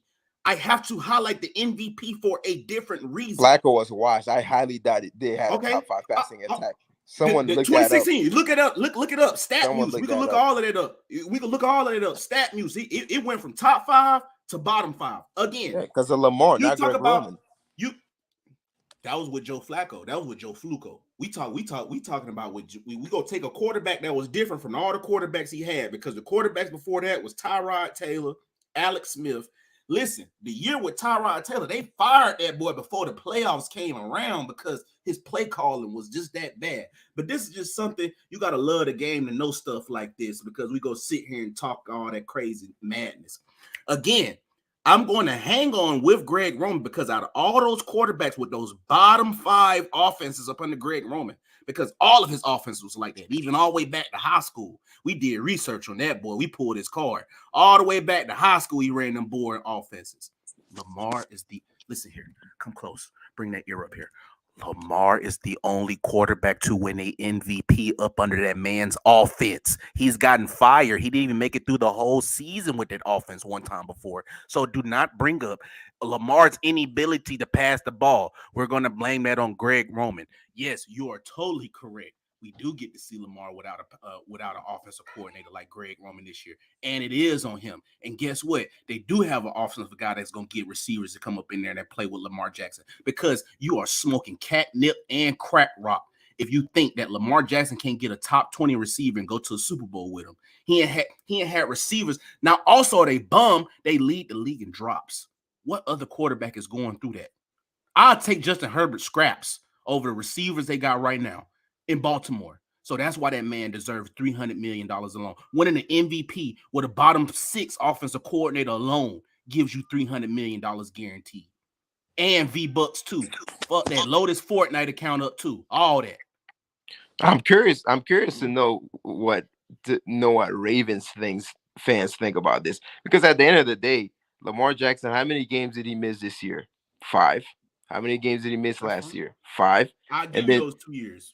Yeah. So you'll give me those 2 years, but what are we talking? I'm seeing a pattern here, and again, you're making your argument about how good Lamar is, and Lamar is great, and I think Lamar is underrated. I think he's one of the most overhated quarterbacks in the league. I'll give you that, but my argument is not based on the quality of quarterback he is. It's more so based on like the style of offense and how injury prone he's been. And so now you have a guy that's missed 14 games in the past 2 seasons, and you want to give him a fully guaranteed contract. Like that's where I have an issue. And as fans, we look at it from the player standpoint. We don't look at it as from the GM standpoint and how it impacts the monies and the salary cap and the teams and all these other things, man. And that's where it becomes problematic at the end of the day. Like, no, like if you're telling me someone that never got hurt, very good offensive line and all that, okay, I'd probably be more open to. But even the concept of fully guaranteed is something I'm not even that big on. And I'm a very pro player guy. And by the way, if Lamar gets that contract fully guaranteed, even though I'm arguing this, and I'm not arguing because just to argue, I believe it, I will be very happy for Lamar because I'm able to separate because I could sit there and be like, I don't necessarily agree with it, but good for you, bro. Get yours. That's perfectly fine. Okay, back to what I was saying. I'm just specific. Oh, can I go one more time? Yeah. Go ahead. Last rebuttal. Oh, all right. Let me ask you this: if you could just get any type of quarterback, or if Lamar isn't that significant, how come in that offense they average 10 more points with Lamar versus anybody else? Because if he has such deficiencies and all that different type of stuff, you could just get another quarterback like Tyler Huntley in there, right? And it should still fare the same. Or does he have more deficiencies than Lamar? I would say not only more deficiencies, Tyler Huntley has significantly more deficiencies, particularly in the passing game. Lamar is a much better passer than Tyler Huntley. But Bama, 2 things can be correct. I could say that Lamar is a much better passer than Huntley, and I could say that Lamar Jackson's not an elite passer in the pocket. Both of those things could be correct. Like, and Lamar Huntley, like Jackson is also significantly bigger than Huntley. Huntley's actually kind of small. Like, so he can't do the things like Lamar could. He's bigger, stronger, fat. He's better. Like, he's better than Huntley in every way, not even close. All right, fellas. Well, I'm throwing up a poll right now for who won round 3 on whether Lamar Jackson deserves $300 million or not. We obviously will go ahead and see that very soon with tomorrow being a Super Bowl and the season coming to an end. Man. With that being said, that brings us to our last and final topic. Can I get Super Bowl predictions? Who is going to win from both of you guys? Eagles. Bama? I want to say Eagles, but Mahomes is like my top 3 QB all time, bro. It's tough, bro. I don't even want to go against Mahomes. Like, it's tough. Okay, absolutely. Well, for the last and final topic, I need to know the biggest factors for the Chiefs and the Eagles in the Super Bowl. Now, Bama, the way that this is constructed, are we going team by team or just in general? We we go team by team or whatever OJ want to choose, because since he got it late, we could see whatever he want to choose. No, I got the Eagles. All right, I get the Chiefs team by team. Let's go, Will. OJ, you went first twice already. So, Bama, this is going to be your chance to go first for the second time. And I need to know why you believe that the Chiefs will beat the Philadelphia Eagles in the Super Bowl. So, the biggest factor probably be between the receiving core and the offensive line. But the sole reason why I believe that the Chiefs could beat the Eagles, Patrick Mahomes, man. He's slowly emerging to this generation's version of Brady. His consecutive appearances in AFC championships, being able, what he did outside of the BS, whatever you want to say, scripted or whatever, but what he did in order to get to the Super Bowl, with all his Kadarius Toney going down, another guy, Jared McKinnon, a lot of his receivers going down left and right, and with nothing but Kelsey, basically a tight end, and to go to work the way he did and get that game to get them boys to the Super Bowl. I mean, I can't bet against that dude, man. I ain't never seen nobody that has the arm he has, the poise up top. He a gamer. It really just boils down to that O-line, and can somebody else step up, and fill the void for some of those guys that may be injured a little bit. But that's why I'm picking the Chiefs and the GOAT Mahomes, man. All right, OJ, what's your rebuttal to that? So this is my rebuttal to that. So good points. Okay. Patrick Mahomes is better than Jalen Hurts. Okay, cool. That's all he has. Let's break it all the way down. Receiving core, advantage, Eagles. Linebacking core, advantage, Eagles. Defensive line, Eagles. Offensive line, Eagles. Running game, Eagles. Like virtually everything. And this was a very hard pick for me, but when a team is that much significantly better than another team, I can't choose against them. So really it comes down to this. This is really what it comes down to. What is a bigger gap? The talent of the Eagles versus the Chiefs, or the talent in Patrick Mahomes versus Hurts? And to me, it's easily the gap in how good the Eagles are versus the Chiefs. And you asked earlier what's going to be one of the biggest factors. To me, the biggest factor is going to be, and this is going to sound very generic, but it's going to be the battle of the line of scrimmage, and more specifically, and listen to this very carefully, everyone on here. This is it right here. The right tackle of the Chiefs has been getting exposed badly, bro.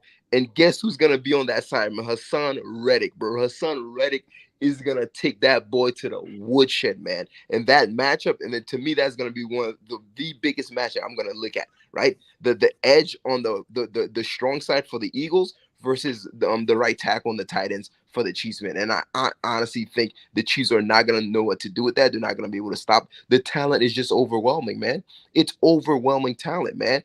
And at the end of the day, the Eagles are going to get enough stops. They're just going to get enough stops, and then they're going to simply score more. That's really what it's going to come down to. Like, the biggest thing is going to be the Eagles' defense versus the offense of the Chiefs. I'm not worried about watching the Eagles offense versus the Chiefs defense, bro. That's gonna be light work. They don't have no one in the secondary back there. AJ Brown, Devontae Smith, who some people think is better than Mike Evans, like he's gonna be eaten out here.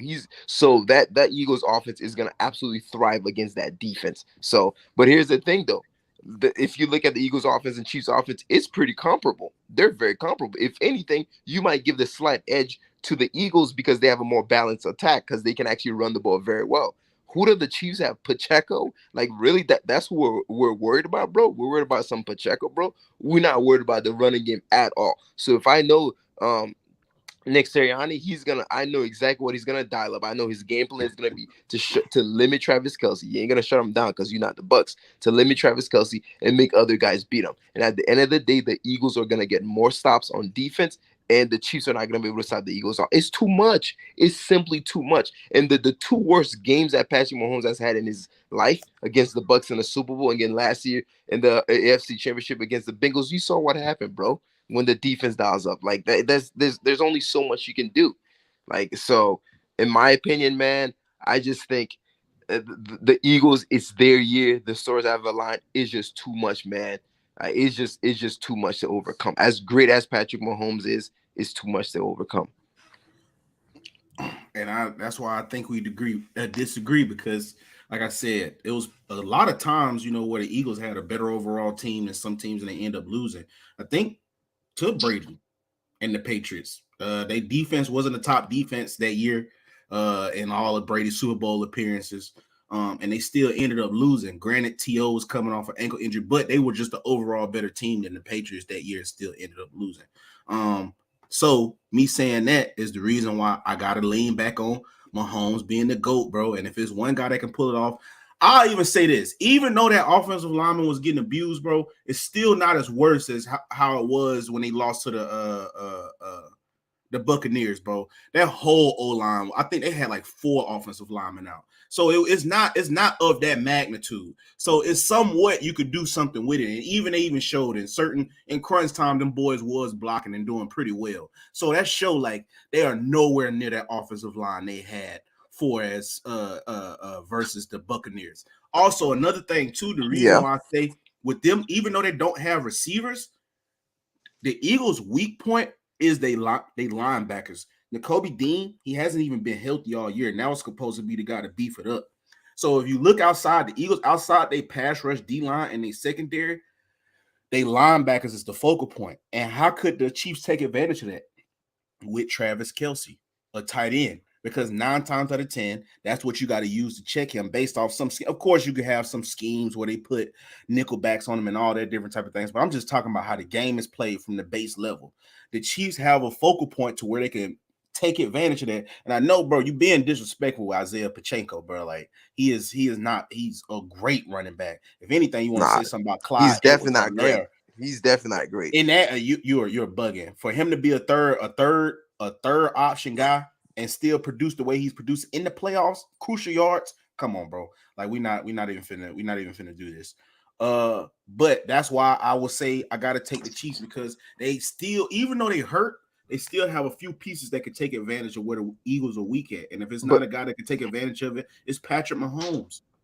But to me, though, here's the thing. You mentioned that the Eagles' weakest core is their linebacking core. I would agree with that. I mean, that's a fact. But if I'm a defense and I'm going to have a weak link, I'd rather it be my linebacking core 100% all day, every day, because that's the easiest part of the defense that you can cover up, bro. If your secondary is exposed, it's a wrap. If you can't get pressure to the core, bro, it's all right. And the reason why the Eagles have still been fine is because they're able to generate pass rush, man. They got some, 4 or 5 guys with, 10 sacks, bro. When you can consistently generate pass rush, you can afford to have a linebacking core that's not stout, bro. And if you think that Nick Sirianni is not going to literally sell out to slow down and stop Patrick Mahomes, then you don't know why he's such a great coach. He's absolutely going to do that, bro. And here's the thing.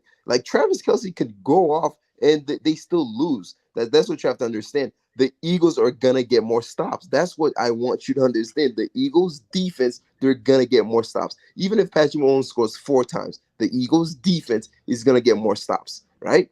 So all you have is Chris Jones. And guess what? Chris Jones is going against arguably the best center in the league and Jason Kelce. So, yeah, Chris Jones is having a monster year. He had a monster playoffs, but that's basically it. It's Chris Jones or bust. But when you got the Eagles, bro, Hassan doesn't even have to have a great game. You have so many other people on that defense that can step up on, not even the defense, just the D-line in general that can step up, man. But the Eagles are going to make light work of that defense. That's why you notice I didn't even spend much time talking about Jalen Hurts and the offense versus the Chiefs defense. There's nothing to talk about. What is there to talk about? They're going to go to work on that defense. It is something to talk about, but I ain't going to prove your point. But I'm just saying, if you really was watching football, you would know the real thing with the Eagles is Jalen Hurts going to be more of an aggressive runner than what he's always been. If you look at that last playoff game, he was a little gimpy. That's going to be a little hesitant. If Jalen Hurts isn't a willing runner, how he's always been throughout the whole season, that kind of messes up their whole offensive thing, what they have going on. Because like I say, they're a run-first team, and it's predicated off of the run. And what adds the different dimension and what makes everything wide open, how willing Jalen Hurts is of a runner. So if he's a little bit timid from that injury, with that shoulder injury he have, that's the only thing that scared me. But like I said, you got to be Mr. PFF like me to know that. So again, I'm going to go back to what you were saying. The reason why when you want to bring up the coaching battle, and that's where you shoot yourself in the foot, tell me a greater coaching tandem than Eric Bieniemy and Andy Reid. So if it's one coaching tandem that I feel like they can overcome whatever Sirianni's going to try to draw up on defense, it's those two guys. Because how many times have we seen, bro, these dudes fire unique, creative ways to get their weapons?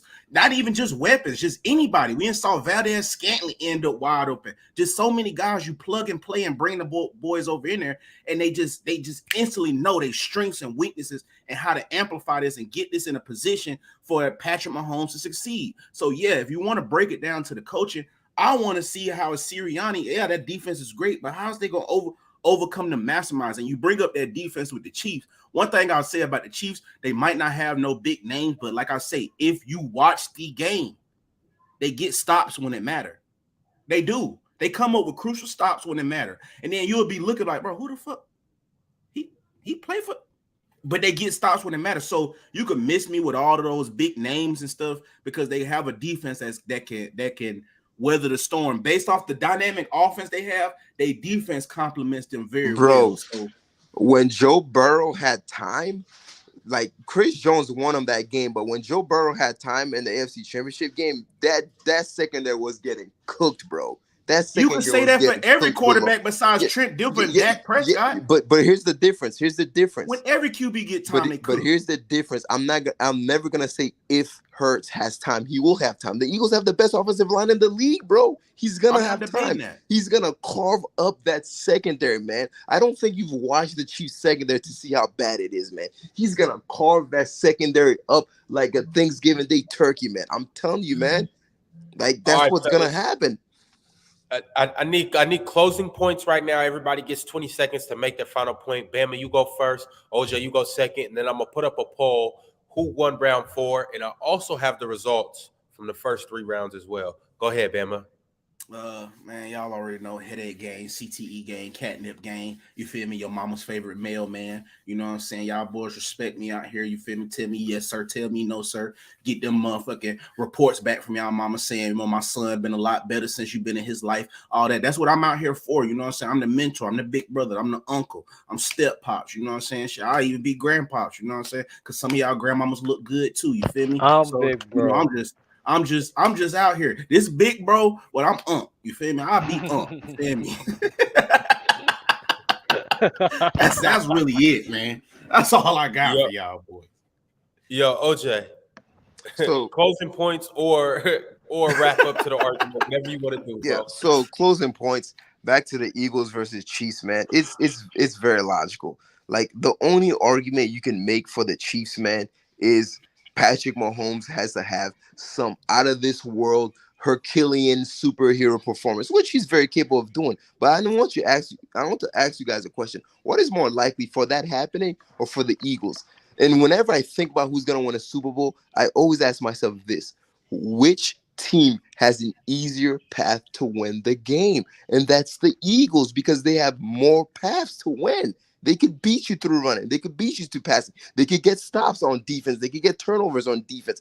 It's overwhelming. There's just too much talent on that team. It's their year. The stars have aligned. Everything has worked perfect for them. Jalen Hurts is that dude, and damn it, the Eagles are going to win, and they're going to shock the world. And I don't even know that it'll be that close. I will not be surprised if the Eagles win by a pretty good margin. I'm not calling it, though, but that's all I'll say. Lights work. Howl for me. Ow, ow, ow. Yes, sir. Fly, right, Eagles, so fly. The polls have been put up right now. It's been up. I'm not going to mention anything. I'm going to let that poll continue to run. What I am going to do is I'm going to bring Fluent and Lightwork up here so they can talk about their battle next. But also, I do want to talk about round 1, 2, and 3. So round 1, Bama won slightly, 51-49.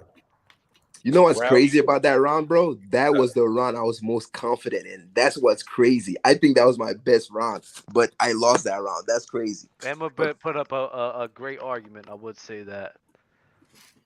Round 2, OJ ran away with it at 57% to Bama's 43%. Round 3, Bama ran away with that one, 61-49. to 39. And now we currently have a poll up right now. I'm going to leave it up for about 2 more minutes. Y'all, if you watched it, go vote. That's crazy. So Bama won the 3 out of 3, and now it's up to the out of 4 to tie it. That's crazy. So what happens if there's a tie? Like, how does that? Is it that you just do the percentage totals? I mean, I could do that, or we could just call it a draw. Y'all could revisit this on PC, man. Honestly, this is a loss to me. Even if I win this 4th round, I should have swept them because his level of real talk, bro. No, this is real talk. If I lost a Dub or Fluent, like I'll take that. But Bama is not on my level of sports knowledge, bro. I'm telling you, this is an L. This is an L for me, regardless, bro. Even if I win by a landslide, bro. Crazy. Me not being on your level of sports knowledge is like bro. All right, go ahead, do your thing, my guy. That's like saying Kobe couldn't hoop for the Harlem Globetrotters. Like that's retarded. Like, do you realize like that makes no sense? It makes all the sense in the world, man. That make the fact that I can just reach and have one of these like in arm's grasp and you don't. Further lets me know I know more football than you. Did you get that on Amazon or eBay? That makes no sense. Did you get that on Amazon and eBay? That makes no sense. You know what else doesn't make sense?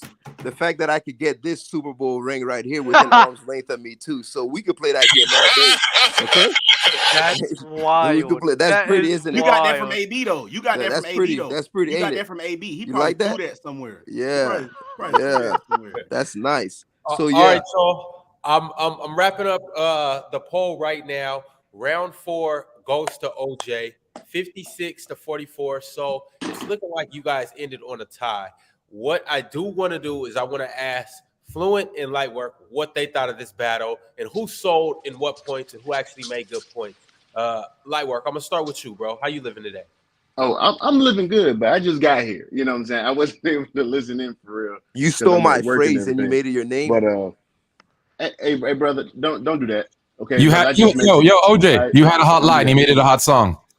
Right. So it's a brand now. I'm a brand. You're a brand, so please represent my brand that I came up with. Name, like Pepsi.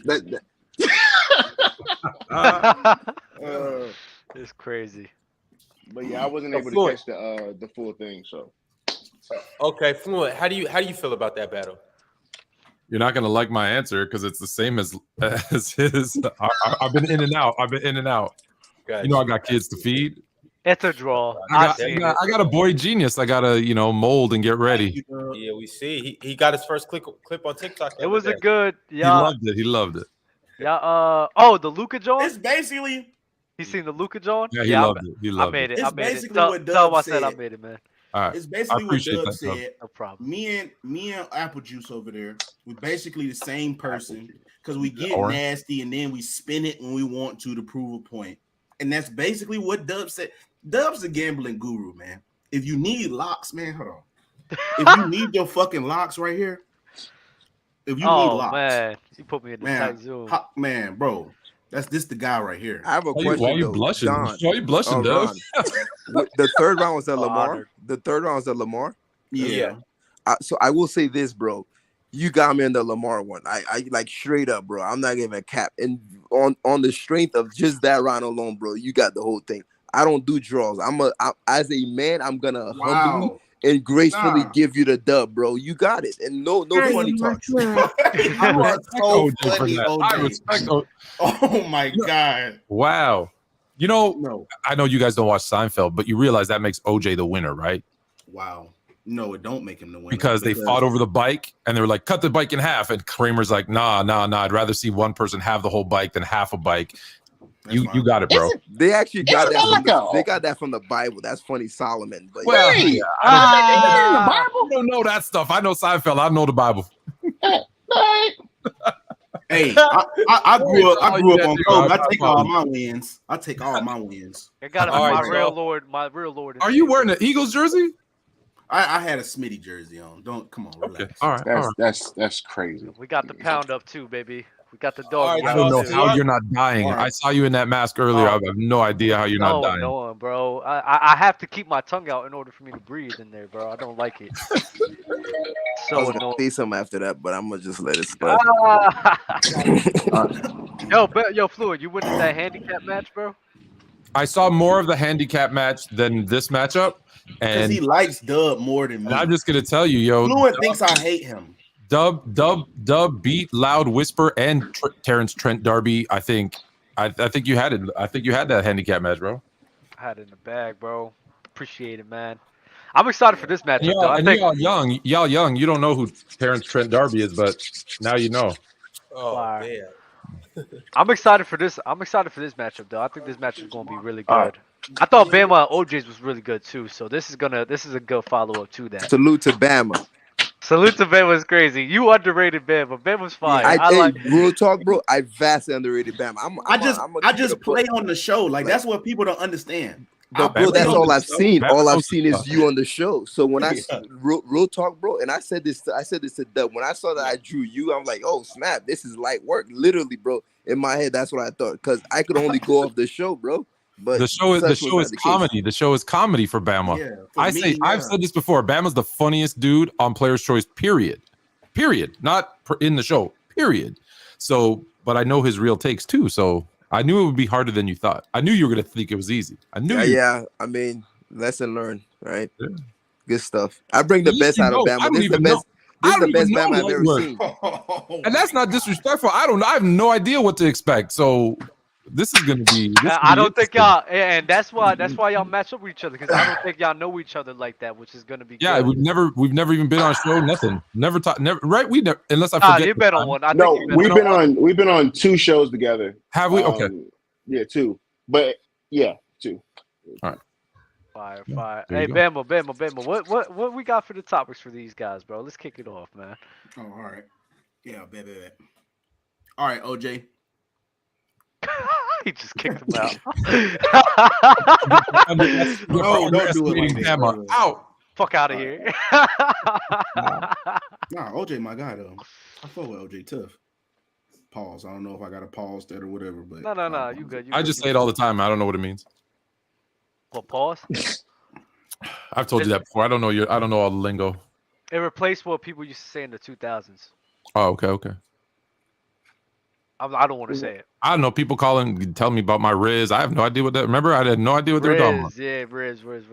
They used to say no something in the 2000s. That's what it was. Oh, okay. That's exactly what it is. That's exactly what it is. Yeah.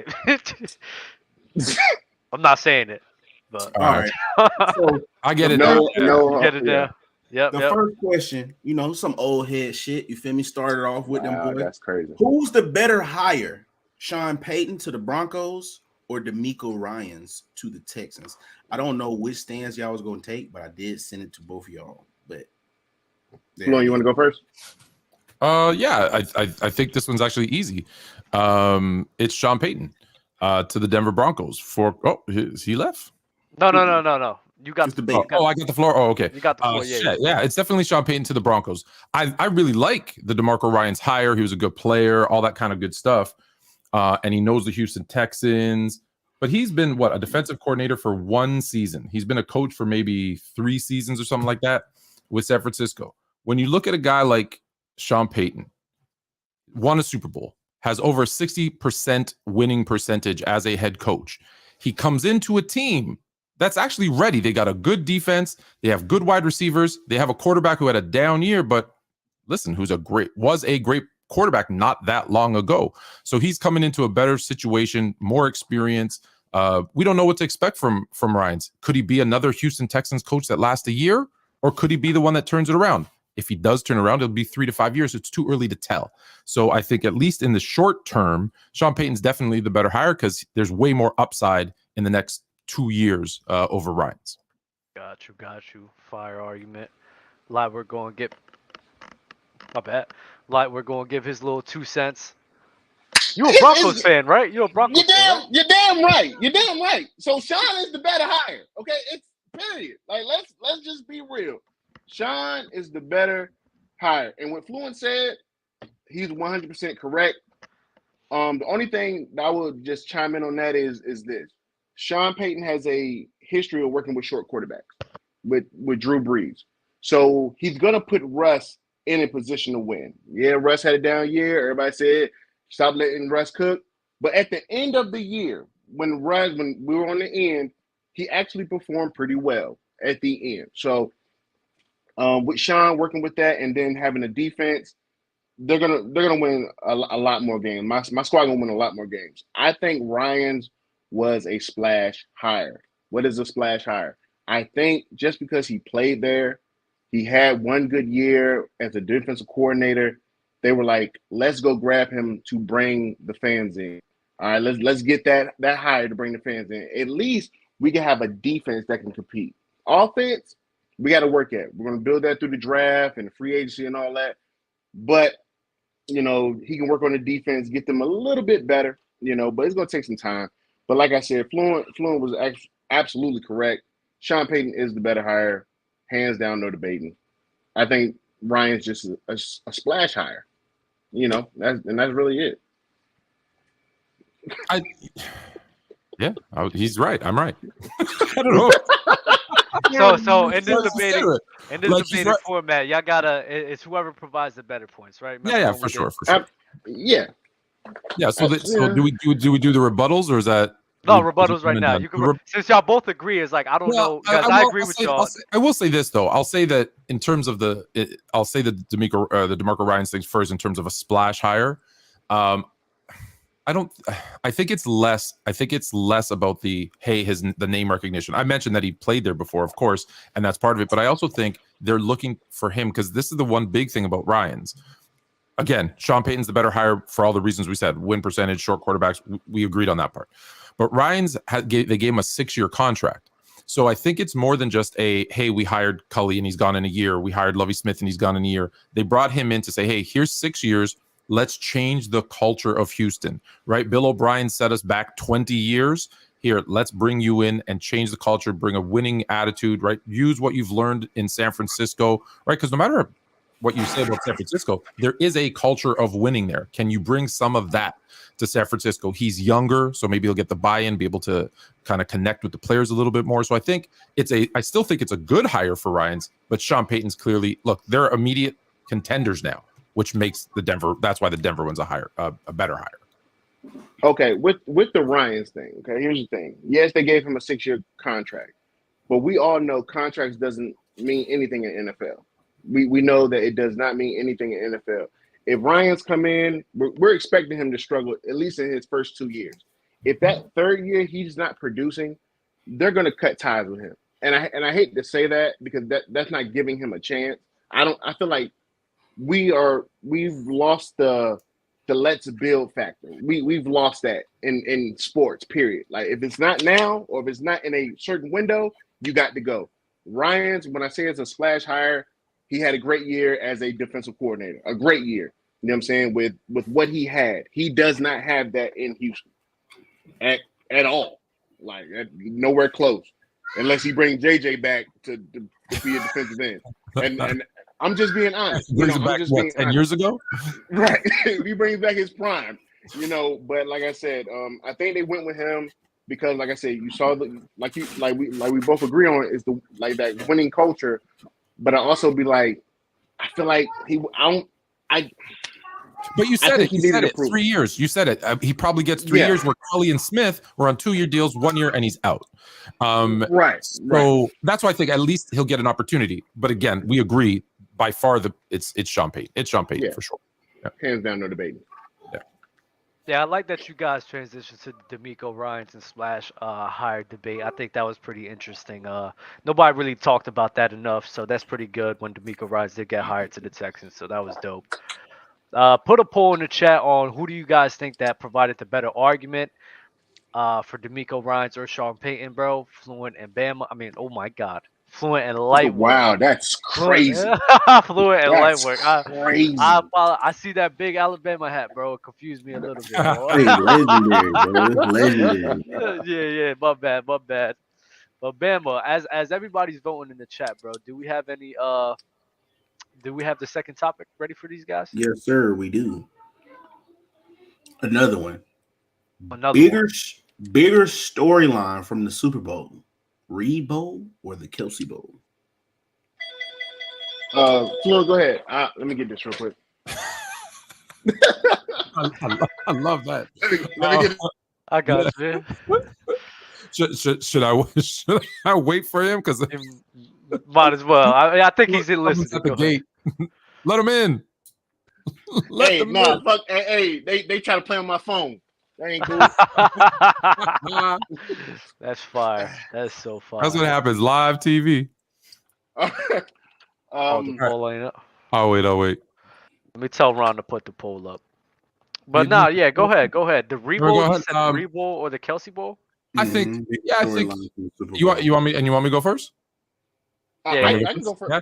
Who went first last time? I went first last time. That's why I was waiting. All right. Okay, I'll go first this time. Okay. I'm gonna be real. It's the Kelsey Bowl, hands down, no debating. You got two brothers they're different. Let me tell you this: they're different. Okay, the center, he's your typical offensive lineman. He looks like if you go out with him, he gonna take care of the bar tab. Kelsey look like you could what I'm saying. Travis, like you could invite him to the cookout. And I'm just being real. That's what it is. That's more important than the Rebo. Now, if the Rebo would have happened when he first left Philadelphia and they met in the Super Bowl or whatever, that would have been, amazing. It's been what, 10, 15? It's been a long time. Come on, man. I don't care about Reed coaching both teams. I care about the brothers, one being the offensive lineman, one being the tight end. I care about who I'm gonna invite to the cookout and who I gotta bring to the Super Bowl party. I can't bring what's his name? The center. Wait, is it Jason? Jason Kelsey? What's your boy name? Jason Kelsey. Jason Kelsey. Yeah. I don't like his name. Okay, I like Travis. I like him. He can come to the cookout. Jason, go block somebody. My bad. I'm not trying to interrupt you guys. My bad. Go block somebody. Man, look, I'm disrespectful. Your time is up. That is crazy. I can't believe that absolutely was crazy. So first, let me address his point, and then I'll tell you why it is the Reed Bowl. The Kelsey Bowl. There's no animosity. These two brothers they're not estranged. They love each other. They're never going to be on the field at the same time. They're both offensive, technically linemen, a tight end and a center. So they'll never be on the field together. They love each other. They're going to win, lose. They're going to hug it out after with their mom, who's got a half Eagles jersey, half Chiefs jersey. It's not like me and Dub, one playing offense, one playing defense, and we going at it. No, these two are just they're happy. So there's no story there other than it's cool that two brothers are playing in the same game. That's it. It's the Reed Bowl. Andy Reid was in Philadelphia for 14 years. He lost four NFC championship games, made it finally to one Super Bowl, four in a row, by the way, not lost, but you know what I'm saying. His fourth try when he did those 4 in a row, he finally won one and got them to the Super Bowl. And what'd he do? Lose. Then he gets hired in Kansas City in 2013. What's the first thing he does? He fires Nick Sirianni. He fires him. He's the wide receivers coach in Kansas City. He says, nah, I got my own guy, David Culley. You're out. There is clear. And then he goes to Philadelphia, and now it's the battle of those two guys where he didn't get it done in Philadelphia. He does get it done in Kansas City, and against the guy he fired.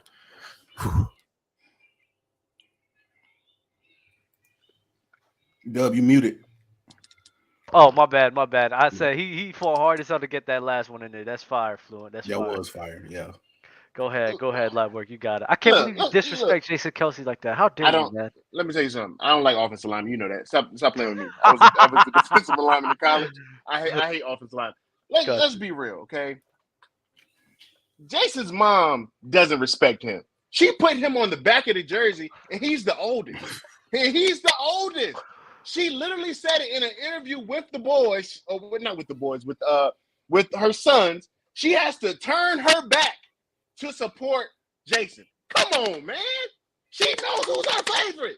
She got her favorite. It's Travis. We understand it's Travis.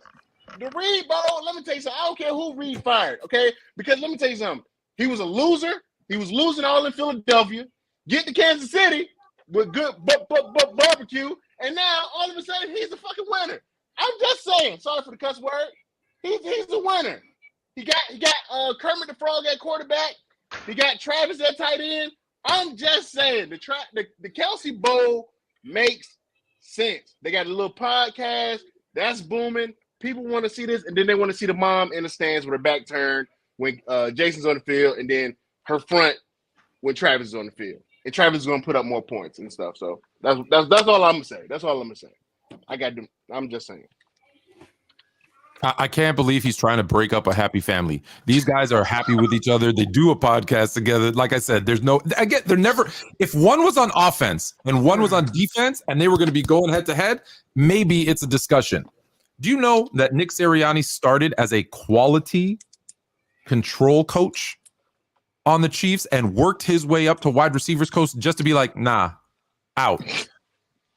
That's the disrespect Andy Reid had for him. Sirianni, trust me, has a chip on his shoulder, and he's going to show him. You didn't want me?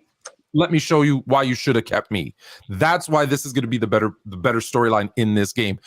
What's the storyline? They're going to hug it out? They're going to exchange jerseys? By the way, mom's shirt is split down the middle. It's 50-50. Oh, no. They both that's what I'm saying. They both say Kelsey on the back. They got the same last name, brother. But Jason's on the back. We know that. Come on. Jason's on the back. We know that. Come on. No, it's not. Listen. She knows that Travis has everything. He's better looking. He's got more awards. He gets to catch the ball. Whereas Jason's got to do the hard work. Trust me. She loves both of those people 50-50. Trust me. No, this is definitely the Reed Bowl. 75-25.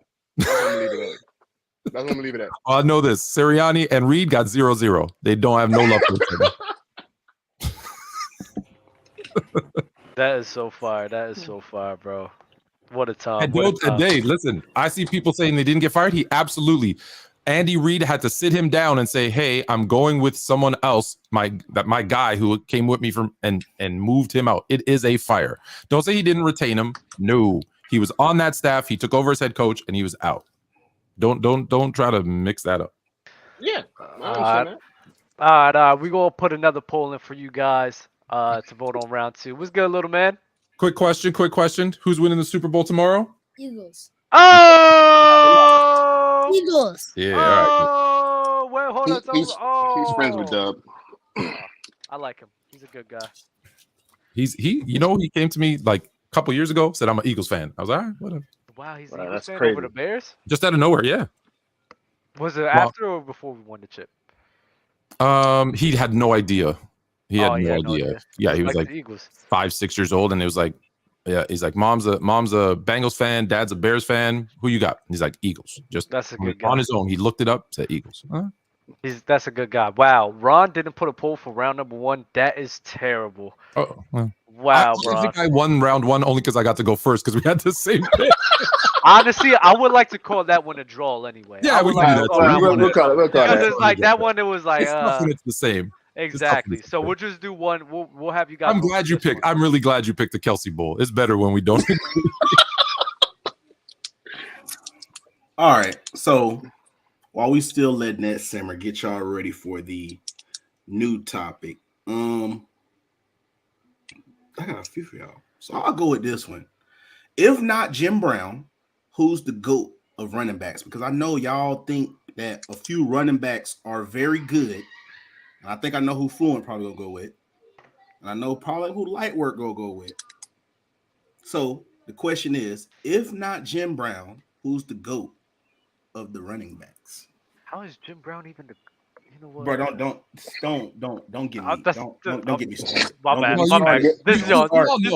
So is my turn to go first? My bad. Yeah, you go first. Because Bama be. It's all good. The GOAT of running backs might not even be Jim Brown. It might be my pick, who's Walter Payton. Because when we talk about running backs, everyone just wants to say runners. They're the best runners. But there's more that goes into being a running back. You have to be able to run the ball, which Walter Payton, until Emmitt Smith passed his record, was the all-time leading rusher when he retired. So not only can he run the ball, everyone's top 3 in terms of rushing, he was a great receiver out of the backfield. Back when they didn't throw to receivers, he was still one that they would throw the ball to. So he also, if you look at his receptions and yards, way ahead of his time. What else do running backs do? Well, they got to block. Go ask anyone that had to go in behind Walter Payton. He was one of the best to this day blocking running backs. You know what else he did? Halfback options. Go look at how many times he threw the ball. He's probably the best quarterback in Chicago Bears history in terms of completion percentage. And almost every time he threw the ball, it was on point and for a touchdown. So when you look at a complete running back, he could run, he could receive, he could block, and he could throw that option. That's everything you want. And he got them out of a hole. And there's going to be people who are going to say, what about Barry Sanders? Well, let me tell you this. Barry Sanders didn't have an offensive line. That's what they say, right? In Barry Sanders' 10-year career, he had one offensive lineman go to the Pro Bowl. One. In Peyton's 14 years, how many did he have? One. So don't tell me he didn't have offensive line help, because neither did Walter Payton. Did they have a good quarterback? I'd probably say Barry Sanders had better than one-eyed Jim McMahon. Most of y'all don't know. Fork in his eye, blind in one eye. That's his quarterback. So it's clearly Walter Payton because of the totality of what he does at the running back position. Fire. Lightwork, what you got to say to that, man? Let me tell you something. I love sweetness. Okay, I love Walter. I love him to death. I love him. But heck no, we're not doing that. We're not doing that. In an era, we're not doing it. I got AP all day. AP all day. When AP, and let's be real. When AP showed up on the scene, he was dominant from beginning to end. Now, don't get me wrong, he had some slow year. He had, injuries and all that. But when he came back, All right? Injury, comeback player of the year. Injury, comeback player of the year. He's a dog, okay? Now, I get the whole, blocking. Let me tell you something. I got you here to run the ball, okay? Run the ball, all right? Who was AP's quarterback? Ponder Dexter or Christian Pond Lake, whatever his name was, okay? It does not matter, because when you went to see a Vikings game, and then he had Brett Favre, a defamation crying self, he got him for what, two years, and then on the second year he was hurt. So let's be real, okay? Let's be real. It's Adrian Peterson all day, every day. They loaded the box and they could not stop him. Y'all knew he was getting the ball. And you still couldn't stop him. So I got AP all day, point blank, period. I'm just saying. I ain't got you here to block. Flo, what you got to say to his just saying? Typical, right? Adrian Peterson is a great runner. That's what he's a really great runner. They don't look at anything else that they do. As a runner, wait, Adrian Peterson was phenomenal. He was great. Could he block? No. Was he a good receiver? No. Could he do anything else? So when let's say you stuff him, you find a way to shut him down running the ball. What does he do for you? Nothing. Much like Barry Sanders in that playoff game, they held him to -1 yard. What good is he now? Nothing, because that's all he can do. So yes, you could load up the box with 10, 11 men in the box, and you could slow him down. Don't get me wrong, he's still gonna get his, but it's not gonna there's longevity, there's health, those things that Walter Payton has over Adrian Peterson. I don't want to, but I'll give you. You want to say Adrian Peterson was a more dynamic, harder runner? Cool. But he couldn't receive, couldn't block, couldn't do the other things that Walter Payton did. Okay. Now, I understand what you're saying. I understand that. But at the same time, neither one of them had great talent surrounding them. Agreed. Neither one of them. Okay, neither one of them. If it wasn't for a great defense and Walter Payton, Walter probably wouldn't even have a Super Bowl. But he does. I get that,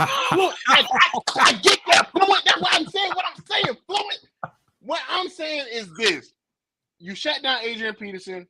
I mean, yeah, the Vikings are pretty much nobody other than the year they had Brett Favre. Other than that year, I mean, their offense was pretty much AP or nothing. Okay, and then AP's longevity, he was decent at the end. On the back end of his career, he was decent. I ain't gonna say he was all world or nothing like that. He was decent.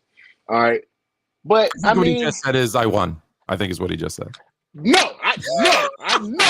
Okay, no. Okay, I didn't bring AP in to block. I didn't. I gave him to run the ball. Okay, passing. He had a couple screenplays, but that work with me. Okay, our offense is trash. Okay, work with me.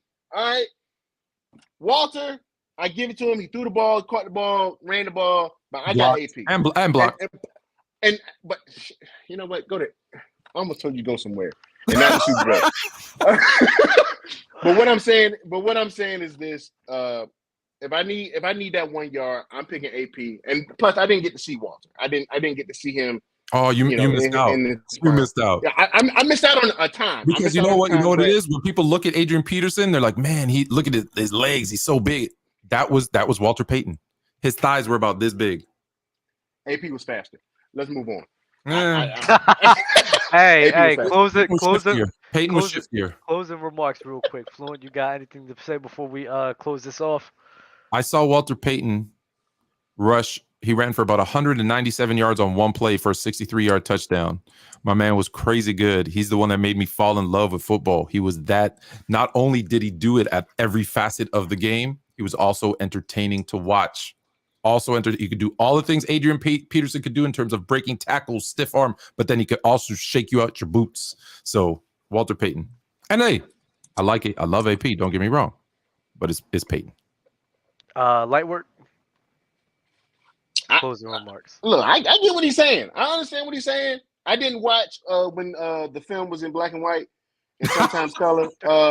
I'm just saying, brother, when I turned on any TV and I saw AP up there, I knew it was going to be a show. Regardless, I knew it was going to be a show, and I knew he was going to stiff arm somebody into the dirt. Or into the turf. Listen, as you know, I communicate with Jared Payton, Walter's son, and he said he never hit him with a switch. That's crazy. To let you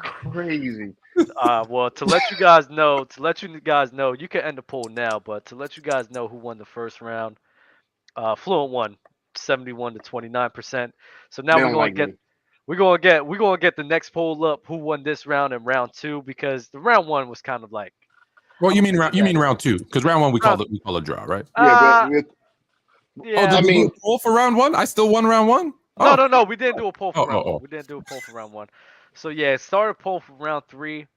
And since you guys called it a draw, do you guys want to do like a bonus round real quick, or you guys? We had like two. I think we had two more. We had two or three more questions. We can still break the time with our Bama. Yeah. You're muted, Bama. You're muted. Yeah, we could do a topper. I just gave y'all the most topics because I feel like, y'all both, leaking, knowledge of these topics. Even though I would have, oh my God, I would have 30 both of y'all. Proving why Jim Brown is the GOAT over the two people. It said take him out. It said that's why I just Brown. I know. I'm just saying. Bama.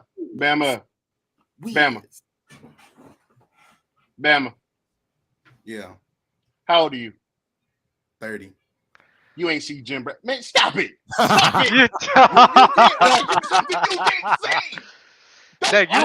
You only 7 years older than me, bro. The poll said who won, yes or no? That Ron did that twice. L.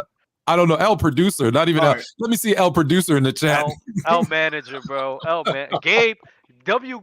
Wave is in effect, bro. He's a W, bro, for the last week now, because he's been saving us. I love you, Gabe.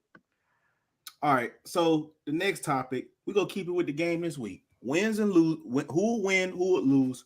Who's the Super Bowl MVP and the X factors and why you chose those people? So we gonna get real in depth with you guys. So it's the current game right now. Yeah. Really? That's what another Super Bowl, John. Yeah, so with the other good Super Bowl is tomorrow. Okay. What topic y'all want to do? What topic y'all want to do? Is Mahomes top five? I know that's what you want to do. Is Mahomes top five? Are you saving that for JRob? Are you saving that for JRob and Mookie? You're not. No. Oh well, then let them. Lightwork. Is Mahomes a top five quarterback? Yeah, because I know Lightwork don't think so. Lightwork. Is Mahomes a top five quarterback? I thought we were just gonna go 5 topics because y'all was asking for and that's why I was gonna say that for the very last, but we can go that one right now. Oh, they're doing 5 topics? Well, we got 6, but there's but we can on the list. There was that the Philly who's winning, and then there's the Jalen Hurts 200 mil, and then the Mahomes thing. Yeah, I'm good with any or all of them. We'll save that for the main event. Mahomes. Nah, let's go with Mahomes. I like that. Yeah, Lightwork just set up for that. So. Lightwork, go ahead. You gonna kick it off, Lightwork. Fluent, I got you, bro. Right now, is he a top 5 quarterback without this Super Bowl? No, not for me. Not for me. Okay, not for me. But if he gets this win in this Super Bowl, they're going to give him the MVP, regardless of what happens. If he wins this game, he's going to get the MVP. Okay, they're not going to give it to like a Chris Jones. They're not. Okay, he's not marketable. All right, Kermit the Frog, State Farm, and all that. He's marketable. So once he does that, once he wins the Super Bowl, he's top 5. He probably. I'll have him at 3 because right now I got Brady 1, I got Peyton 2, and these are people I've seen now. These are people that I've seen from my own eyes. I don't do like Bama and Wish Upon a Star in black and white and grays and all that. I don't do all that. So he'll be number 3, and then Elway will be 4, and then Rodgers will be 5. And Rodgers' the only reason why he's 5 is because of his individual awards, and the one Super Bowl he has. So. That's just me, man. I got right now he's outside my top 5, but he wins and all that. He gets the Super Bowl MVP. He'll be number 3. He'll be in top 3 for me. Okay, cool. We're gonna get Fluent up here. Fluent. So here's the thing. So when you look at most people's top 5, right? Here are the 8 names that come up most frequently, right? Obviously Tom Brady, Peyton Manning, Joe Montana, Dan Marino, Aaron Rodgers, Drew Brees, John Elway, Brett Favre. This man has only been a starter for 5 years. 5 years. And the fact that we're having this conversation alone says he's top 5 because we're having the conversation. When you look at what he's done in his 5 years, he's gone to 4. No, let me break this down. He's got 2 MVPs, 2 AFC championships, 2 All-Pros. He's a Super Bowl champion going to another one. By the way, his 1 Super Bowl ties him with Aaron Rodgers, Brett Favre, and Drew Brees already. And he has more than Dan Marino, all names on that list. He has been the home team in 5 straight AFC championship games, 5 Pro Bowls. He's only been a starter for 5 years.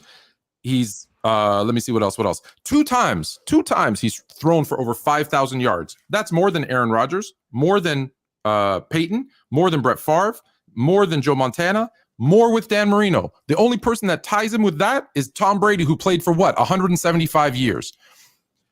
10-3 in the playoffs. Dan Marino, Drew Brees, he beats them all. That's with how many wins in the playoffs, more than those 2 guys, and he has the highest winning percentage in the playoffs. This guy has only played for 5 years. He's already a top 5 quarterback because he's in 5 years done more than most of these guys have done in their careers. When you look at that, it's insane. How do you go to more Super Bowls than Aaron Rodgers, who's the GOAT? He has more MVPs than guys who played, like I said, for so long. So it's everything he's done in that 5 years. I think it's just, if he retired today, he's top 5 because what you do in a shorter period of time is more impressive if you do more in less. And that's who Patrick Mahomes is. And we're not even talking about the most important thing because people forget talent and skill. No one even argues he's number 1. So you add the talent and skill, and then you have the production and you have the accolades. It's clear cut. He could say, no, I'm not playing tomorrow and still be top 5. Oh, damn. I was just about to mute you too. I was literally just about to mute you. All right. So with everything he said about Pat Mahomes and his 5 years, everything he has, we have to understand too, and we got to put this in context. The league is totally different. Defense can't play defense. You touch somebody, it's a flag. You brush up against them, it's a charge. Like it's ridiculous how they have to play defense. You come across the middle, we can't hit your receiver. Like it's not football. It's really offense 7-on-7 with offensive linemen. That's really what it is. 7-on-7 with offensive linemen. All right. Now I give you all his accolades. I give you all his stats, but we're in a passing league. Okay.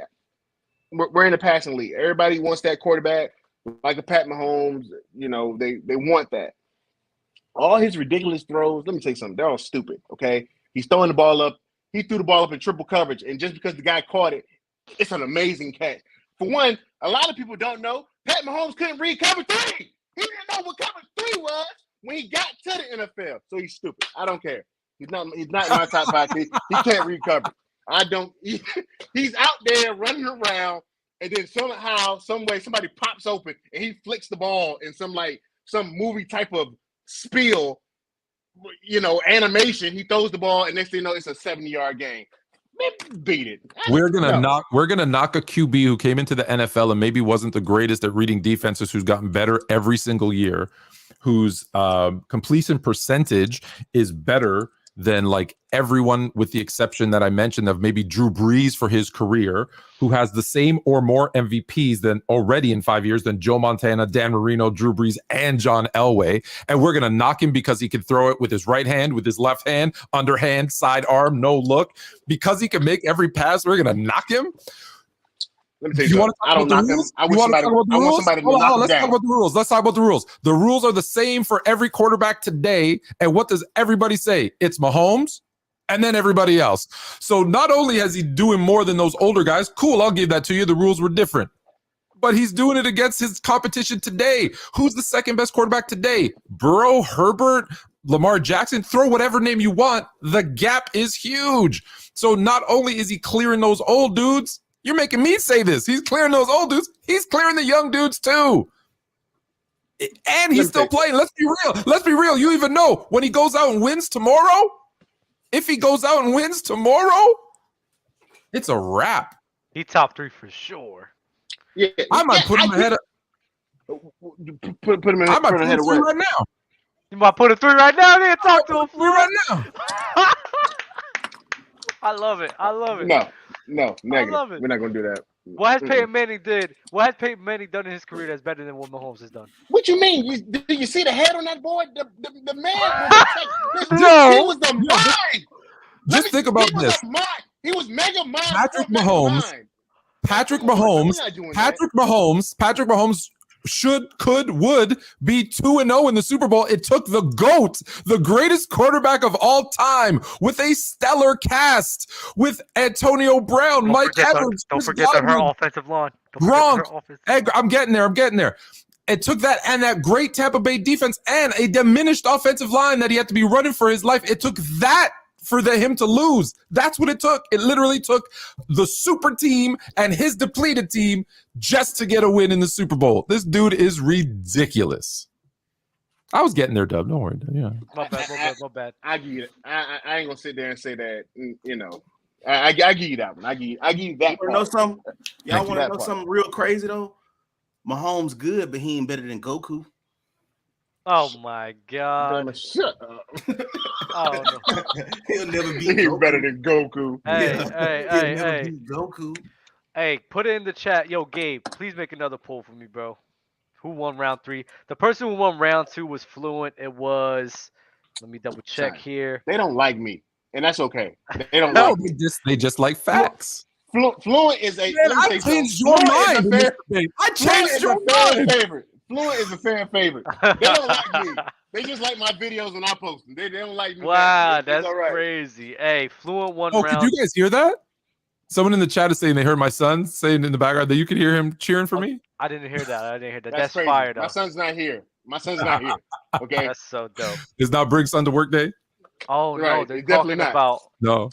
I think they're talking about me. Who? About this comment. You forgot about that. You forgot about that. Y'all kind of looking like a little bit too, though. Oh, shut up. I ain't gonna lie. Shut up. Check this out. I got this. Turn your head. Get him in the tight zoom. Check out this firework right here. All right, bro. That's fire. That's hilarious. Fluent, you're funny as hell. I thought you were about him. Fluent did win round 3, 59-40. And then everybody's voting right now. We're going to get the final guys to get up here with JRob and Rated R up here. We're going to get them in the mix. I want you guys, yo, Fluent Lightwork. Who you guys think is going to win this versus JRob and Mookie? JRob got the turtleneck? Oh, my God. Fluent, JRob. Listen, JRob. That ain't no playing around here. JRob's my guy. He's wearing a turtleneck because it's actually not that cold today, but he's up here. But I don't know, man. Mookie joined Fluent and Chill, and he had some good basketball takes, and I feel like today's his day to flip that into some football too. So I think this is gonna be closer than people think. Fire. Lightwork, what you about to say? JRob look like the artist known as JRob. Bro, what in the prick is going, bro? What are you, Mighty Ducking private school jacket? What is going on, bro? Oh, he's got taking that it shit serious. on, though. Yeah, take it today serious. Tell him he got that shit on, though, JRob. I came dressed for a funeral. Bro.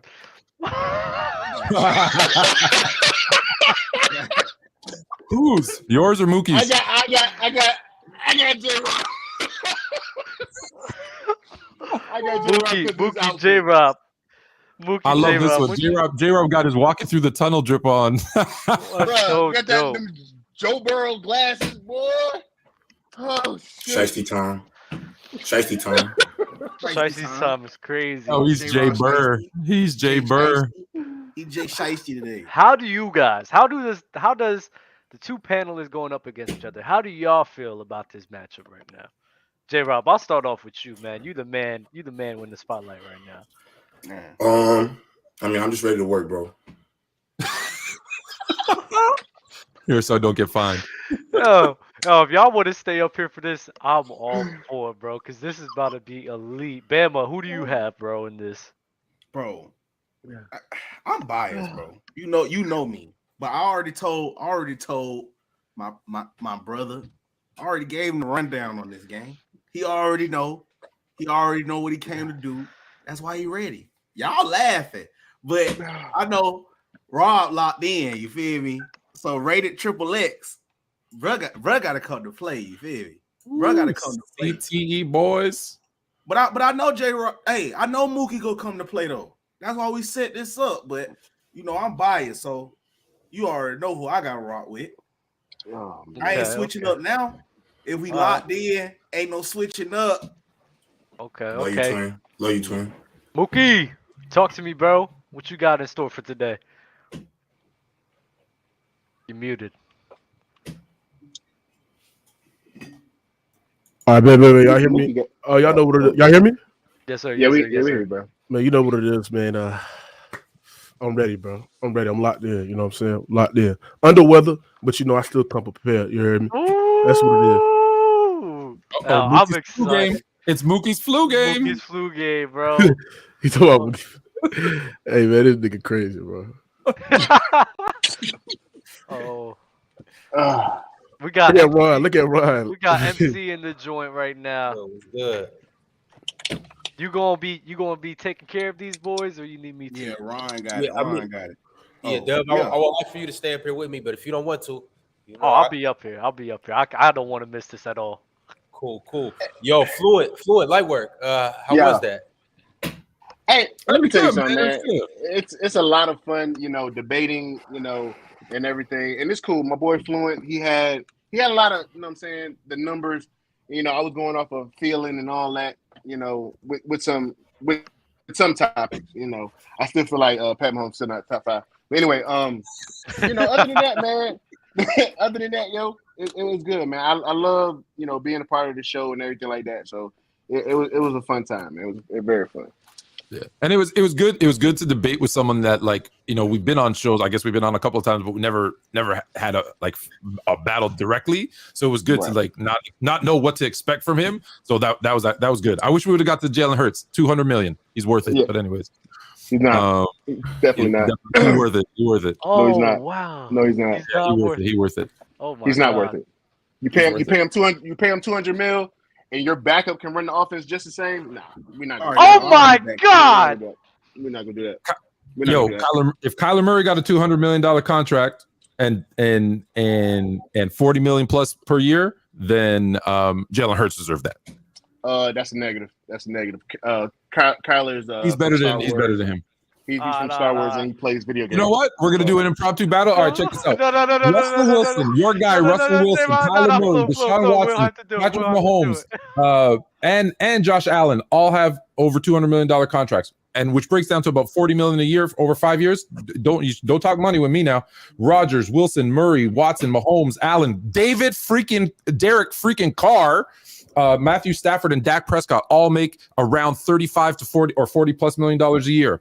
Cousins, Goff, Wentz, and Ryan all make over $30 million a year. You're telling me Jalen Hurts, the second runner up in the MVP voting, going to the Super Bowl, getting better 3 years and gotten better every single year, doesn't deserve $40 million in a salary cap that's going up by $30 million this year? That's crazy. He's going to get it easy. I'm gonna do what everybody does to players that are having a good season. Okay, he got too much talent around him. He ain't doing it with bums. He got too much talent around him. He got the best offensive line. What about Joe Burrow? No. Joe Burrow got tons around him. He's getting $200 million too. You're gonna let me talk my stuff. He has the best offensive line.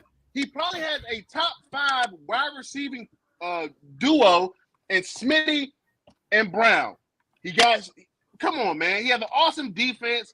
He ain't got to go out there and win a game. He does not have to go out there and win a game. And you know what everybody said? They said trade him and get Russell Wilson so you can go to the Super Bowl. They didn't have to trade him. Russell had a horrible year. Jalen Hurts runs the ball too. They got Garner Pistachios at the backup. Jalen Hurts is the greatest quarterback in the league right now. Fellas. We're not doing this. We're not doing this. All right, fellas. Hey, that was a phenomenal mini round right there. That was hilarious. But we here for JRob and Mookie. Y'all more than welcome to stay up here if y'all want. I'm gonna dip, but I'm gonna watch this because this is the one I've been waiting for. So I will. You'll see me in the comments. Got you. Salute I'll be in the comments as well. Got you. Lightwork. Hello, fellas. What's good, Eve? Chilling, man. It's been a great day, bro. Y'all the main event. Y'all finishing us out. Yes, sir.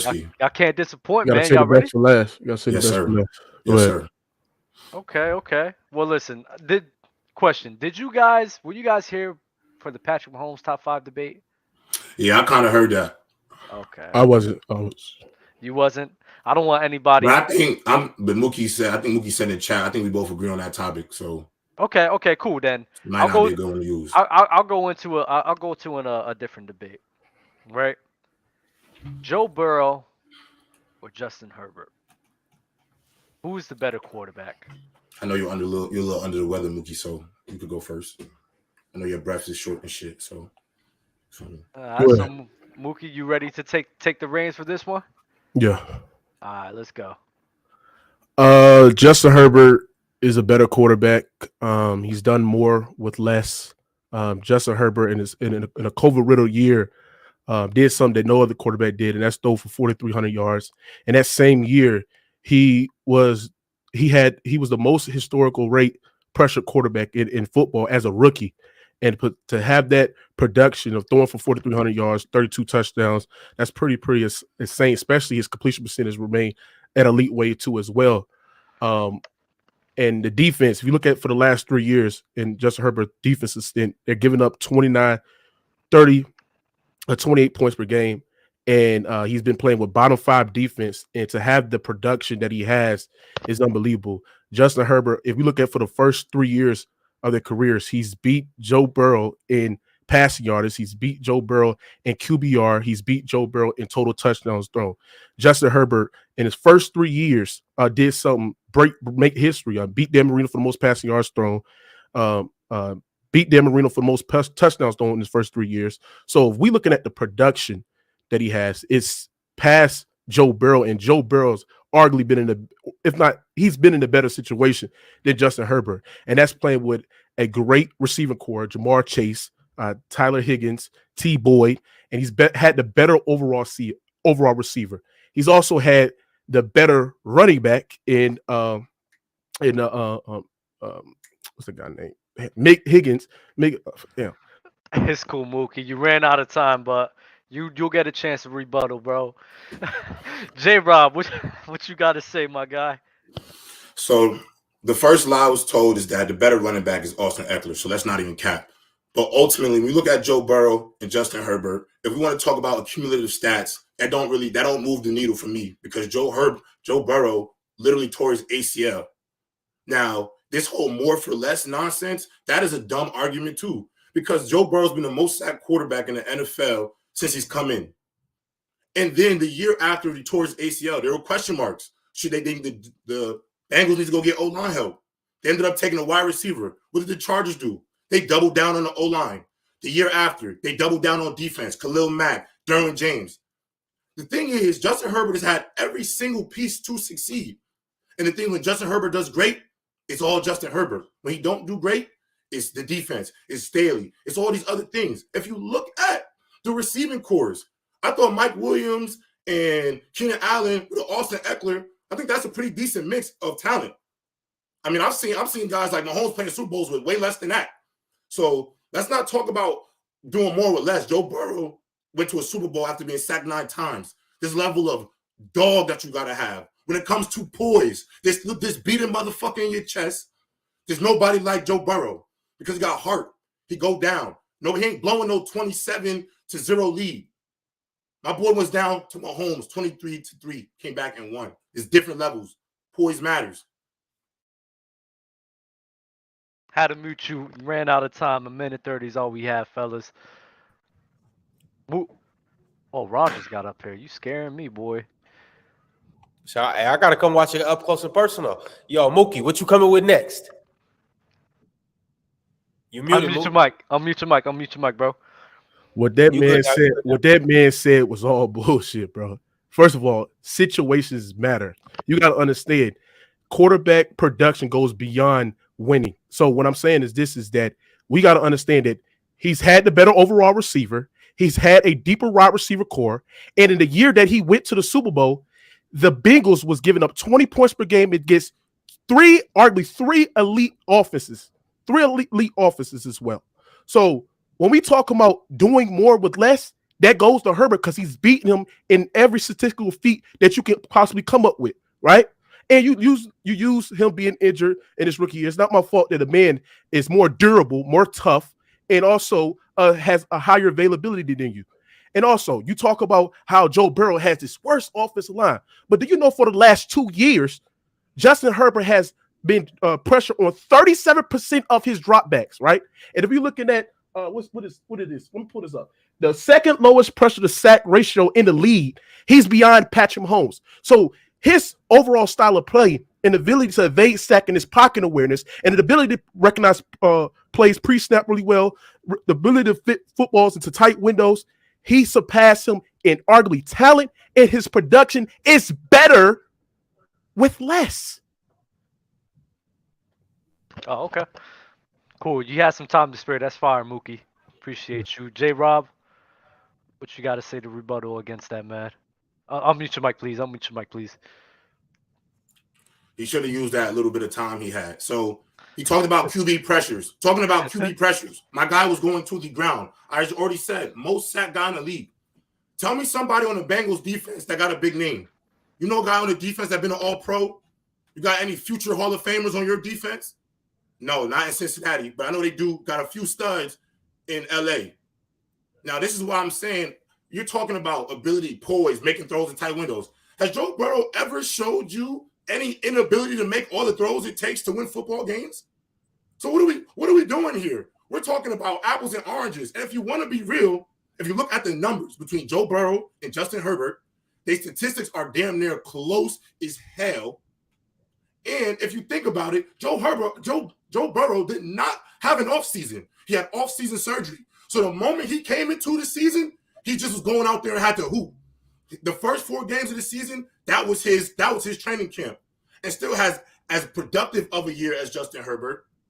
Not only that, we could talk about the run game, but that O-line ain't great. It ain't like the Cincinnati Bengals have an elite run game. They got a two-headed monster, you can say, with Mixon and Pirine, but it ain't pushing the needle.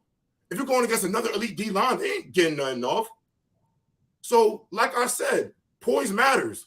27-7. The last time we seen Justin Herbert, we saw him not make enough plays to win his team a game. You got 4 interceptions. The defense that everybody harps on made the plays for you, Justin. You got to be great. Poise matters.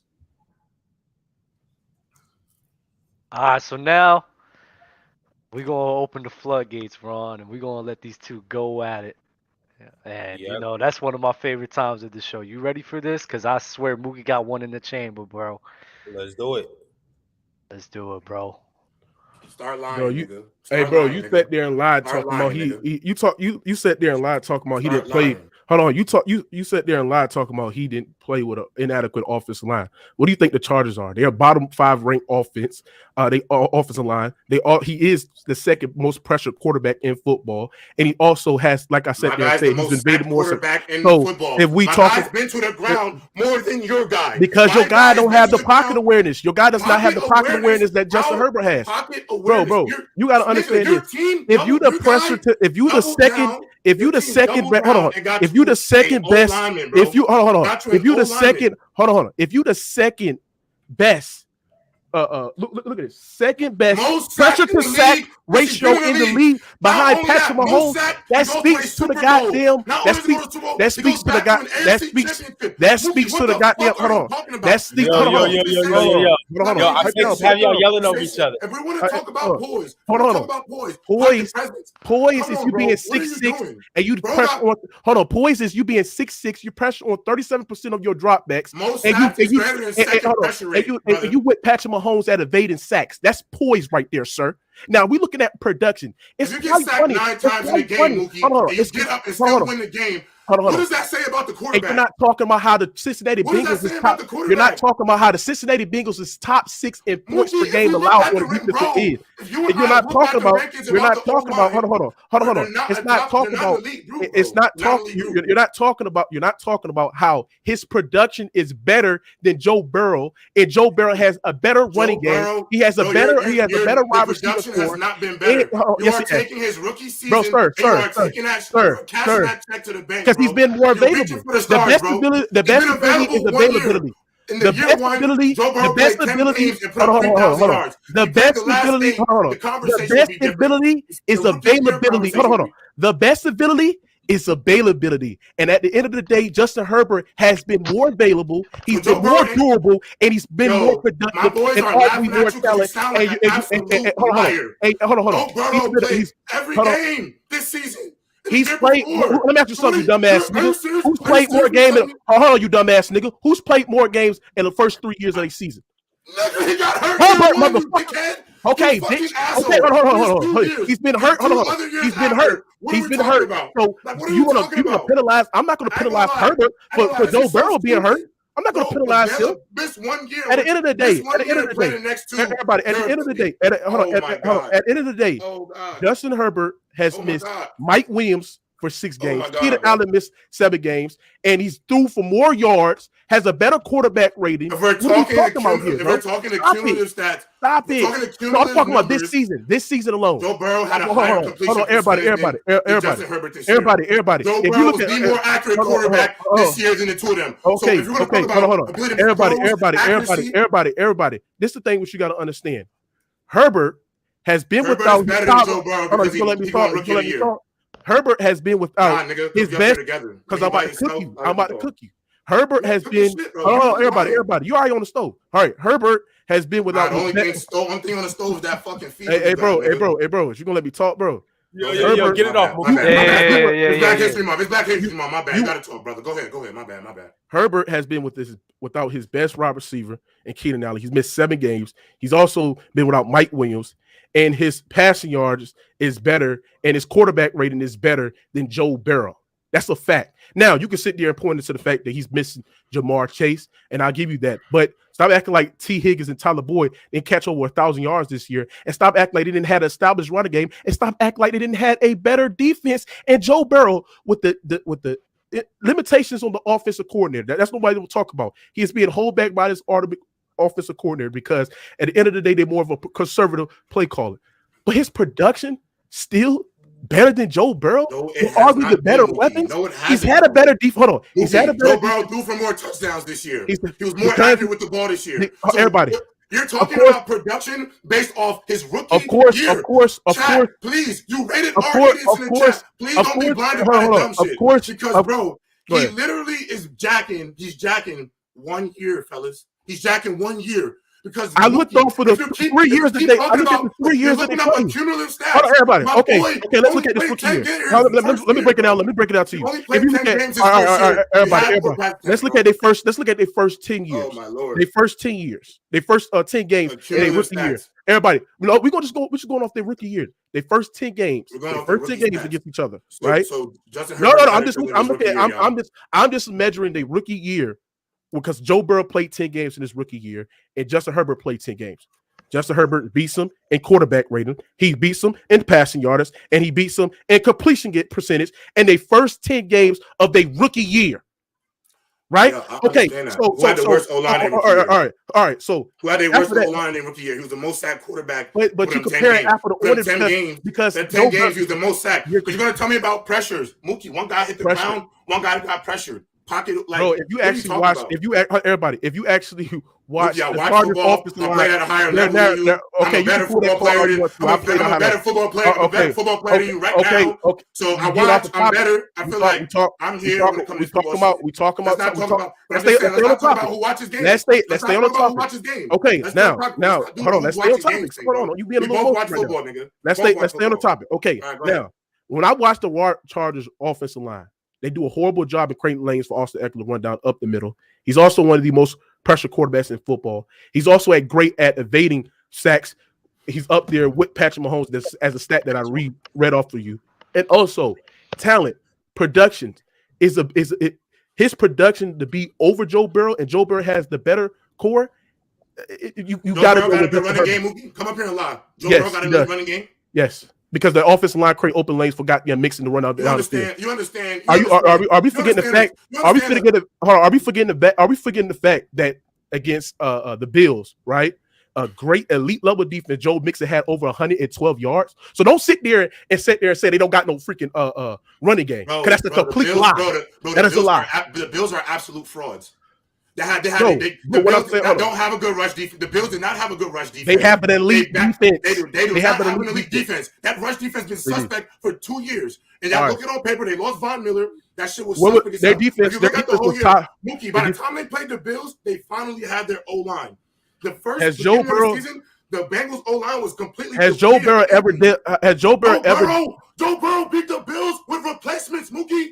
On his O-line. Are we forgetting about Jamar Chase, Steely Higgins, and elite level defense? The Bills defense was elite. You just told me the Bills defense was elite. That was an elite defense. They was top 5 in points allowed. What are you talking about? So how the your fuck Bill was the top. So how the fuck is an elite defense? Like I said, they had a great running. They had They had a great run. Yo, I just had to mute both of you guys right quick. Yo, check this out. I'm gonna give each of you guys 20 seconds to make your closing points. No interruptions. Hey, if you interrupt, you're going to get docked on the next closing points. Your time going to get cut in half. 20 seconds, Mookie. Go ahead. Kick it off. Like I sat there and said, how I measure how great of a quarterback is doing more with less. And when you use the argument that Burrow has made it further than Justin Herbert, then you got to understand that situations matter. And the ability to make his situation greater than what it actually was, and also to put up historical numbers for his first 3 seasons is unbelievable. Joe Burrow has never played with a decimated wide receiver core, and he still production was better than Joe Burrow and talent. JRob, it's on you. 20 seconds. Closing point. Also, I'm putting up the poll right now for who won. That's it. Put the poll up. Get to the next topic. Oh my God, the animosity is amazing. I love it. That was actually an amazing first round, bro. I'm not gonna hold you. Had me on the edge of my seat the whole time. How you felt about that, Ron? This is why this is the bad name right here. This is why this is the showcase right here. 100%. 100%. Mookie, how you feeling after that first round? Feel easy. It was easy work. I mean, I made my points. That's why he was cutting me off, because the points that I made was going over his head. So, I made great points. I got my point off. I know the chat gonna disagree about Herbert because the consensus around here thinks Joe Burrow is better. But as long as I make my points off, I'm good. All right, y'all. With a close up right now. By the way, Gabe's been messing up the polls all day, guys, but don't worry. I'm here to save the day. That is not true. That's crazy. Don't do. All right, we're going to jump into the third topic, or the second topic. Dub, you want to go ahead and kick that off? I got you. So, as we know, there's been a lot of moves that happen in the off season, and I don't think Bama or told you about this topic right here is kind of on the fly. But I do want to ask the panelists up here: will Derek Carr save the New Orleans Saints? Oh my fucking god! So I'd rather do Derek Carr versus Lamar, bro. JRob, no. That's for a different. That's for a different one. I want to know: is Derek Carr going to save the New Orleans Saints? And who started off last time? Was it JRob or Mookie? Mookie started off. I'll go first. So Mookie gotta not Mookie. JRob gotta go first here. So go ahead, bro. Oh Lord, have mercy. I'm good. I could go. You got it, bro. All right, baby. Well, wait. 1 second. Yeah, 1 second. I didn't know my time was on. Let me know when I could go. Timer. Whenever you start talking, I'm good. So Derek Carr is not going to save the New Orleans Saints. Unfortunately, Derek Carr is a middle of the pack quarterback who has always been a middle of the pack quarterback. The last of his 8 years, he's had double digit interception seasons. He's shown an inability to make whole shots. He's made an inability to put drives together to win games. He's shown that even with weapons, that he cannot get the job done. It is laughable that we look at his last season and we say this was a career year for Derek Carr and threw for 5,000 yards. He also only threw 23 touchdown passes, backed that up with another 14 picks. And then this season, which was worse than the year before, he throws one more touchdown, but everybody gets lost in these yards. Okay, Kirk Cousins. Are you kidding me? I will never look at Derek Carr as no franchise changer. At the end of the day, fellas, chat. The Raiders picked Josh McDaniels over the quarterback that they signed to an extension. Went and go got his college teammate. Paid him $100 million to catch passes. He had the NFL's leading rusher. You need to make plays. Everybody cannot have a tailor-made situation. Do you know why Patrick Mahomes is in the Super Bowl? Because he figures it out with what he got. Derek Carr has had weapons. They went all in, and they shit the bed this year. And he's going to do it in New Orleans. All right, JRob.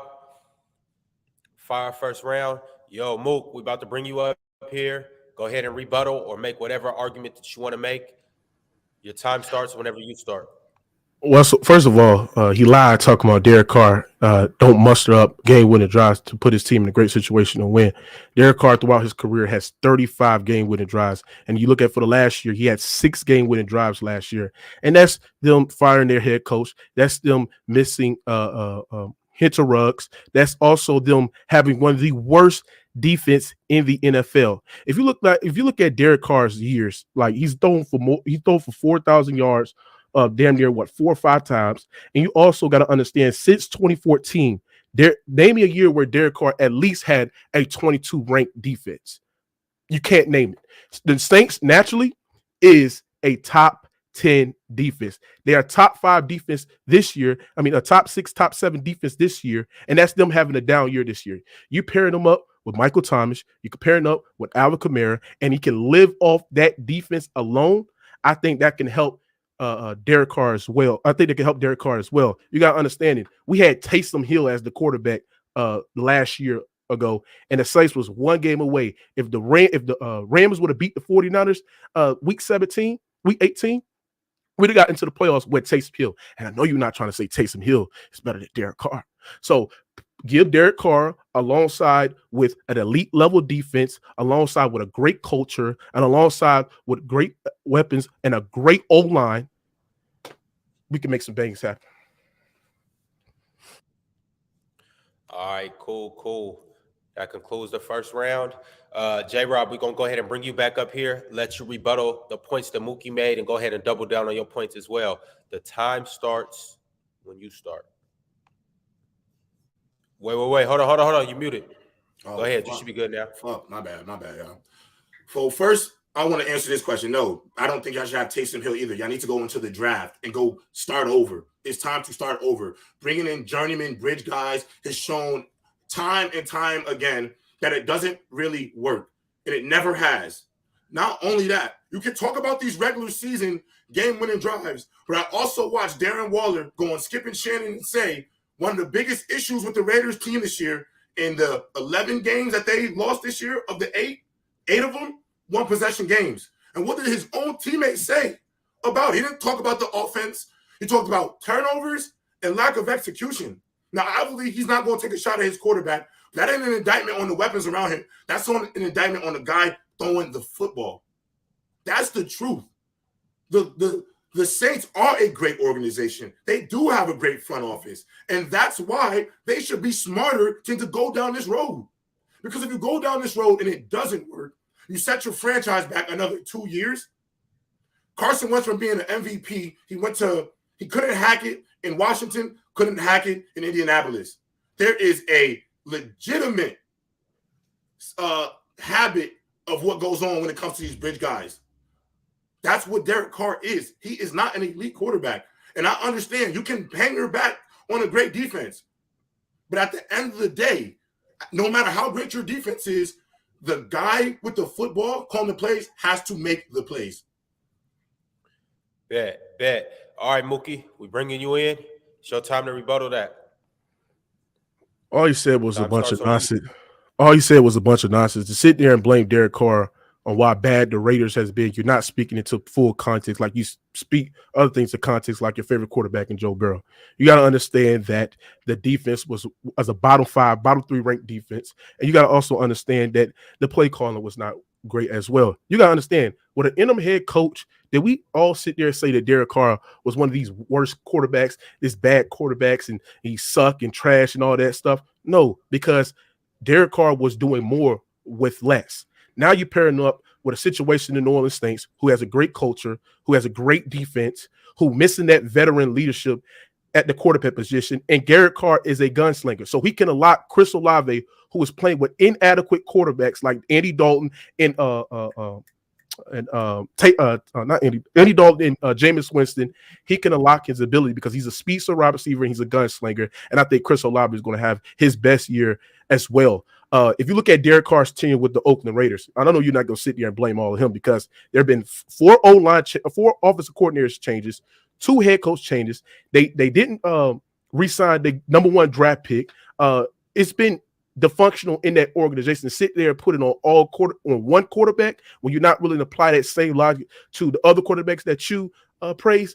I think that's a little bit unfair. You know what I'm saying? But yes, Derek Carr in New Orleans, I think they will succeed as well.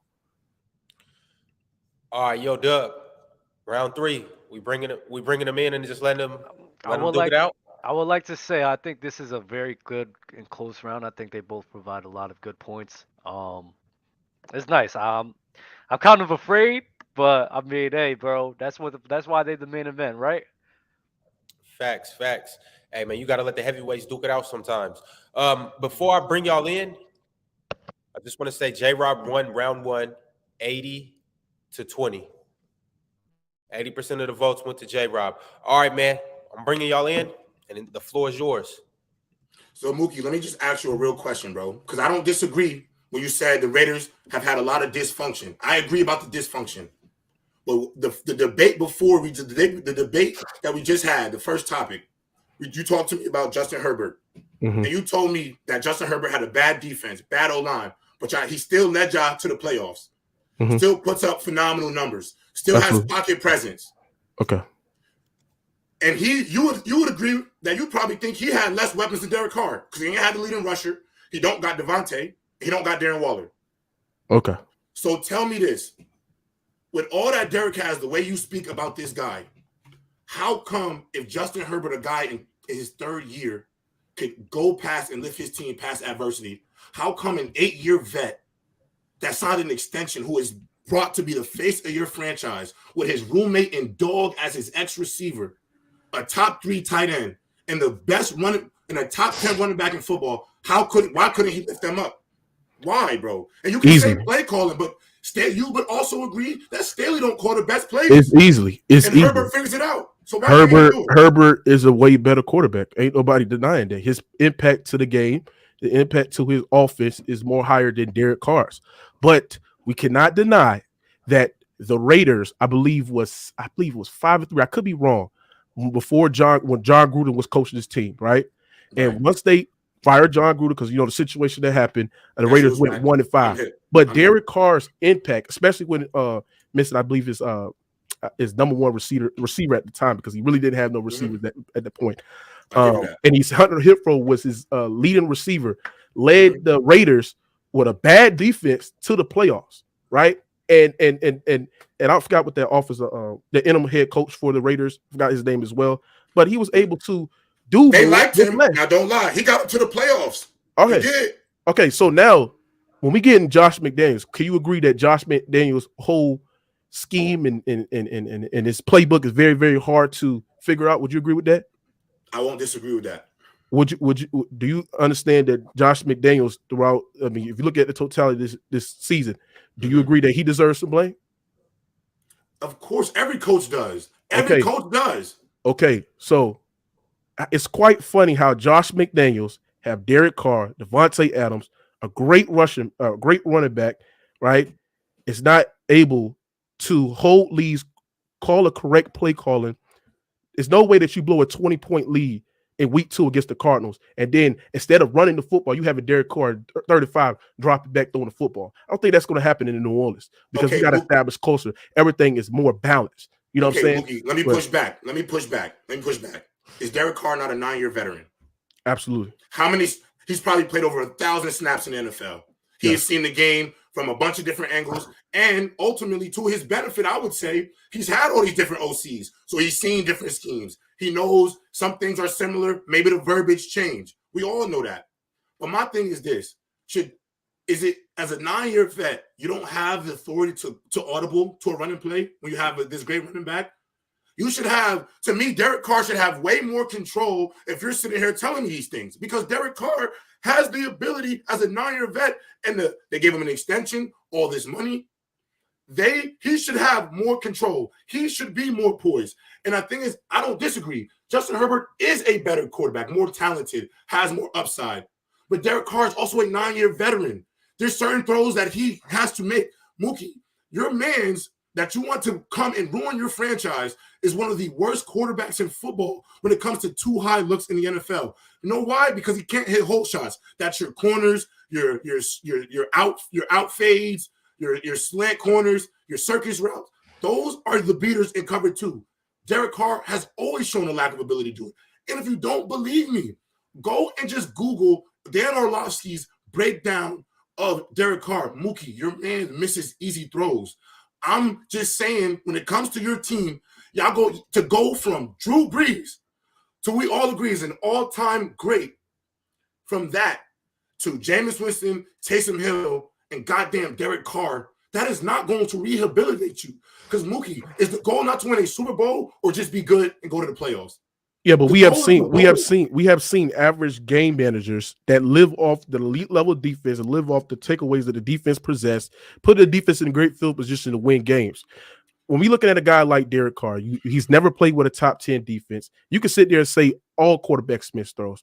Damn it, Herbert missed throws. Mahomes missed throws. Every quarterback missed throws. So I'm not denying that Derek Carr didn't have a bad year last year, but I also believe in redemption. I also believe in being in a great situation, being in a better culture, having a better defense, having a better play calling, and having a better overall coach. I think that can help a quarterback in his overall production and with the way they can produce. Because I believe like play caller can hinder a quarterback's performance. And I think that if you put Derek Carr in a great situation and put him in a great offense where it's more balanced, and you got a speed wide receiver that can beat you downfield, and you also, even if Derek Carr turns over the ball, you got an elite level defense that can get stops. It's quite funny how the Saints, as I broke down the Saints and how bad they've been inconsistent, not been disciplined defensively, they still was a top 10 defense, and so which Derek Carr hasn't played with. So I believe that will help, and also his veteran leadership, and also playing with a speed wide receiver and Chris Olave. You sit there and say that, Derek Carr is better than the last. Yes, Derek Carr is better than the last two. Yes, absolutely. Yes, he's better than the last two. Yes, so, yes. And we have seen the quarterback in 2021, the 2022 season. It's one game away of us playing with having Taysom Hill at the starting quarterback position. Jameis Winston got hurt. We had Ian Book. Y'all don't even know who the hell is Ian Book is. He went to the University of Notre Dame. Okay. Just for the chat, because they ain't going to know who that is. Yeah. still was one game away for getting to the goddamn playoffs. And I got to push back one more time, brother. One more time, I got to push back before we finish the round. Mookie, 8 games this year for the Raiders, 1 possession games. Out of them 1 possession games, most times in a lot of those situations, Derek Carr had a chance to win a lot of those games by 1 possession. So you can tell me how bad the defense was. You can say the dysfunction. But Derek Carr had a lot of winnable games. And to me, if you have Devontae, Waller, Josh Jacobs, you don't got really a terrible O-line. Your shit is middle of the pack. It'll suffice. If you have all of those things, I can't go and say that every time we lose a game, it was the play caller or it was this. We got $100 million receiver, Mookie. We got the leader in rushing in the NFL. You can't tell me this guy throwing a pick, Mookie, is Josh McDaniels' fault. If he kills the drive and throws a pick and turns the rock over, that can't be on Josh McDaniels. What about McDaniels against the Chiefs where they scored a touchdown, almost tied the game, and he went for it with 4 minutes ago in the fourth quarter? That wasn't a good play call. I don't disagree. That wasn't good coaching right there. But also, Mookie, you can agree there was other games this year where Derek Carr, the game was in his hands to win. And Absolutely. He fumbled the bag. And the only thing I'm saying when it comes to the Saints are a storied franchise. They have this legendary guy. Why would you ever go and risk it with a guy who has shown some moments of inconsistency throughout his career? And then Mookie, you're going to ask this guy to come and lead you to a Super Bowl. Mookie, he's only been to the playoffs once. He's 0-1 in that career. He's been there twice, but he got injured. Twice he got injured. But he don't know really what it's like to really play a high-stakes game. So you are gambling on the unknown as well, because he can go out there in a must-win game for the hopes and fans of your fan base, yourself, your peoples, and he go out there and put up an absolute egg, and he's gonna look like a duck, and then you're gonna be setting yourself back another few years, because that's the thing, you are taking a huge gamble. It's not about the organization. It's not about the resources in New Orleans. It's about the guy that you're asking to do a job. Yeah, and I understand that. You said high risk. I mean, a high game. I mean, the bigger game is the Raiders and the Chargers. Derek Carr played absolutely well in that game, which allowed him to get to the playoffs as well. And if you look at it in terms of consistency, I mean, if you look at his numbers and his production, I mean, he has 4 straight years where he's thrown for over 4,000 yards with a completion percentage of 60, of an average of 68. So that right there speaks of consistency, production. Now, has it result in wins? No, because it's all about situations. It's all about, that's why I said I don't use winning as a quarterback stat, because if a person is in a better situation, he's 9 times out of 10 is better to get the better results. So he's also played with one of the worst offensive lines. His offensive line was not really well in them years in 2020, 2021, and 19, because they was ranked middle in the pack to almost dead last as well. And if you're looking at the defense, we talking about the defense last year was one of the worst in the league. For the last, you can't name me outside, like I said, you can't name me outside of 2014 where he had at least a 22 ranked defense. I cannot, and I won't argue that because I can't. Derek Carr has 7 game-winning drives in 2016. So we talking about in terms of putting a team in a great position to score. I mean, Derek Carr has that ability. That's why he has 35 out of the current players playing. He has 35 game-winning drives, and he was top 3 in the most game-winning drives last year. So, but that's my point, Mookie. What if he's also shown you that he cannot do it too? He's showing you that he comes up short as well. Like, I get it. Them regular season games are cool. But I think in games that have mattered the most in Derek Carr's career, even some regular season games that have mattered the most, like for seeding, for getting into the playoffs, for ranking in their division, bro, he has not lived up to them expectations. And I would argue this. And hold on, before you go, I will argue this. Final points, and then we got to move on to the next topic. All right, bet. I'm gonna argue you this, bro. We watched Matthew Stafford go and have, and obviously Derek Carr is, I'm not going to say he's leaving his team. So I'm going to use this team this year, the team that the Raiders organization put together with a supernova of weapons for him to be with, the same way they did with Matthew Stafford. Matthew had a bunch of weapons and was prolific offensively. I'm not going to talk about the defense part of it, but I'm going to talk about your ability to score points in big games. Matthew Stafford was able to do that with a plethora of weapons. Derek Carr had a plethora of weapons this year. They went all in to win this year. They wanted to compete and be credible. And he came up short. He was abysmal. Don't let the numbers confuse you, because Kirk Cousins has some great stats. And you watch the games. We both are football junkies. So we watch the games and we know Kirk Cousins ain't nothing, no matter what that stat line say. So I got to push back. Yeah, I'm gonna say this. I'm gonna go on. Yeah, you can sit there and say like his numbers, like his regular season numbers, don't result in always wins. Mm-hmm. But the quarterback that you have above him ain't really shown to get it done in the playoffs, like Lamar Jackson as well. So I just think that there's a lot of plethora of quarterbacks that that's in that top 10 tier hasn't really shown to get it done in the playoffs. Maybe it's the situation, their defense, giving up a big touchdown, giving a big lead. I mean, so like I sat there and said, I think better situations matter. I think Derek Carr playing with that elite defense, I think that was going to do great for him, and playing with a speed wide receiver, I think he can unlock Chris Olave level as well. So, yeah, I think Derek Carr to the Saints, I like it, bro, and I think he's going to prove everybody wrong. Gotcha.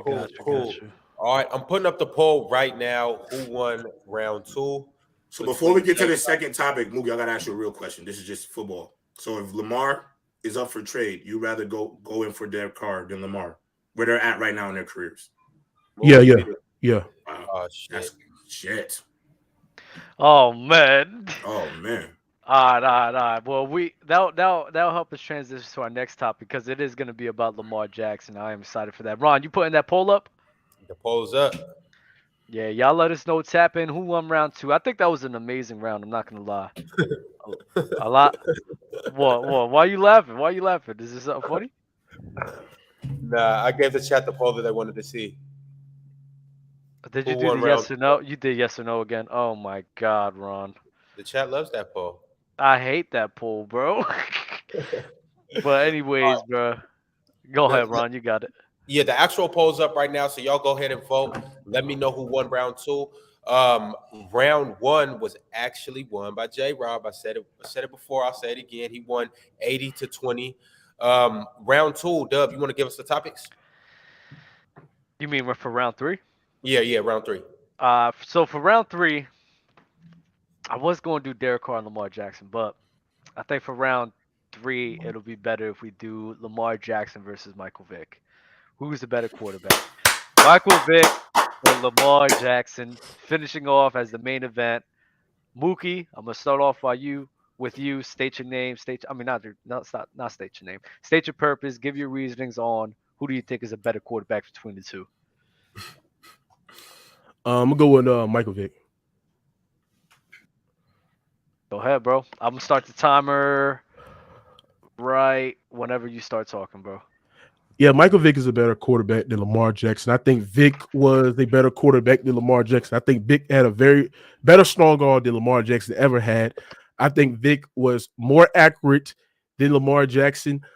People are going to sit there and say, "Oh, if you look at the statistical feat, Lamar Jackson is better." But you also barely compare apples and oranges, because at the end of the day, Lamar Jackson is playing in the era where it's a more pass-happy era, and also he's playing in the era where RPOs is more prevalent. They're introducing a scheme where it can help the best quarterbacks and abilities to run the football. So the whole offense is designed for Lamar Jackson. Vic didn't play in the offense like that. Vic to not play in the offense where it's no RPOs, no design runs, no power runs as well, and to have the statistical feats somewhat comparable to Lamar Jackson in the era that was not a pass-happy era, Vic is better. Vic is more elusive as a runner. He's more he has a better pocket awareness than Lamar Jackson as well. And Vic's impact to a game. Like when Vic went to Philly, like y'all gotta understand, Vic would have broke all the records that Lamar Jackson is breaking. We're talking about terms of running the football. But Vic going to Philly, he developed to a pocket quarterback, something that Lamar Jackson has never done. And if you give Vic the elite level defense that Lamar Jackson had, It'd been more. Oh, I had to cut you off. There. My bad, Mook. Kind of ran over time. Go ahead, JRob. I want to hear your rebuttal. All right, let me just. But I ain't gonna start. Let me just take my glasses off so he can look his killer in his eyes. So first things first. Most accurate. That is a lie. Why is that a lie?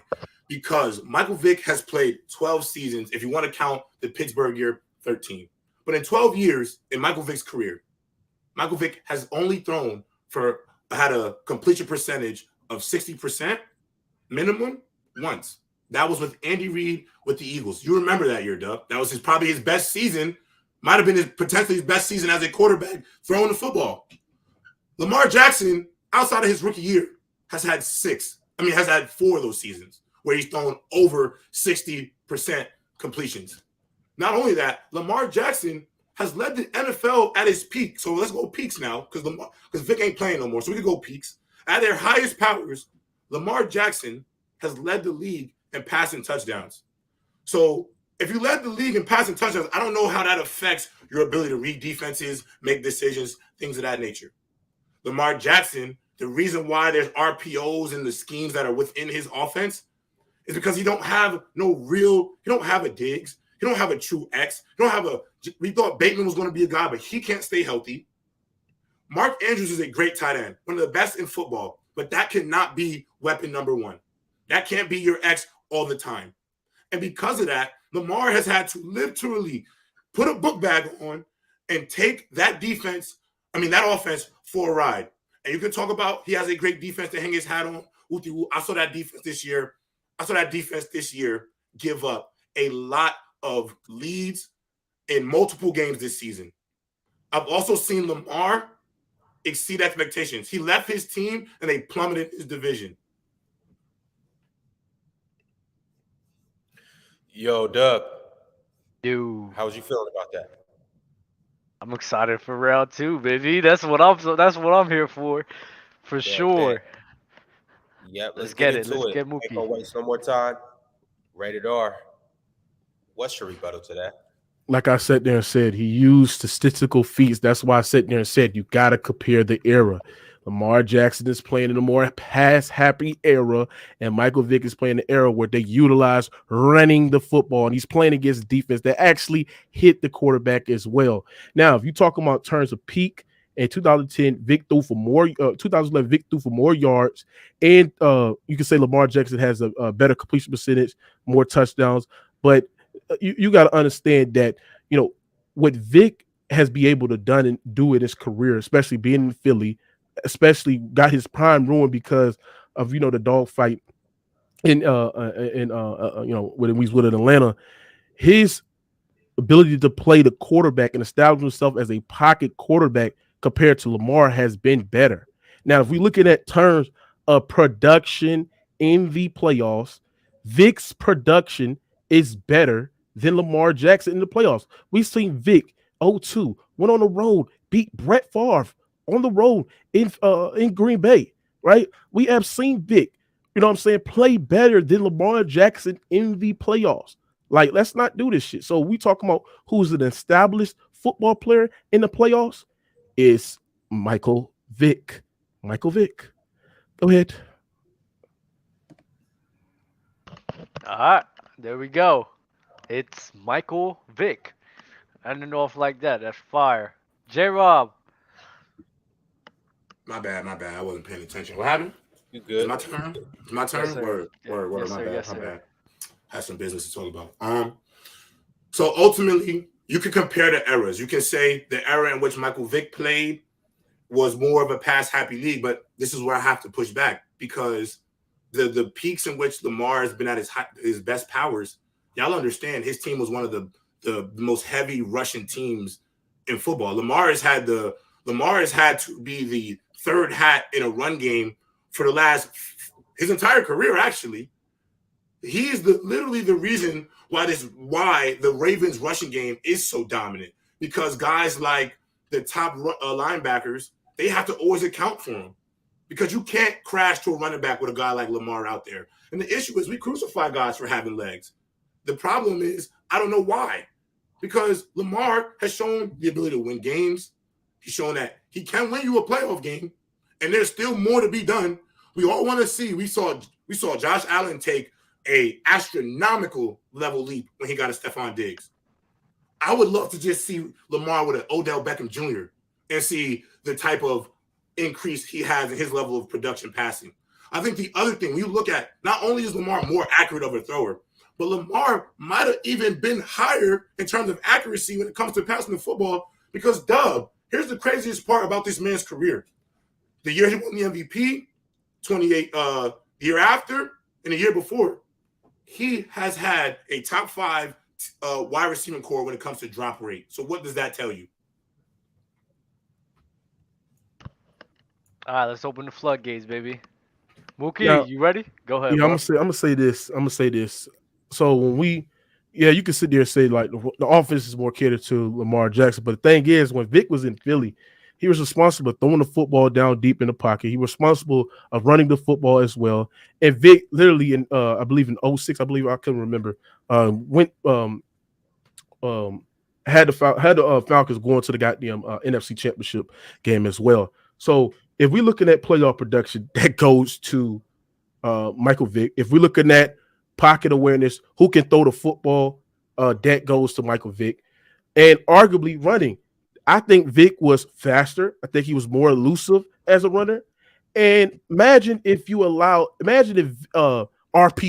and all that was integrated at the time where Michael Vick played. He would be literally 03, my bad, 03. He would have literally surpassed Lamar Jackson in rushing yards, rushing touchdowns, rushing yards per attempt. He would literally surpass him in that aspect as well. Now, with the thing you're not getting on, the fact that Michael Vick has made it further than Lamar Jackson, and Vick rarely, I'm about to say outside of 1 year where he had a respectable defense, while Lamar Jackson has had that number 8 scoring defense in football. His MVP year, the Ravens was a top 5 defense in football. If you look at the year that people sit there and say this is a down year for the Ravens defense, the fact that they still a top 5 defense as well, it just speaks to Lamar Jackson actually been in a better situation than Michael Vick, if we be honest. Now, you can say Vick, played with Deshaun Jackson in this prime, Jeremy Backlit, all them other guys. But if you're looking at football defenses, that goes to, Lamar Jackson, and Vic production has been better in the playoffs. Don't you use winning as a quarterback stat, JRob? I do. Hey, so apply that shit to goddamn. Apply that shit to goddamn Michael Vick. So let me push back now. Has Lamar Jackson ever had a wide receiver room as explosive as the one that Michael Vick had with the Eagles when he had his best completion percentage in his career? Nowhere close. You and I both will easily admit Deshaun Jackson is probably one of the greatest deep threats to ever play the game of football. Am I lying there? We all agree to that. This is why I also have to push back. Yes, has Michael Vick had a longer feat to getting to the NFC Championship? Yeah, he had a better playoff run. But at the same time, Lamar is only 5 years in, bro. There is, by the time Lamar gets to the point where Vic was at when he was with the Eagles, how much more mature was Vic? How much more was he able to use his legs with a guy like Andy Reid? Andy Reid innovated that offense around Vic's legs when he was great with the Eagles. He got to use his legs more because they actually accounted for him in the run game at times. That made that year so great. I think that helped his ability to have a 62% completion percentage because you saw a lot of man defense because you always had to account for the quarterback. Mm-hmm. Nobody at the time could run with Deshaun Jackson. So you can air it out. Jeremy Maclin at the time was a Pro Bowl level wide receiver as a Z. So it didn't get no more better than that. And ultimately, I do think if Lamar had a guy, Mookie, that can always win in one-on-one coverage, not even a Diggs, Mookie. I don't even need Diggs. Don't give me Diggs. Give me T. Higgins. I'll take T. Higgins on that wide receiving core. What about a Hollywood Brown? I don't want to call him a bum, but he's not a one. But he's a speedster wide receiver that can win on the outside. But he also was a leader in drops when he was with the Ravens. That is a problem.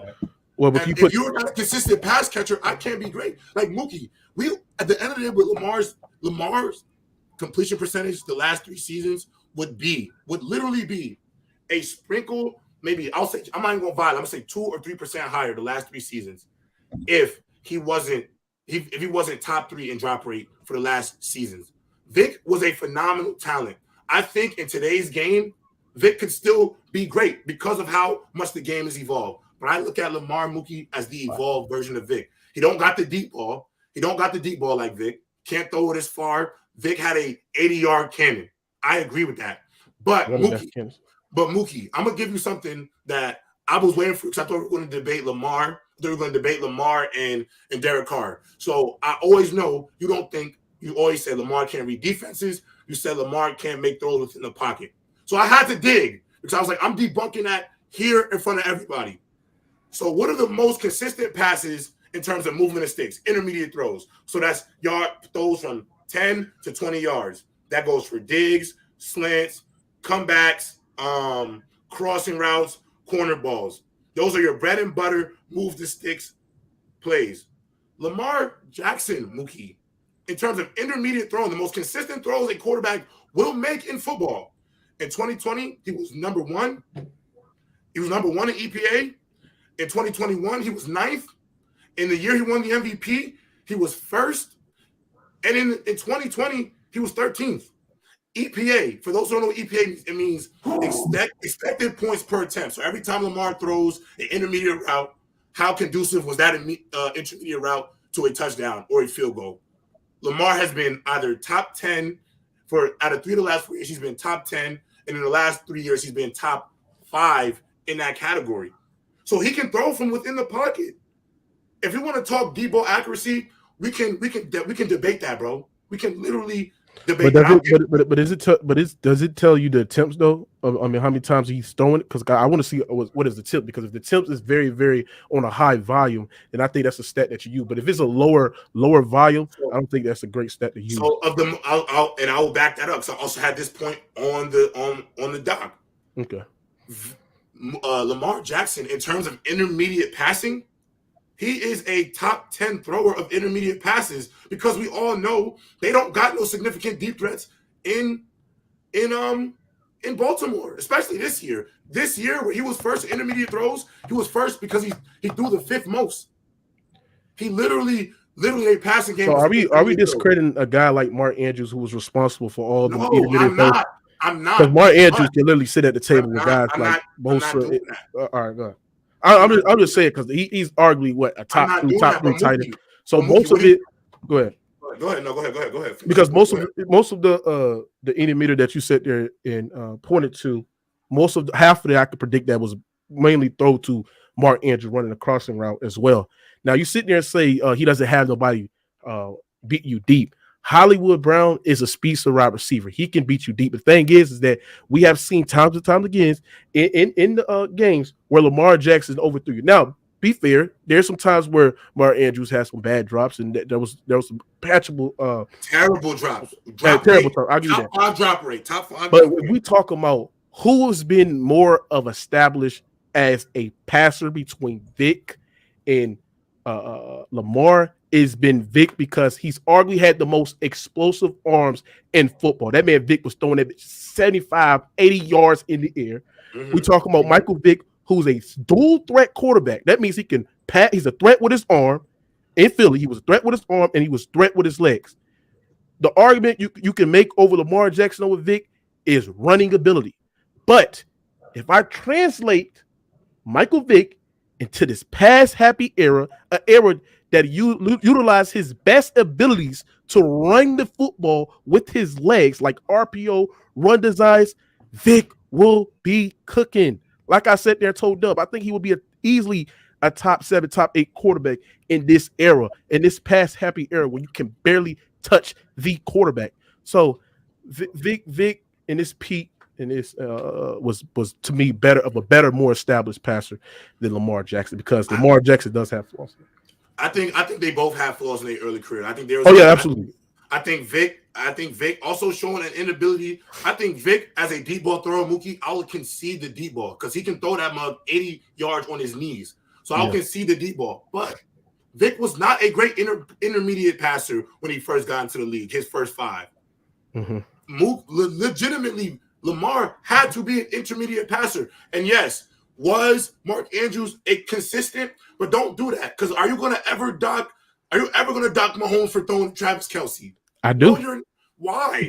That's his best weapon. If your tight end is better than your wide receivers, Mookie, that can't be on the quarterback. But I'm saying what I'm saying is that when we looking at the weapons that guys had, and a guy is doing relatively the same with the more weapons or doing less the same with the more weapons, we got to put into context. We can't just sit there and say, "Oh, Mahomes is responsible for all of Travis Kelce production. He's responsible for all of Tyreek Hill production," because them guys are great as well. Mahomes, before linking up with Travis Kelce caught over what 1,000 yards with a game manager than Alex Smith, and Tyreek Hill caught over 1,000 yards. Some guys are still great. Some guys are still elite. But what I'm saying, back to this topic that we're producing, yes, they have some flaws. I think Vic, in his early years, he was a hard-headed. He really didn't study the game like he's supposed to. But I do believe that if his prime was not ruined with that dogfight, I do think that Vic will be breaking records with his legs. And also, if they gave him some really legit weapons, because he could use the same. I think Vic can also. But Mookie, you're going down a slippery slope right now, because the first topic you told me when it came to Joe Burrow and Justin Herbert, it ain't your fault. It ain't your fault that Joe Burrow got hurt. It ain't Lamar's fault. It ain't Lamar's fault that Michael Vick's people was doing things in his career they shouldn't have been doing. I agree. That ain't Lamar. That's why his numbers are better. I can't debunk the numbers in the stat, but I can put it in context. So let me ask you this: what players why couldn't Vic complete over 60% of his pass for the majority of his career? Because there was legitimate inadequacies in his ability to make the routine throws. The routine throws are the crossers, the digs, the slants, the comebacks. Those throws were not the best and most conducive for Michael Vick. They weren't. And he had to work at it. And he did. He got really good at it towards the back end of his career. But in terms of statistics and numbers, Lamar Jackson has been a better inside the numbers thrower than Vic has ever been in his career. And if you go by the deep ball, there's only a 2% difference in deep ball accuracy between the two of them. I think Lamar has the sky is the limit because he's going to develop. I think he had a better peak season. I also think if you talk about if you want to ever just do passing, I don't think because of what is on paper about Vic, you could never really say Vic was the better passer because he. But you're basically going off that on numbers. If you actually I'm not saying I'm not saying you did that in the first round. You did that in the first round. Yeah, but I provided eye tests. I described the talent of what he done. But you also banked on cumulative statistics because I was in history. I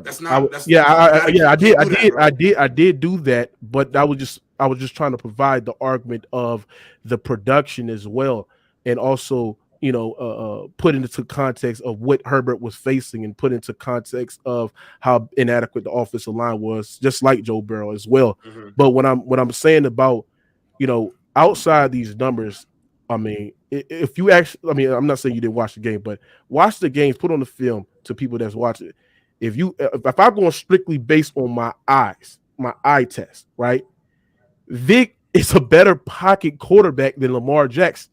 Now, Lamar Jackson does have the edge with the, passing yards. I mean, I think Vic, throughout the whole totality, he had a season in 2011 where he threw for more pass yards than Lamar Jackson. Vic, got the completion percentage, but you can't really name an elite wide receiver that Vic had when he was with Atlanta. You can't really name one. You can't do that to Lamar either, though. And Vic had two elite receivers when he was in Philly, bro. Okay, what elite receiver did Lamar have, Mookie?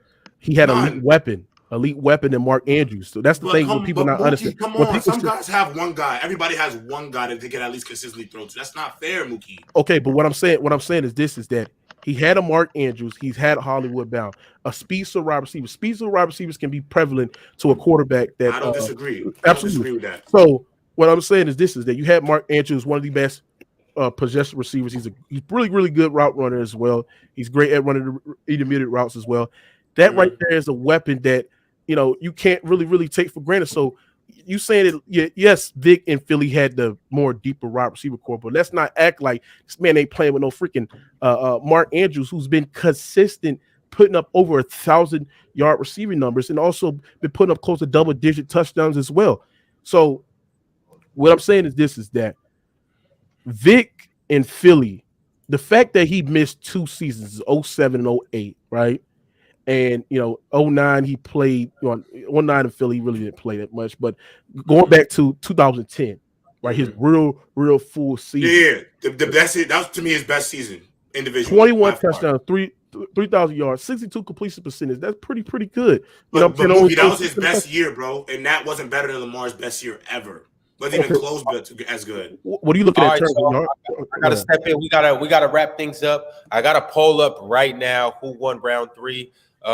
It's looking like JRob is on top of that one. If you guys are still in here, go vote. I see it's only 33 people that have voted. It's 200 plus people watching. Go ahead and vote. Give us your input. Also, too, let's get the likes up. I know it's people in here that haven't liked the video yet. Go ahead and hit that like button. I ain't gonna lie, Ron. I gotta call out the chat for that. I gotta call out the chat for that. Yo, y'all been in and out of.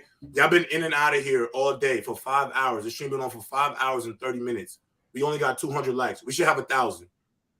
We've been on here. We've been on here all day, y'all. Chat, we love y'all, but y'all gotta do us right too. We should have 1,000 likes. Y'all been in and out concurrent. 216 watching concurrent. We peaked at like 350 at one point. Yeah. The fact that we only got 201, chat. Come on, y'all gotta do better. We work hard to do this shit for y'all, for real. We work hard too. So y'all gotta meet us in the middle. JRob, was that hard work? No. This happened? No. Okay. No. Actually, fuck. Some shit. I just spilled some shit on the floor real quick. Hold on, let me grab my shit. Yo, wow, that's crazy. Come on now, stop playing, bro. Y'all knew what time it was. JRob, you lost. Let me talk my shit. Let me talk my shit real quick. Because you already know what this last poll about to do. So we about to go 3-0. But I'm about to say something to Fluent. I didn't want Mookie. I wanted you. I didn't want Fluent. I didn't want Mookie. I wanted you. And now you came up here. You didn't win nothing, nigga. I didn't want you, Mookie. This is about me. I won the votes, so I'm talking. Bro, the chat, you the fan favorite on Player Choice. Mookie, your whole the fan favorite. Mookie, your whole squad pulls up to you the fan favorite. Bro. Give me my shit. Hold on. Let me say this right quick. I came in here expecting that I was going to be the guy that's going to receive the wrong end of the votes. My goal was to get my points out, defend my argument, and if I lose the vote argument, I know in my mind and I know in my heart that I won. I easily won. I easily got my points out. Put me on a tight Zoom. Can I get on a tight Zoom?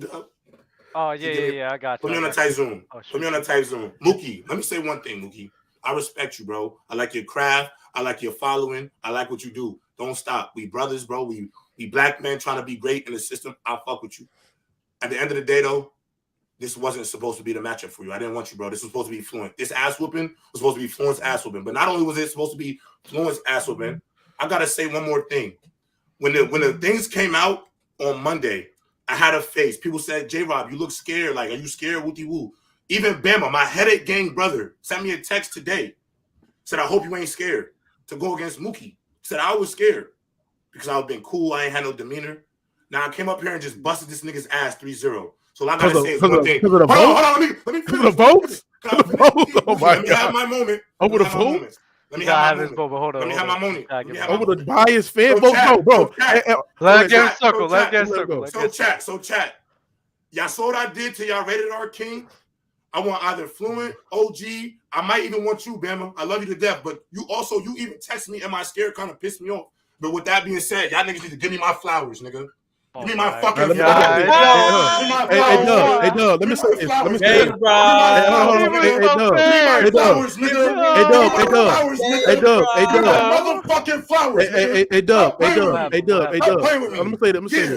Let me say this, bro. If you think you won because of the fan votes, listen, go ahead and have it. But all you got to know is put me on Zoom. Put him on Zoom, Dub. This what the biased fan vote said. I don't know if you can zoom in. It's not clear enough. It's not clear. Ron threw in the chat, is Lamar Jackson an elite pocket passer? 70% of the vote sat there and said yes, and only 20% said no. I mean, people in the chat, man, that's why I sat there and said he won the fan votes. I think I made the greater points. And it is what it is, man. Great Mookie, battle. Are you saying Basic El Chat right context. now? Oh yeah, I'm the enemy in here. You know what I'm saying? I'm the most hated. You hear me? I'm the most controversial, most hated, most nastiest. You know, everybody, want to see your boy go down, but it is what it is. Mookie, I made my points. It is what it is. Yo, Mookie, I want to be on your show, bro. Let me pull up. Let's chop it up. Let's argue on your show. This show's fun. Rated R show is dope as hell, bro. It's a good ass This is what we're time. supposed to do. Now I ain't gonna lie. Good ass time. We've been put together. We've been put against each other since Players' Choice as sworn enemies. Now let's go KSI Jake Paul, bro. That's what that's weird. Let's just go be great, bro. Let's go be great. Yo, you know what? I feel some type of way that some type of way you want to mention me because I just clutched up a 2v1 today, which is crazy. Nah, I ain't gonna lie. I think that third round went to Dub. How you got? Hold on, Dub. The chat used to hate you. How you got on their great side, Dub? I know. They I don't know. Hate you, bro. They fuck with I don't you. know. Because I see that. I seen a little bit of that debate, bro. Like, come on, bro. Trent was cooking your ass on that Drew Brees, John Elway shit. shit. We got I cooked them so bad it wasn't even. But Like, everybody, but here the thing. Here's the thing. So easy, the chat gonna not like Drew Brees. The chat, gonna put the chat loves Drew Brees. They No. like No. Wait, hold on. When Ron put out, chat love Drew Brees. Hold on. When Ron put out that poll of who's a better quarterback, John Elway or Drew Brees, 70% said John Elway, and only 45% said Drew Brees. So the consensus word that John Elway is the better quarterback. Hold on. How does that math work? Hold on. But what I'm saying is that if more people agree that John Elway is the better quarterback than Drew Brees, they're gonna agree with you and they're gonna sit there and say you won. It is what it is. How does that math work? Yo, fellas. I meant 70-30. My bad, 70-30. We got to wrap it up. We got a show coming on right now. Players' Choice Anime is coming up next. Salute. But your host JRob off the. I got Rob, the real winner. The real winner is your boy Mookie Jones. You know what I'm saying? I made the better. Mookie, for real though, hit me up though. I'll definitely pull up. We should definitely talk ball, bro. We don't even agree. It might make it for good content, bro. Real shit. All right. Let's be great. Hey, JRob gonna be there. Dub's gonna be there. King Lion's gonna be there in a flock of other panelists on the anime show. Y'all be sure to pull up. PC basketball in the morning. You know your regular show. Come catch us in the morning. PC wrestling tomorrow night. Monday morning. Come check out the football show, like soccer, like real football. Go check out football. Shout out to the chat, y'all. Y'all knew it was good. Soccer. And on the way out, this show was sponsored by Lucra. You guys go ahead, download the app. The link's in the chat. It's pinned to the top. Download it. Use code Players Choice and accept our bet of the week. Our wager of the week is Travis Kelce versus AJ Brown. We're taking AJ Brown. You take Travis Kelce for the Super Bowl. When you do that, you will get entered into a raffle. The winner gets $250. Second place gets $100. Third place gets $50. Jump in, get your money. And when you sign up with the app, you get free money too. Send your bets to me or take Dub's money. If you send your bets to me, you're gonna lose your money. Get Dub's money. Get his money. Salute. I'm the GOAT.